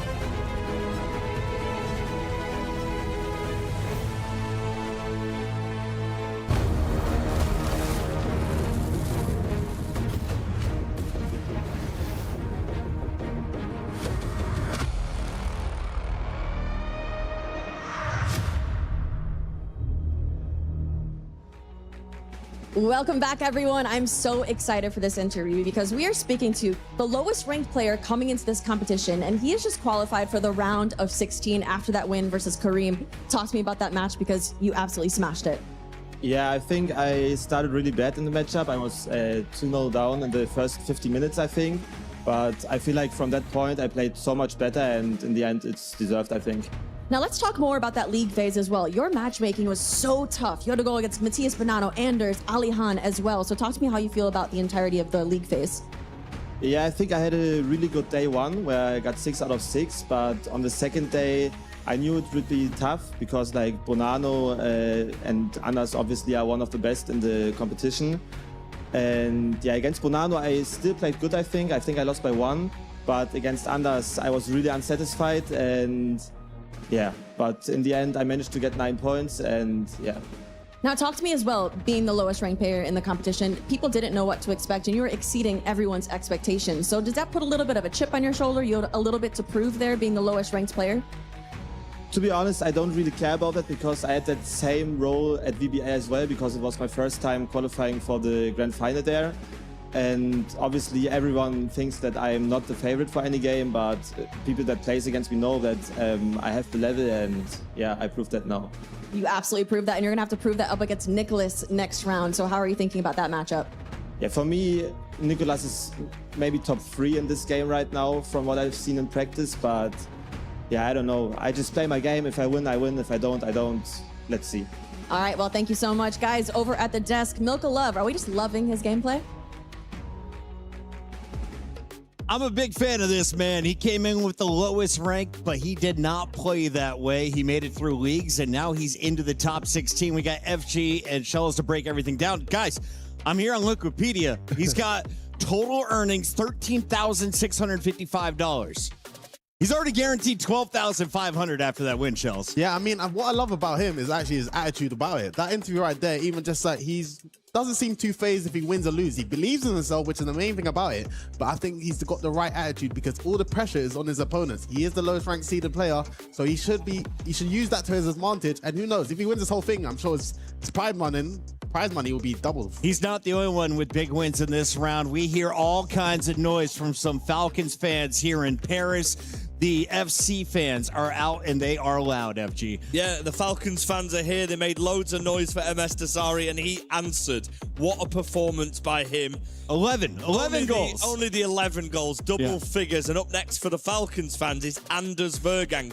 They've been making so much noise, making this arena a bit of a cauldron for him. Someone like Anders absolutely relishes that. You can hear them in the background making noise as well. When the games kick off, you won't be able to hear a thing in here. Stage managers had to go over there and quiet them down just so we could do an interview. I think we just let them rip. Yeah, absolutely. If you made it out here to watch some FC, you deserve to be loud, and we want to hear you all night long. Let's take a look here at some of our standings, where we're at after league play, and what we have in front of us now that we are into the knockout bracket. Remember, the top 8 performers got that bye straight into the round of 16. Everyone else having to play through after we whittled down our first 12 competitors. Yeah, so now, of course, the people in the round 24, I would like to say, if you made it to the round of 16, you do have a little bit of an advantage. You're a bit warm. You've just come off a game. So the guys that have been waiting in the round of 16, yes, you got to skip around, but you've been sitting cold for half an hour, 45 minutes, which can come into play, but there's a reason why they made it into the top 8, because these guys have been sensational in the tournament so far. FG, we see PH Zin now out. Neat is now out. Yeah. We're going to see MS Dossary and Abu Maka making their way through. Saudi Arabia well represented in this tournament. Yeah, no surprise, really. They put so much into esports. They've done fantastically. Abu Maka again. I mean, we're talking so much about MS Dossary and the Falcons, but Abu Maka is the current Saudi League champion. It'll be interesting to see whether them two go up against each other at one point within the bracket. We've got our round of 16 from the left-hand side. Some incredible games to come. If you look over to the other side, the right-hand side, I assure you, it's not 0-0 in any of them games. They're just games we're about to see. That round of 24, there's only one fixture we're focusing on at the bottom. There's 3 horses, but the biggest one has the biggest fight against the Falcon. Yeah, I mean, MA Yilmaz, I think all eyes on this game for both of them. I think for both players, there's a lot at stake here, but MA Yilmaz knows he's got a job to do, even to defend his Team Liquid boys, because they don't want the Anders coming through against them. Big shout out to everyone who made it out to Paris, and of course everyone who's been tuning in online. We have a mystery nation. They are not represented in this round, but we have more clues coming for you. Hair plugs, some special players, and of course the Crescent Stars. It starts with a letter T and it's from Europe. In the meantime, we gotta go to the stage for another round of action. This is your top 24 playing in to the round of 16. Well, here you go. It's all kicking off, I'll be honest. I was just filming a short bit for the official EWC channels, Chris. So here we go. We are underway, and what a game it's going to be. Richard Buckley joined alongside Ryan Pessoa. I was a little bit taken aback, but I'm not going to be taken aback by this upcoming set of fixtures, Ryan, because we are in for some absolute crackers. Yeah, I think we'll save. Well, I was going to say save the best till last, but he's on camera. Anders Vergang up against Emre Yilmaz. It feels like these two are always up against each other in important moments of tournaments in the more recent seasons. Paolo Neto, he's got a big game up against Luke. RBP legend we saw on the camera as well. He's playing against Umut. And D. Fernandez up against Levi De Veer. That is a huge matchup as well. I've seen a lot of people asking in the Twitch chat at home and wanting to find out a few more clues on the Mystery Nation. Well, I can reveal one to you now. Arda Güler and Hakan Çalhanoğlu represent this country. If that doesn't give it away, I don't know what will. Emre Yilmaz versus Anders Vergang. We only saw him in action 2 days ago. It was maybe the longest game we've seen. Yeah, a lot of here drama. at the FC Pro World Championships. Well, that's not the only game that we're going to be covering, because another cracking match taking place on the stage. Umit against RVP Legend. Just so many titles, so much prize money, so many accolades on the main stage. I mean, Umit, I'll be completely honest, those last couple of results, especially the smoke game, Yeah, that was a weird one. just a strange end to the day for him, wasn't it? Bit of a mixed bag because he started off so well. He was unbeaten coming into today. So he had a lot of expectation on his shoulders. And this Vergang, if you missed their recent matchup a few days ago, there was drama towards the end of it, and he didn't end up shaking Emre Yilmaz's hand again, which has been a common theme for Anders. You're probably wondering, how is this even a first round knockout game? Well, really, you have to put the blame on Emre Yilmaz for this. They're first and second in the world on the FC Pro World Rankings, but when you look at this particular tournament, Emre Yilmaz finished 22nd in the group stage. That was 3 losses, MS Desari, PH Zin and Guga Faraz, but he beat this man 8-7. You've got a massive smile on your face, Ryan. Honestly, I can't wait. I can't wait for this game. 1 versus 2 in the world rankings. Only one will go through here at the FC Pro World Championships. Do you know what's upsetting for me? It's just that this came too early in the knockouts for me. But look at the first chance could have come Anders' way. You see the club championship points on the screen there. Team Falcons 600 points as it stands. I'll be hoping that Anders and all Emissary can go far in this tournament to help get some more points on the board. And for Team Liquid, they need to get going, and they've got a lot of opportunities to do so here. Absolutely. Anders Gevergan kicking from left to right. Emre Yilmaz from right to left in that blue strip. We will be keeping you up to date with the other matches as they do transpire here. RVP legend Umit, as we mentioned. Luke versus Paulo Neto, and Di Fernandez taking on another Team Liquid player, Levi David. Chance here for Emre Yilmaz. The finesse shot slightly wide as he opened up his body. Yeah, I thought he was going to play the pass in there towards Dembele. I don't know if he expected that much space. I was saying this in the green room as well to you, Rich, and a few others. It feels like Anders is defending extremely aggressive in every game. I thought it was just because maybe he was chasing a game. I can't remember which exact one it was. It may have actually been against Emre Yilmaz. Was it not Danny Pitbull as well? He done the same thing, very yeah. aggressive, yeah. But even when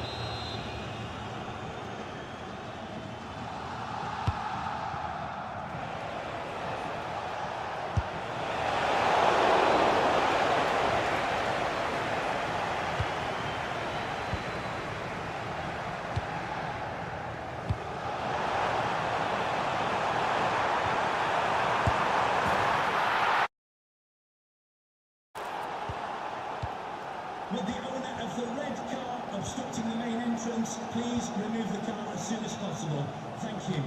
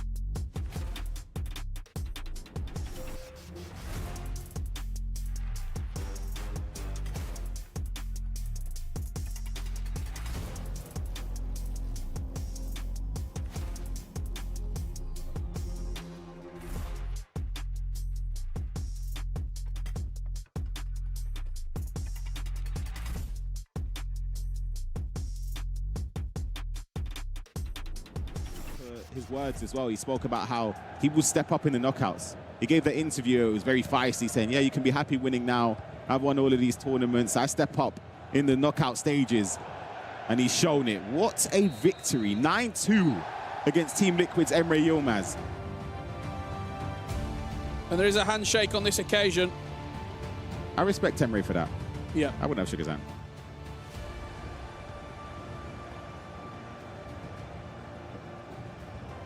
Vergang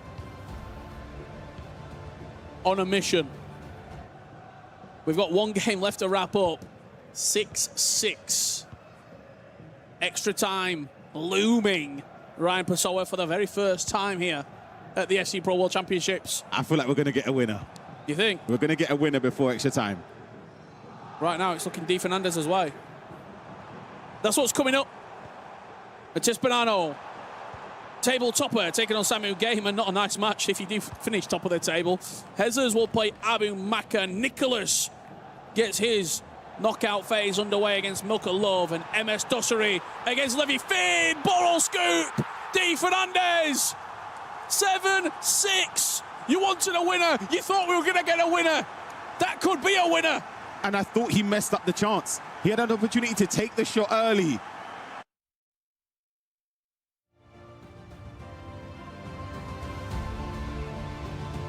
Di Fernandez now is just speaking to Armando. These are big moments. This is where composure and your coach's input could make that difference. We saw one Team Liquid member fall already. Could we be seeing another, Rich? This will be a big one alongside Emre Yilmaz. 2 of the top 5.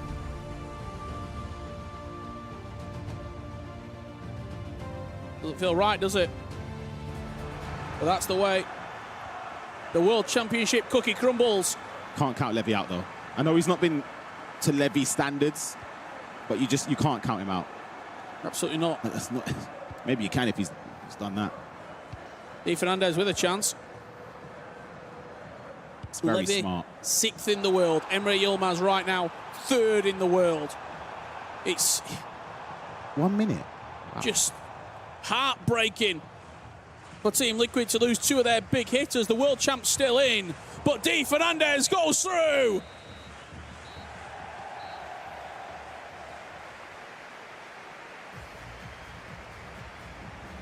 And look at what it means to him. Cardiff into the top 16.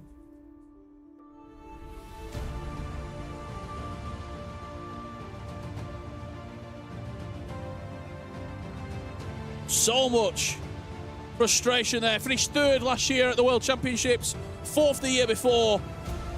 It's a top 24 exit for Levi David. Tempers flying high at the World Championship. Seasons are ending. Who will continue? Find out after the break.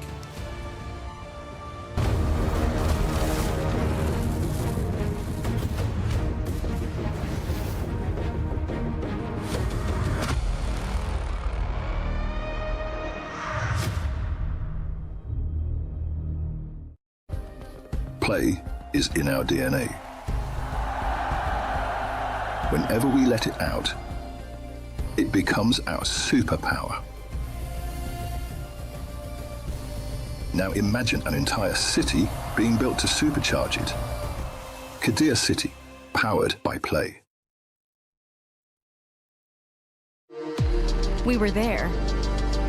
For every click, every clutch, every respawn. We were there for the years of grind, and we're here. Now, the proud founding partner of EWC, powering the biggest event in gaming, shoulder to shoulder with the world's best, making history. Greatness deserves a stage. Lenovo Legion, reach your impossible.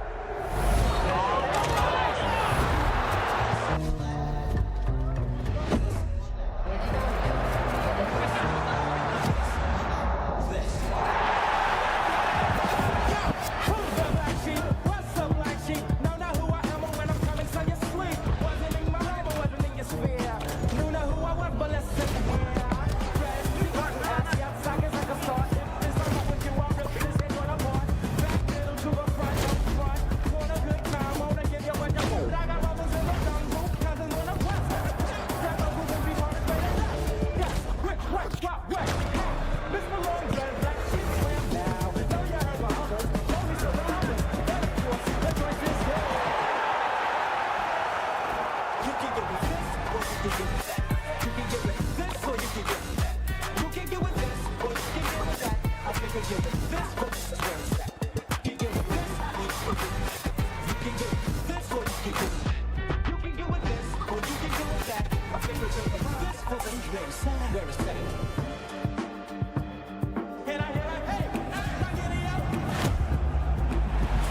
did you do that?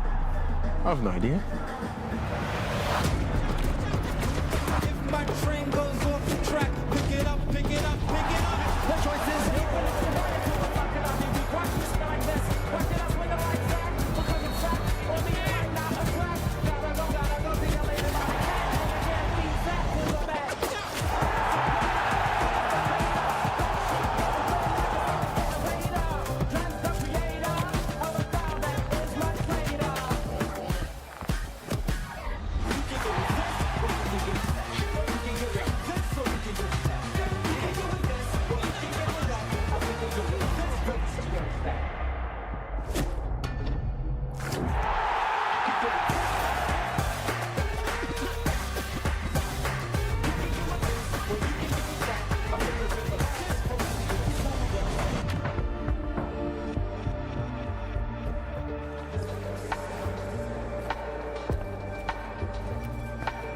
Welcome to the grounds.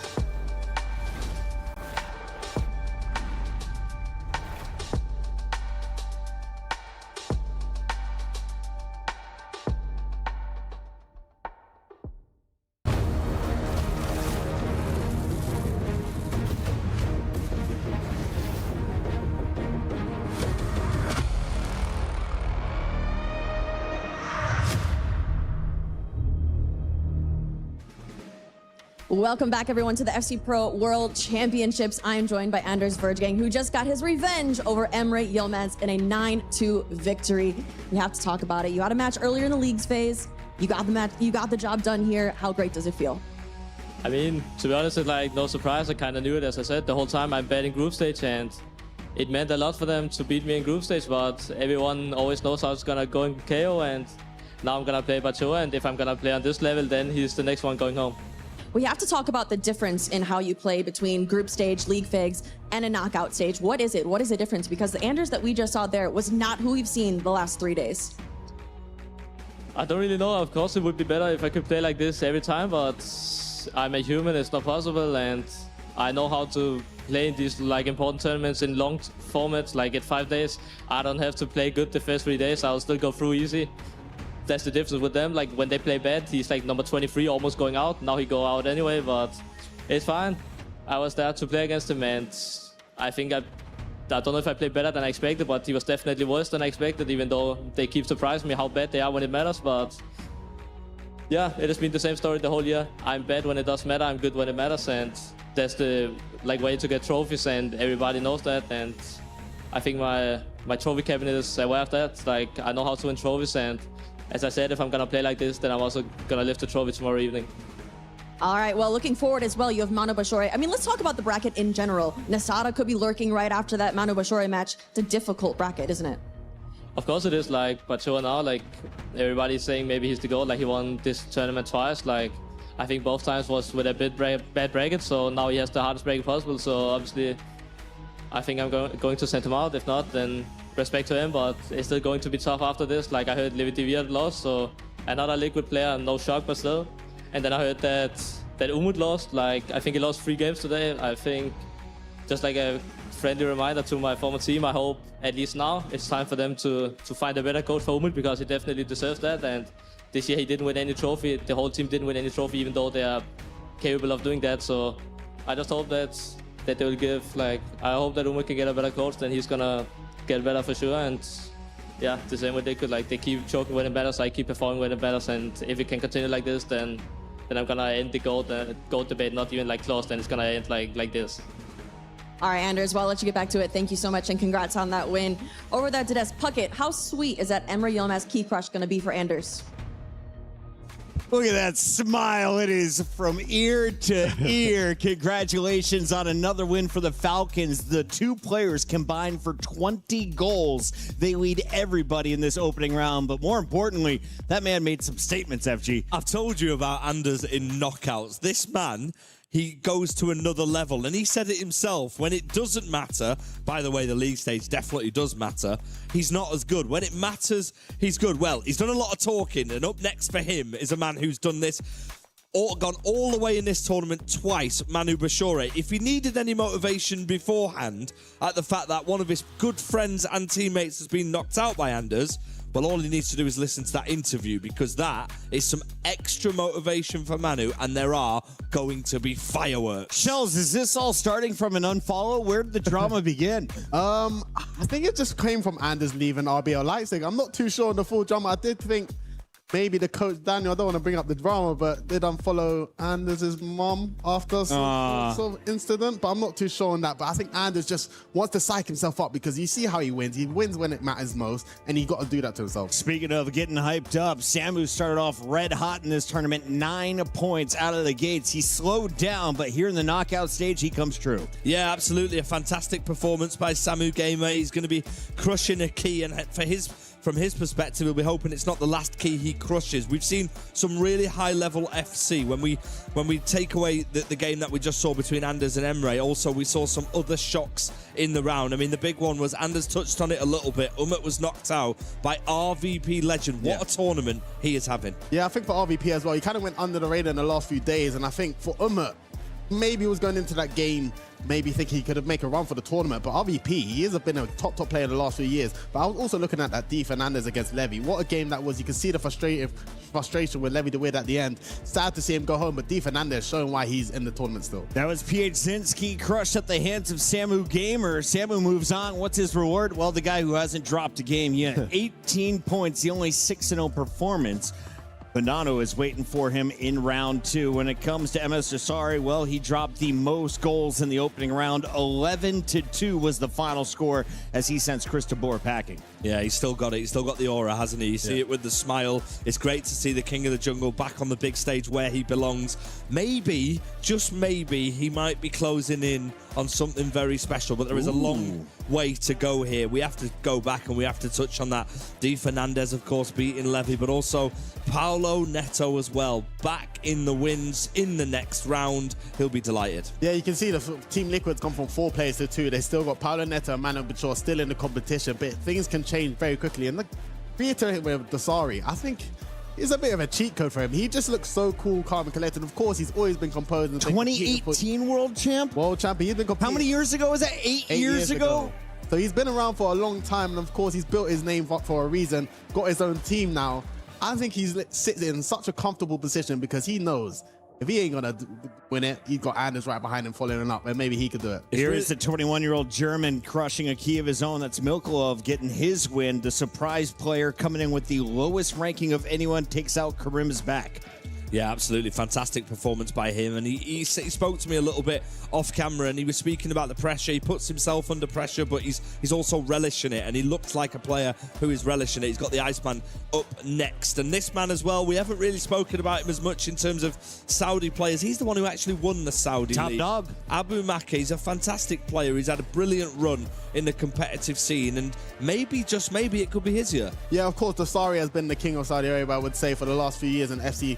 But Abu Maka, for the last 2 or 3, it has been his game. But we could potentially see them face off later on in the competition. We'll be excited to see, but he still has one more round before that. But yeah, there's so much talent in display. Representing Al Qadsiya, Abu Maka able to get a 5-2 victory. Now will be playing against Hezers. I know one of your favorite players left in this tournament. It will not be an easy round as 2 of them are top scorers. Yeah, absolutely. Both love the goals. I mean, the great thing about this game and this game title is we are guaranteed entertainment. We're going to get that in that game with Hezers. There's just so much quality on show here in Paris for the EWC, and it's exactly how I think if anyone had mapped out the World Championships being, it'd be like this position. We're still missing some huge names from this. Remember, we've lost a few huge names already, Shells, but the quality here, the standard that we're seeing is right at the top. I mean, even with that Emre and Anders game, there was a moment where Emre, I think, took a long shot. It wasn't going to go in. Right. And the crowd done the little, I'm not going to lie, if that was me, I would have been fuming. So I think with Anders with the crowd behind him, it's going to be so hard for anyone to knock him down. But He's right behind you as you're speaking about him, actually. There's a liquid snare drum out there somewhere. It hasn't been beaten very loud, but I expect it to get louder as the day goes on. For now, enough yapping at the desk. Let's get into the next round of action. Thank you very much. Yeah, let's get right into it. The round of 16 awaits, and we are straight underway. Matthias Bonanno taking on Samu Gamer. Joined alongside Gravison here. Grav, first question I got to ask you, how nice would it have been to see Emre Yilmaz, Levi David, if you're in that top 8, all get eliminated in the first set of matches? Makes your journey maybe a little bit easier to see some of the big seeded players go out. To be fair, the league stage, it's a huge part of getting an easier bracket. Sometimes we don't talk about that enough. We think, because I completely disagree with what Andrew was saying, that the 3 days before this one, they don't count. They do count. Absolutely. It is a great way of knowing if your team is working, if your tactics are working, and Could they you did work argue for them. that Anders has to play more 50-50 games in the grand scheme of things now than he would if he finished top? Because he'd be going into those games as a 70-30, 80-20 favourite. I don't think it matters for him, because when he don't care. He don't care, but it's the same as watching Lionel Messi playing football. Like, you shouldn't be looking for Messi if you're trying to know how to play football, because he's a different beast. Well, the guys at the desk talk you through some of those matches taking place. We've got Matthias Bonanno against Samu Gamer. First time seeing Bonanno after he topped the table, 6 wins from 6. Abu Makar is in action. He will take on Jesus. That's 9th versus 8th in the table. Abu Makar was 12 goals away from Jesus. And they match up now in the round of 16. Levi Finn plays MS Dasari. You might be able to hear in the background the Team Falcons fans getting behind not only their favourite player, but the chairman of the entire organisation as well. And finally, the Iceman, the 2022 runner-up, Nicholas 99FC, is underway against Milka Love. And Samu Gamer will love that start. It was a brilliant start. I thought he was going to go for the low driven with the left foot, but he went for the ball roll finesse to make it 1-0. And so far, we haven't seen Samu Gamer suffer on the defense, so I'm curious to see how Bonanno will approach this game. Because, of course, Bonanno didn't drop a single point in the regular format, but the league stage, don't know. I just think Samu Gamer so far has been unstoppable. I do think he's, even though it doesn't make sense, I do favor him. I've got to say, Samu Gamer, 3 wins for his opening 3, then lost 3 in a row. Lost to Abu Makar, lost to Manu Bichore, lost to Luke Divide. You're then looking ahead, you're thinking he's coming in with no momentum, he's coming in with no confidence. What happens? He goes and beats PHZ 6-1. I just feel like the way he plays, and the way, not only the way he plays, the way he defends really works out well against South Americans. I'm thinking Matthias Bonanno, PHC, Nicolas.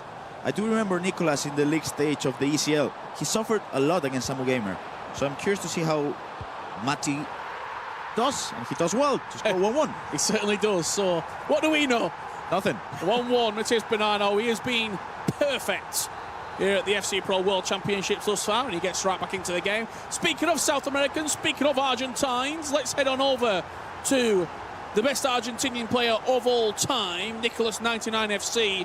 He's in action, taking on the underdog Milka Love. Over 100 places different in the SC Pro World rankings. Let's jump in there, because there has been an early goal in that game. Make it 2.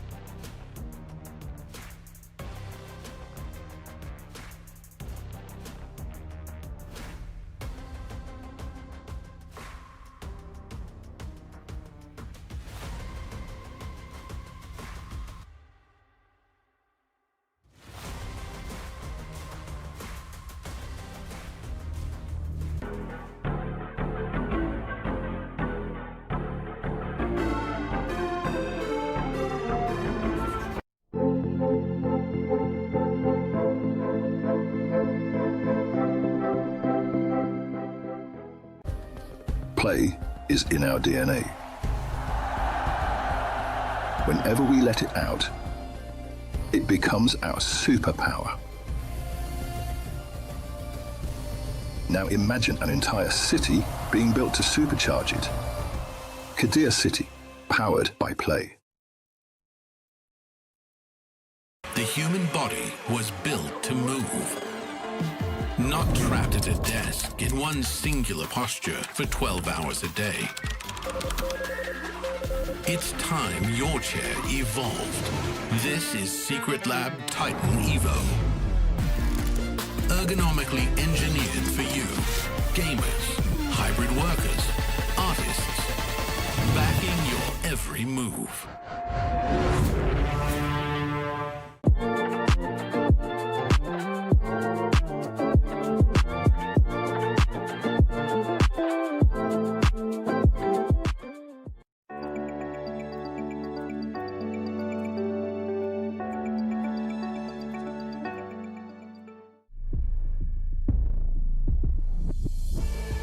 Somos do grupo Superfãs, estamos na EWC 2026 e vamos fazer um desafio de dar caneta. Vem com a gente!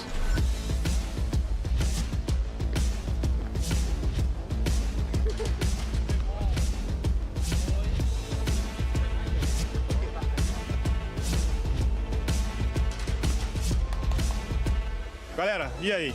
Quem será que ganhou essa competição de canetinha? Foi o Bruxo?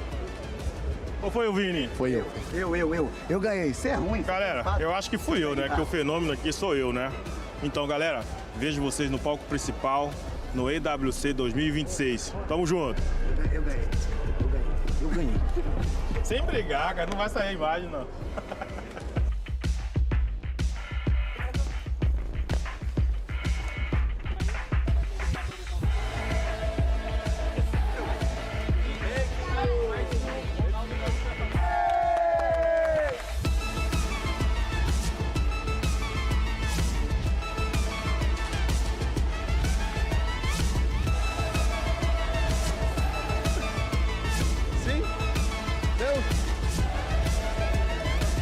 Tinta na palatina, tema decisão de público.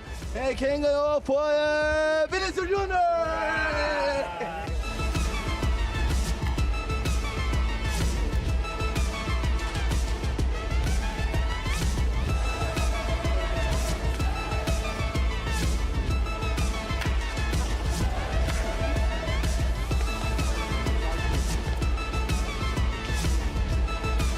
Galera, nos encontra aqui na EWC 26, estamos te esperando. Vamos lá. De novo.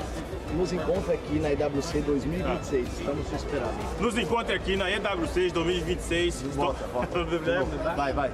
Nos encontra aqui na EWC 2026, estamos te esperando. Venha.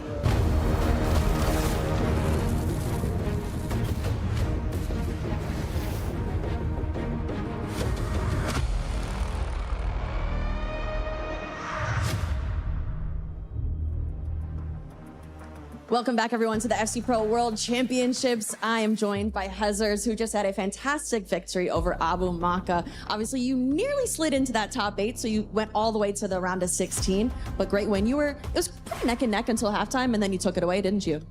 Yeah, it was like close until halfway. After I start to play better, and also I scored all my shots while I was not doing it in the first half. And so I think it was a deserved win. Looking forward, though, Mattias Bonanno is going to be your next opponent. And I don't know if everyone knows, but he is now Italian, competing for Italy. So it's Italy versus Italy. At first, I was like, Hezers, he's the last Italian, but Mattias Bonanno is also Italian. So that's going to be a big matchup because it means a lot, doesn't it? I mean, we are going to play for everything tomorrow. You can win the World Cup, you are going to qualify for Pro Open, you are playing for the Nations Cup, everything. So it will be tense, and I hope that I can win. How do you beat a player like Mattias Bonanno, who's gone unbeaten in this competition so far? I mean, we are a lot different. He prefers to defend, I prefer to attack. So usually in Italy we say that the best attack is to defense. I hope to prove them wrong. Now tomorrow, obviously, we're over on the big stage, the lights, the cameras. It's going to be a very, very big event. Is that daunting at all to you? Does that make you nervous? Or are you just ready to play? I mean, from when I start to watch esports, it was always about Sunday Champ. So tomorrow is Sunday Champ. I'm going to enjoy it. All right, well, either way, that matchup, Mati versus Hezer, is going to be a very, very good one tomorrow. You do not want to miss it. But guys, over at the desk, it's going to be Italy versus Italy. What are we thinking? I think Italy's guaranteed top 4 in this tournament. Congratulations to Hezers. The smile remains on his face 4 days into the competition. He's into our top 8. Were there any doubts coming into the week? Nah, and I think from his last few goals, you can just see the composure and the way how he's playing. He's playing at a controlled level, and that's the type of level you want to see Hezers playing at. And if he is playing with the right possession, the right play style, he can put his hands on the trophy, but it shows how much he's increased over the years. I think Grav said it perfectly on commentary. He said, like, this is parts of Hezer's game when he was keeping possession, which led to a goal that in previous FC titles you might necessarily not have seen from him. He just let it rip in the past. His game management's improved so much. He's really good at keeping leads. He's good at building on leads. He seems to be really confident, and it's great to see him up there. He just loves to. It's just great for the esport. He loves the game, and he loves just being here. It's amazing. He wasn't the only one to walk away with a win. Shells, we also saw the Doctor and crew walking away with another W. We interviewed him earlier, talked about all of the competitors in the event. Thoughts on their performances, because we have an appearance again in the top 8 now. Yeah, of course, Levy Finn was taking on Desari. I thought that was a tough game, but Levy Finn, he's so composed on the ball. If you saw around the box, it's just like he's walking, waiting for Desari to make the wrong mistake. And he is still representing RBL Leipzig, but listen, Levy Finn has only lost 1 game in this tournament. He is playing at an incredible level. And that was such a narrow game. Just 1 goal separated the 2 players. Emas Desari, the king of the jungle, eliminated as Levy Finn moves forward. Of course, you saw Nicholas making a lot of noise on the stage. And FG, I know you weren't a big fan of all the words that were used. Yeah, I'm just a massive fan of what Milkalov's done. I spoke to him a little bit off camera. He wasn't really sure the reason for it. He didn't know what was going on. But, I do like to see that from Nicholas, that competitive side. We see it a lot from Anders as well. And this is how much it means to our players. The prize pool here is massive. It's a chance to become the best in the world, undisputed best in the world, which somebody is going to be doing on Championship Sunday. Nicholas right now is going to be crushing Milkalov's key. So, yeah, I wasn't a massive advocate of it, of course, but it happens. It's a high emotion game. The most important thing was there was a handshake. We know he's in the next round. Congratulations to Milkalov as well on a fantastic tournament. And of course, the key crushing continued as Uma's key was removed from the competition. The legend back in action is RVP. Yeah, RVP, he's always been known for scoring goals. And on FC, we see how much goals are going in. So for Uma, it was a tough defeat. I expected it to be a lot more closer than it was, but RVP showing his dominance and is still keeping himself in the competition.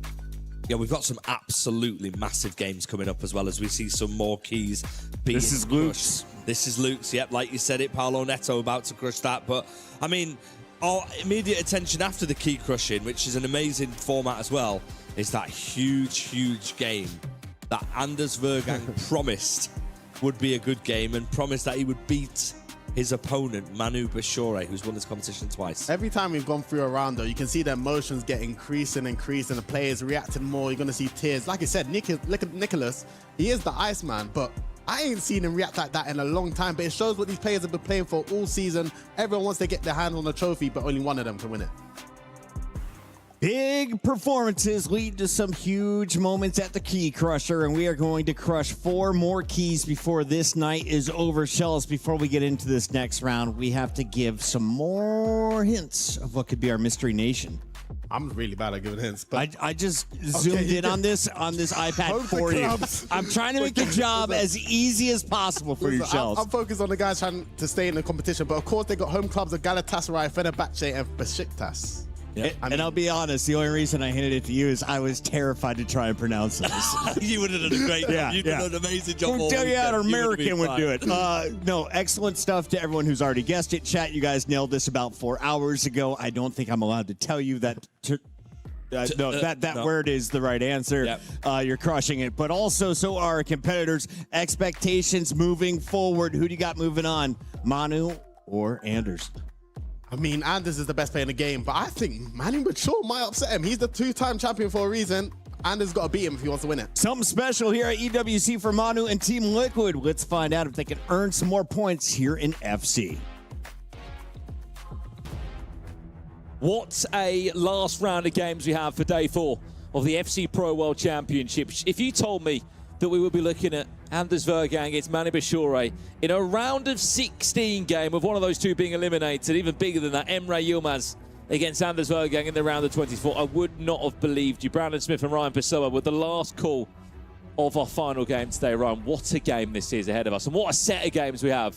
Ridiculous. Even touch on some of the other ones. You can see the man on your screen there. Paulo Neto up against Alejan, who has been ridiculous this tournament so far. You've got Guga Perez up against RVP legend. Nasada up against Steve Fernandez. But this one, two world champions up against each other in the round of 16. The 2025 FC Pro World Champion against the 2024 FC Pro World Champion, Anders Vergang, Manu Bashore. It is so hard to call this one, of course.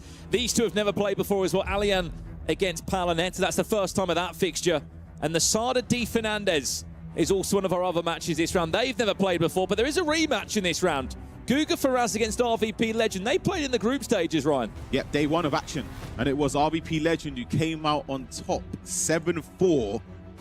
Could there be a repeat of that? I'm sure RVP Legend wouldn't mind. How about this one for a game? And the world #1 against the defending FC Pro Champion. We've got games on the way already. Let's jump into the games if we can. Let's kick off with Guga Ferraz against RVP Legend, if that is possible. 3 minutes already into that game. And these are all the games in front of our eyes. Alejan Paulo Neto, as Paulo Neto looks to have his first shot of the game. That one tips the tip around the post. I mean, there is a world if Alejan Line wins his game and Dembele can't find a way through that. So if Alejan can win his side of the bracket, Ryan, and Anders can go through there, they can match up again in the semi-finals. I would absolutely love that to happen, just to see Anders again. But of course, I can't pick a winner between who I think will come out on top between Manu and Anders Vergang. It's very difficult to call. There's a bit of grit in that game as well. Past matchups, refusals of handshakes. There's a lot of grit in that game. We haven't kicked off yet, but I believe we are loading into it as we speak right now. Alejan Line on the overlap there with Sam of the idea. Mark Pubil there, just in the way at the right time. Of course, 0-0 so far between Guga Ferraz also, but we are loading into it now. Let's jump into it. After this attack comes in from Paulo Neto. Jude Bellingham to get him off the mark. Lovely ball rolls, even better finish. 7.5 minutes in, Paulo Neto leads for Team Liquid. They've been losing players here, there and everywhere in the last round. They need to go for a run now with those all-important club championship points. But let's jump to the game now. The feature game of this round. This is a big one. One of these two will be eliminated from the competition, and one will book a spot in Championship Sunday.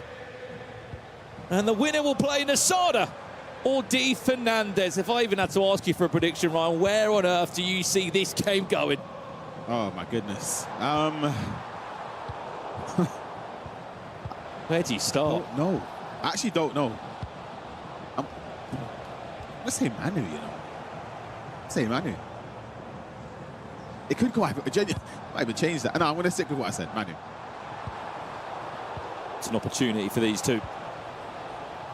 I mean, you could argue on paper they've been playing potentially their toughest games of the competition before the final days even got there. Here's Salma Duello there, just dispossessed off Araujo. Even the discussion about who the GOAT is in the scene. You've got Anders Vergang, who's pretty much won everything there is to win. We've got Manu, who's a two-time champion. So that there's discussion this side, who's better. Yeah, this will decide quite a lot.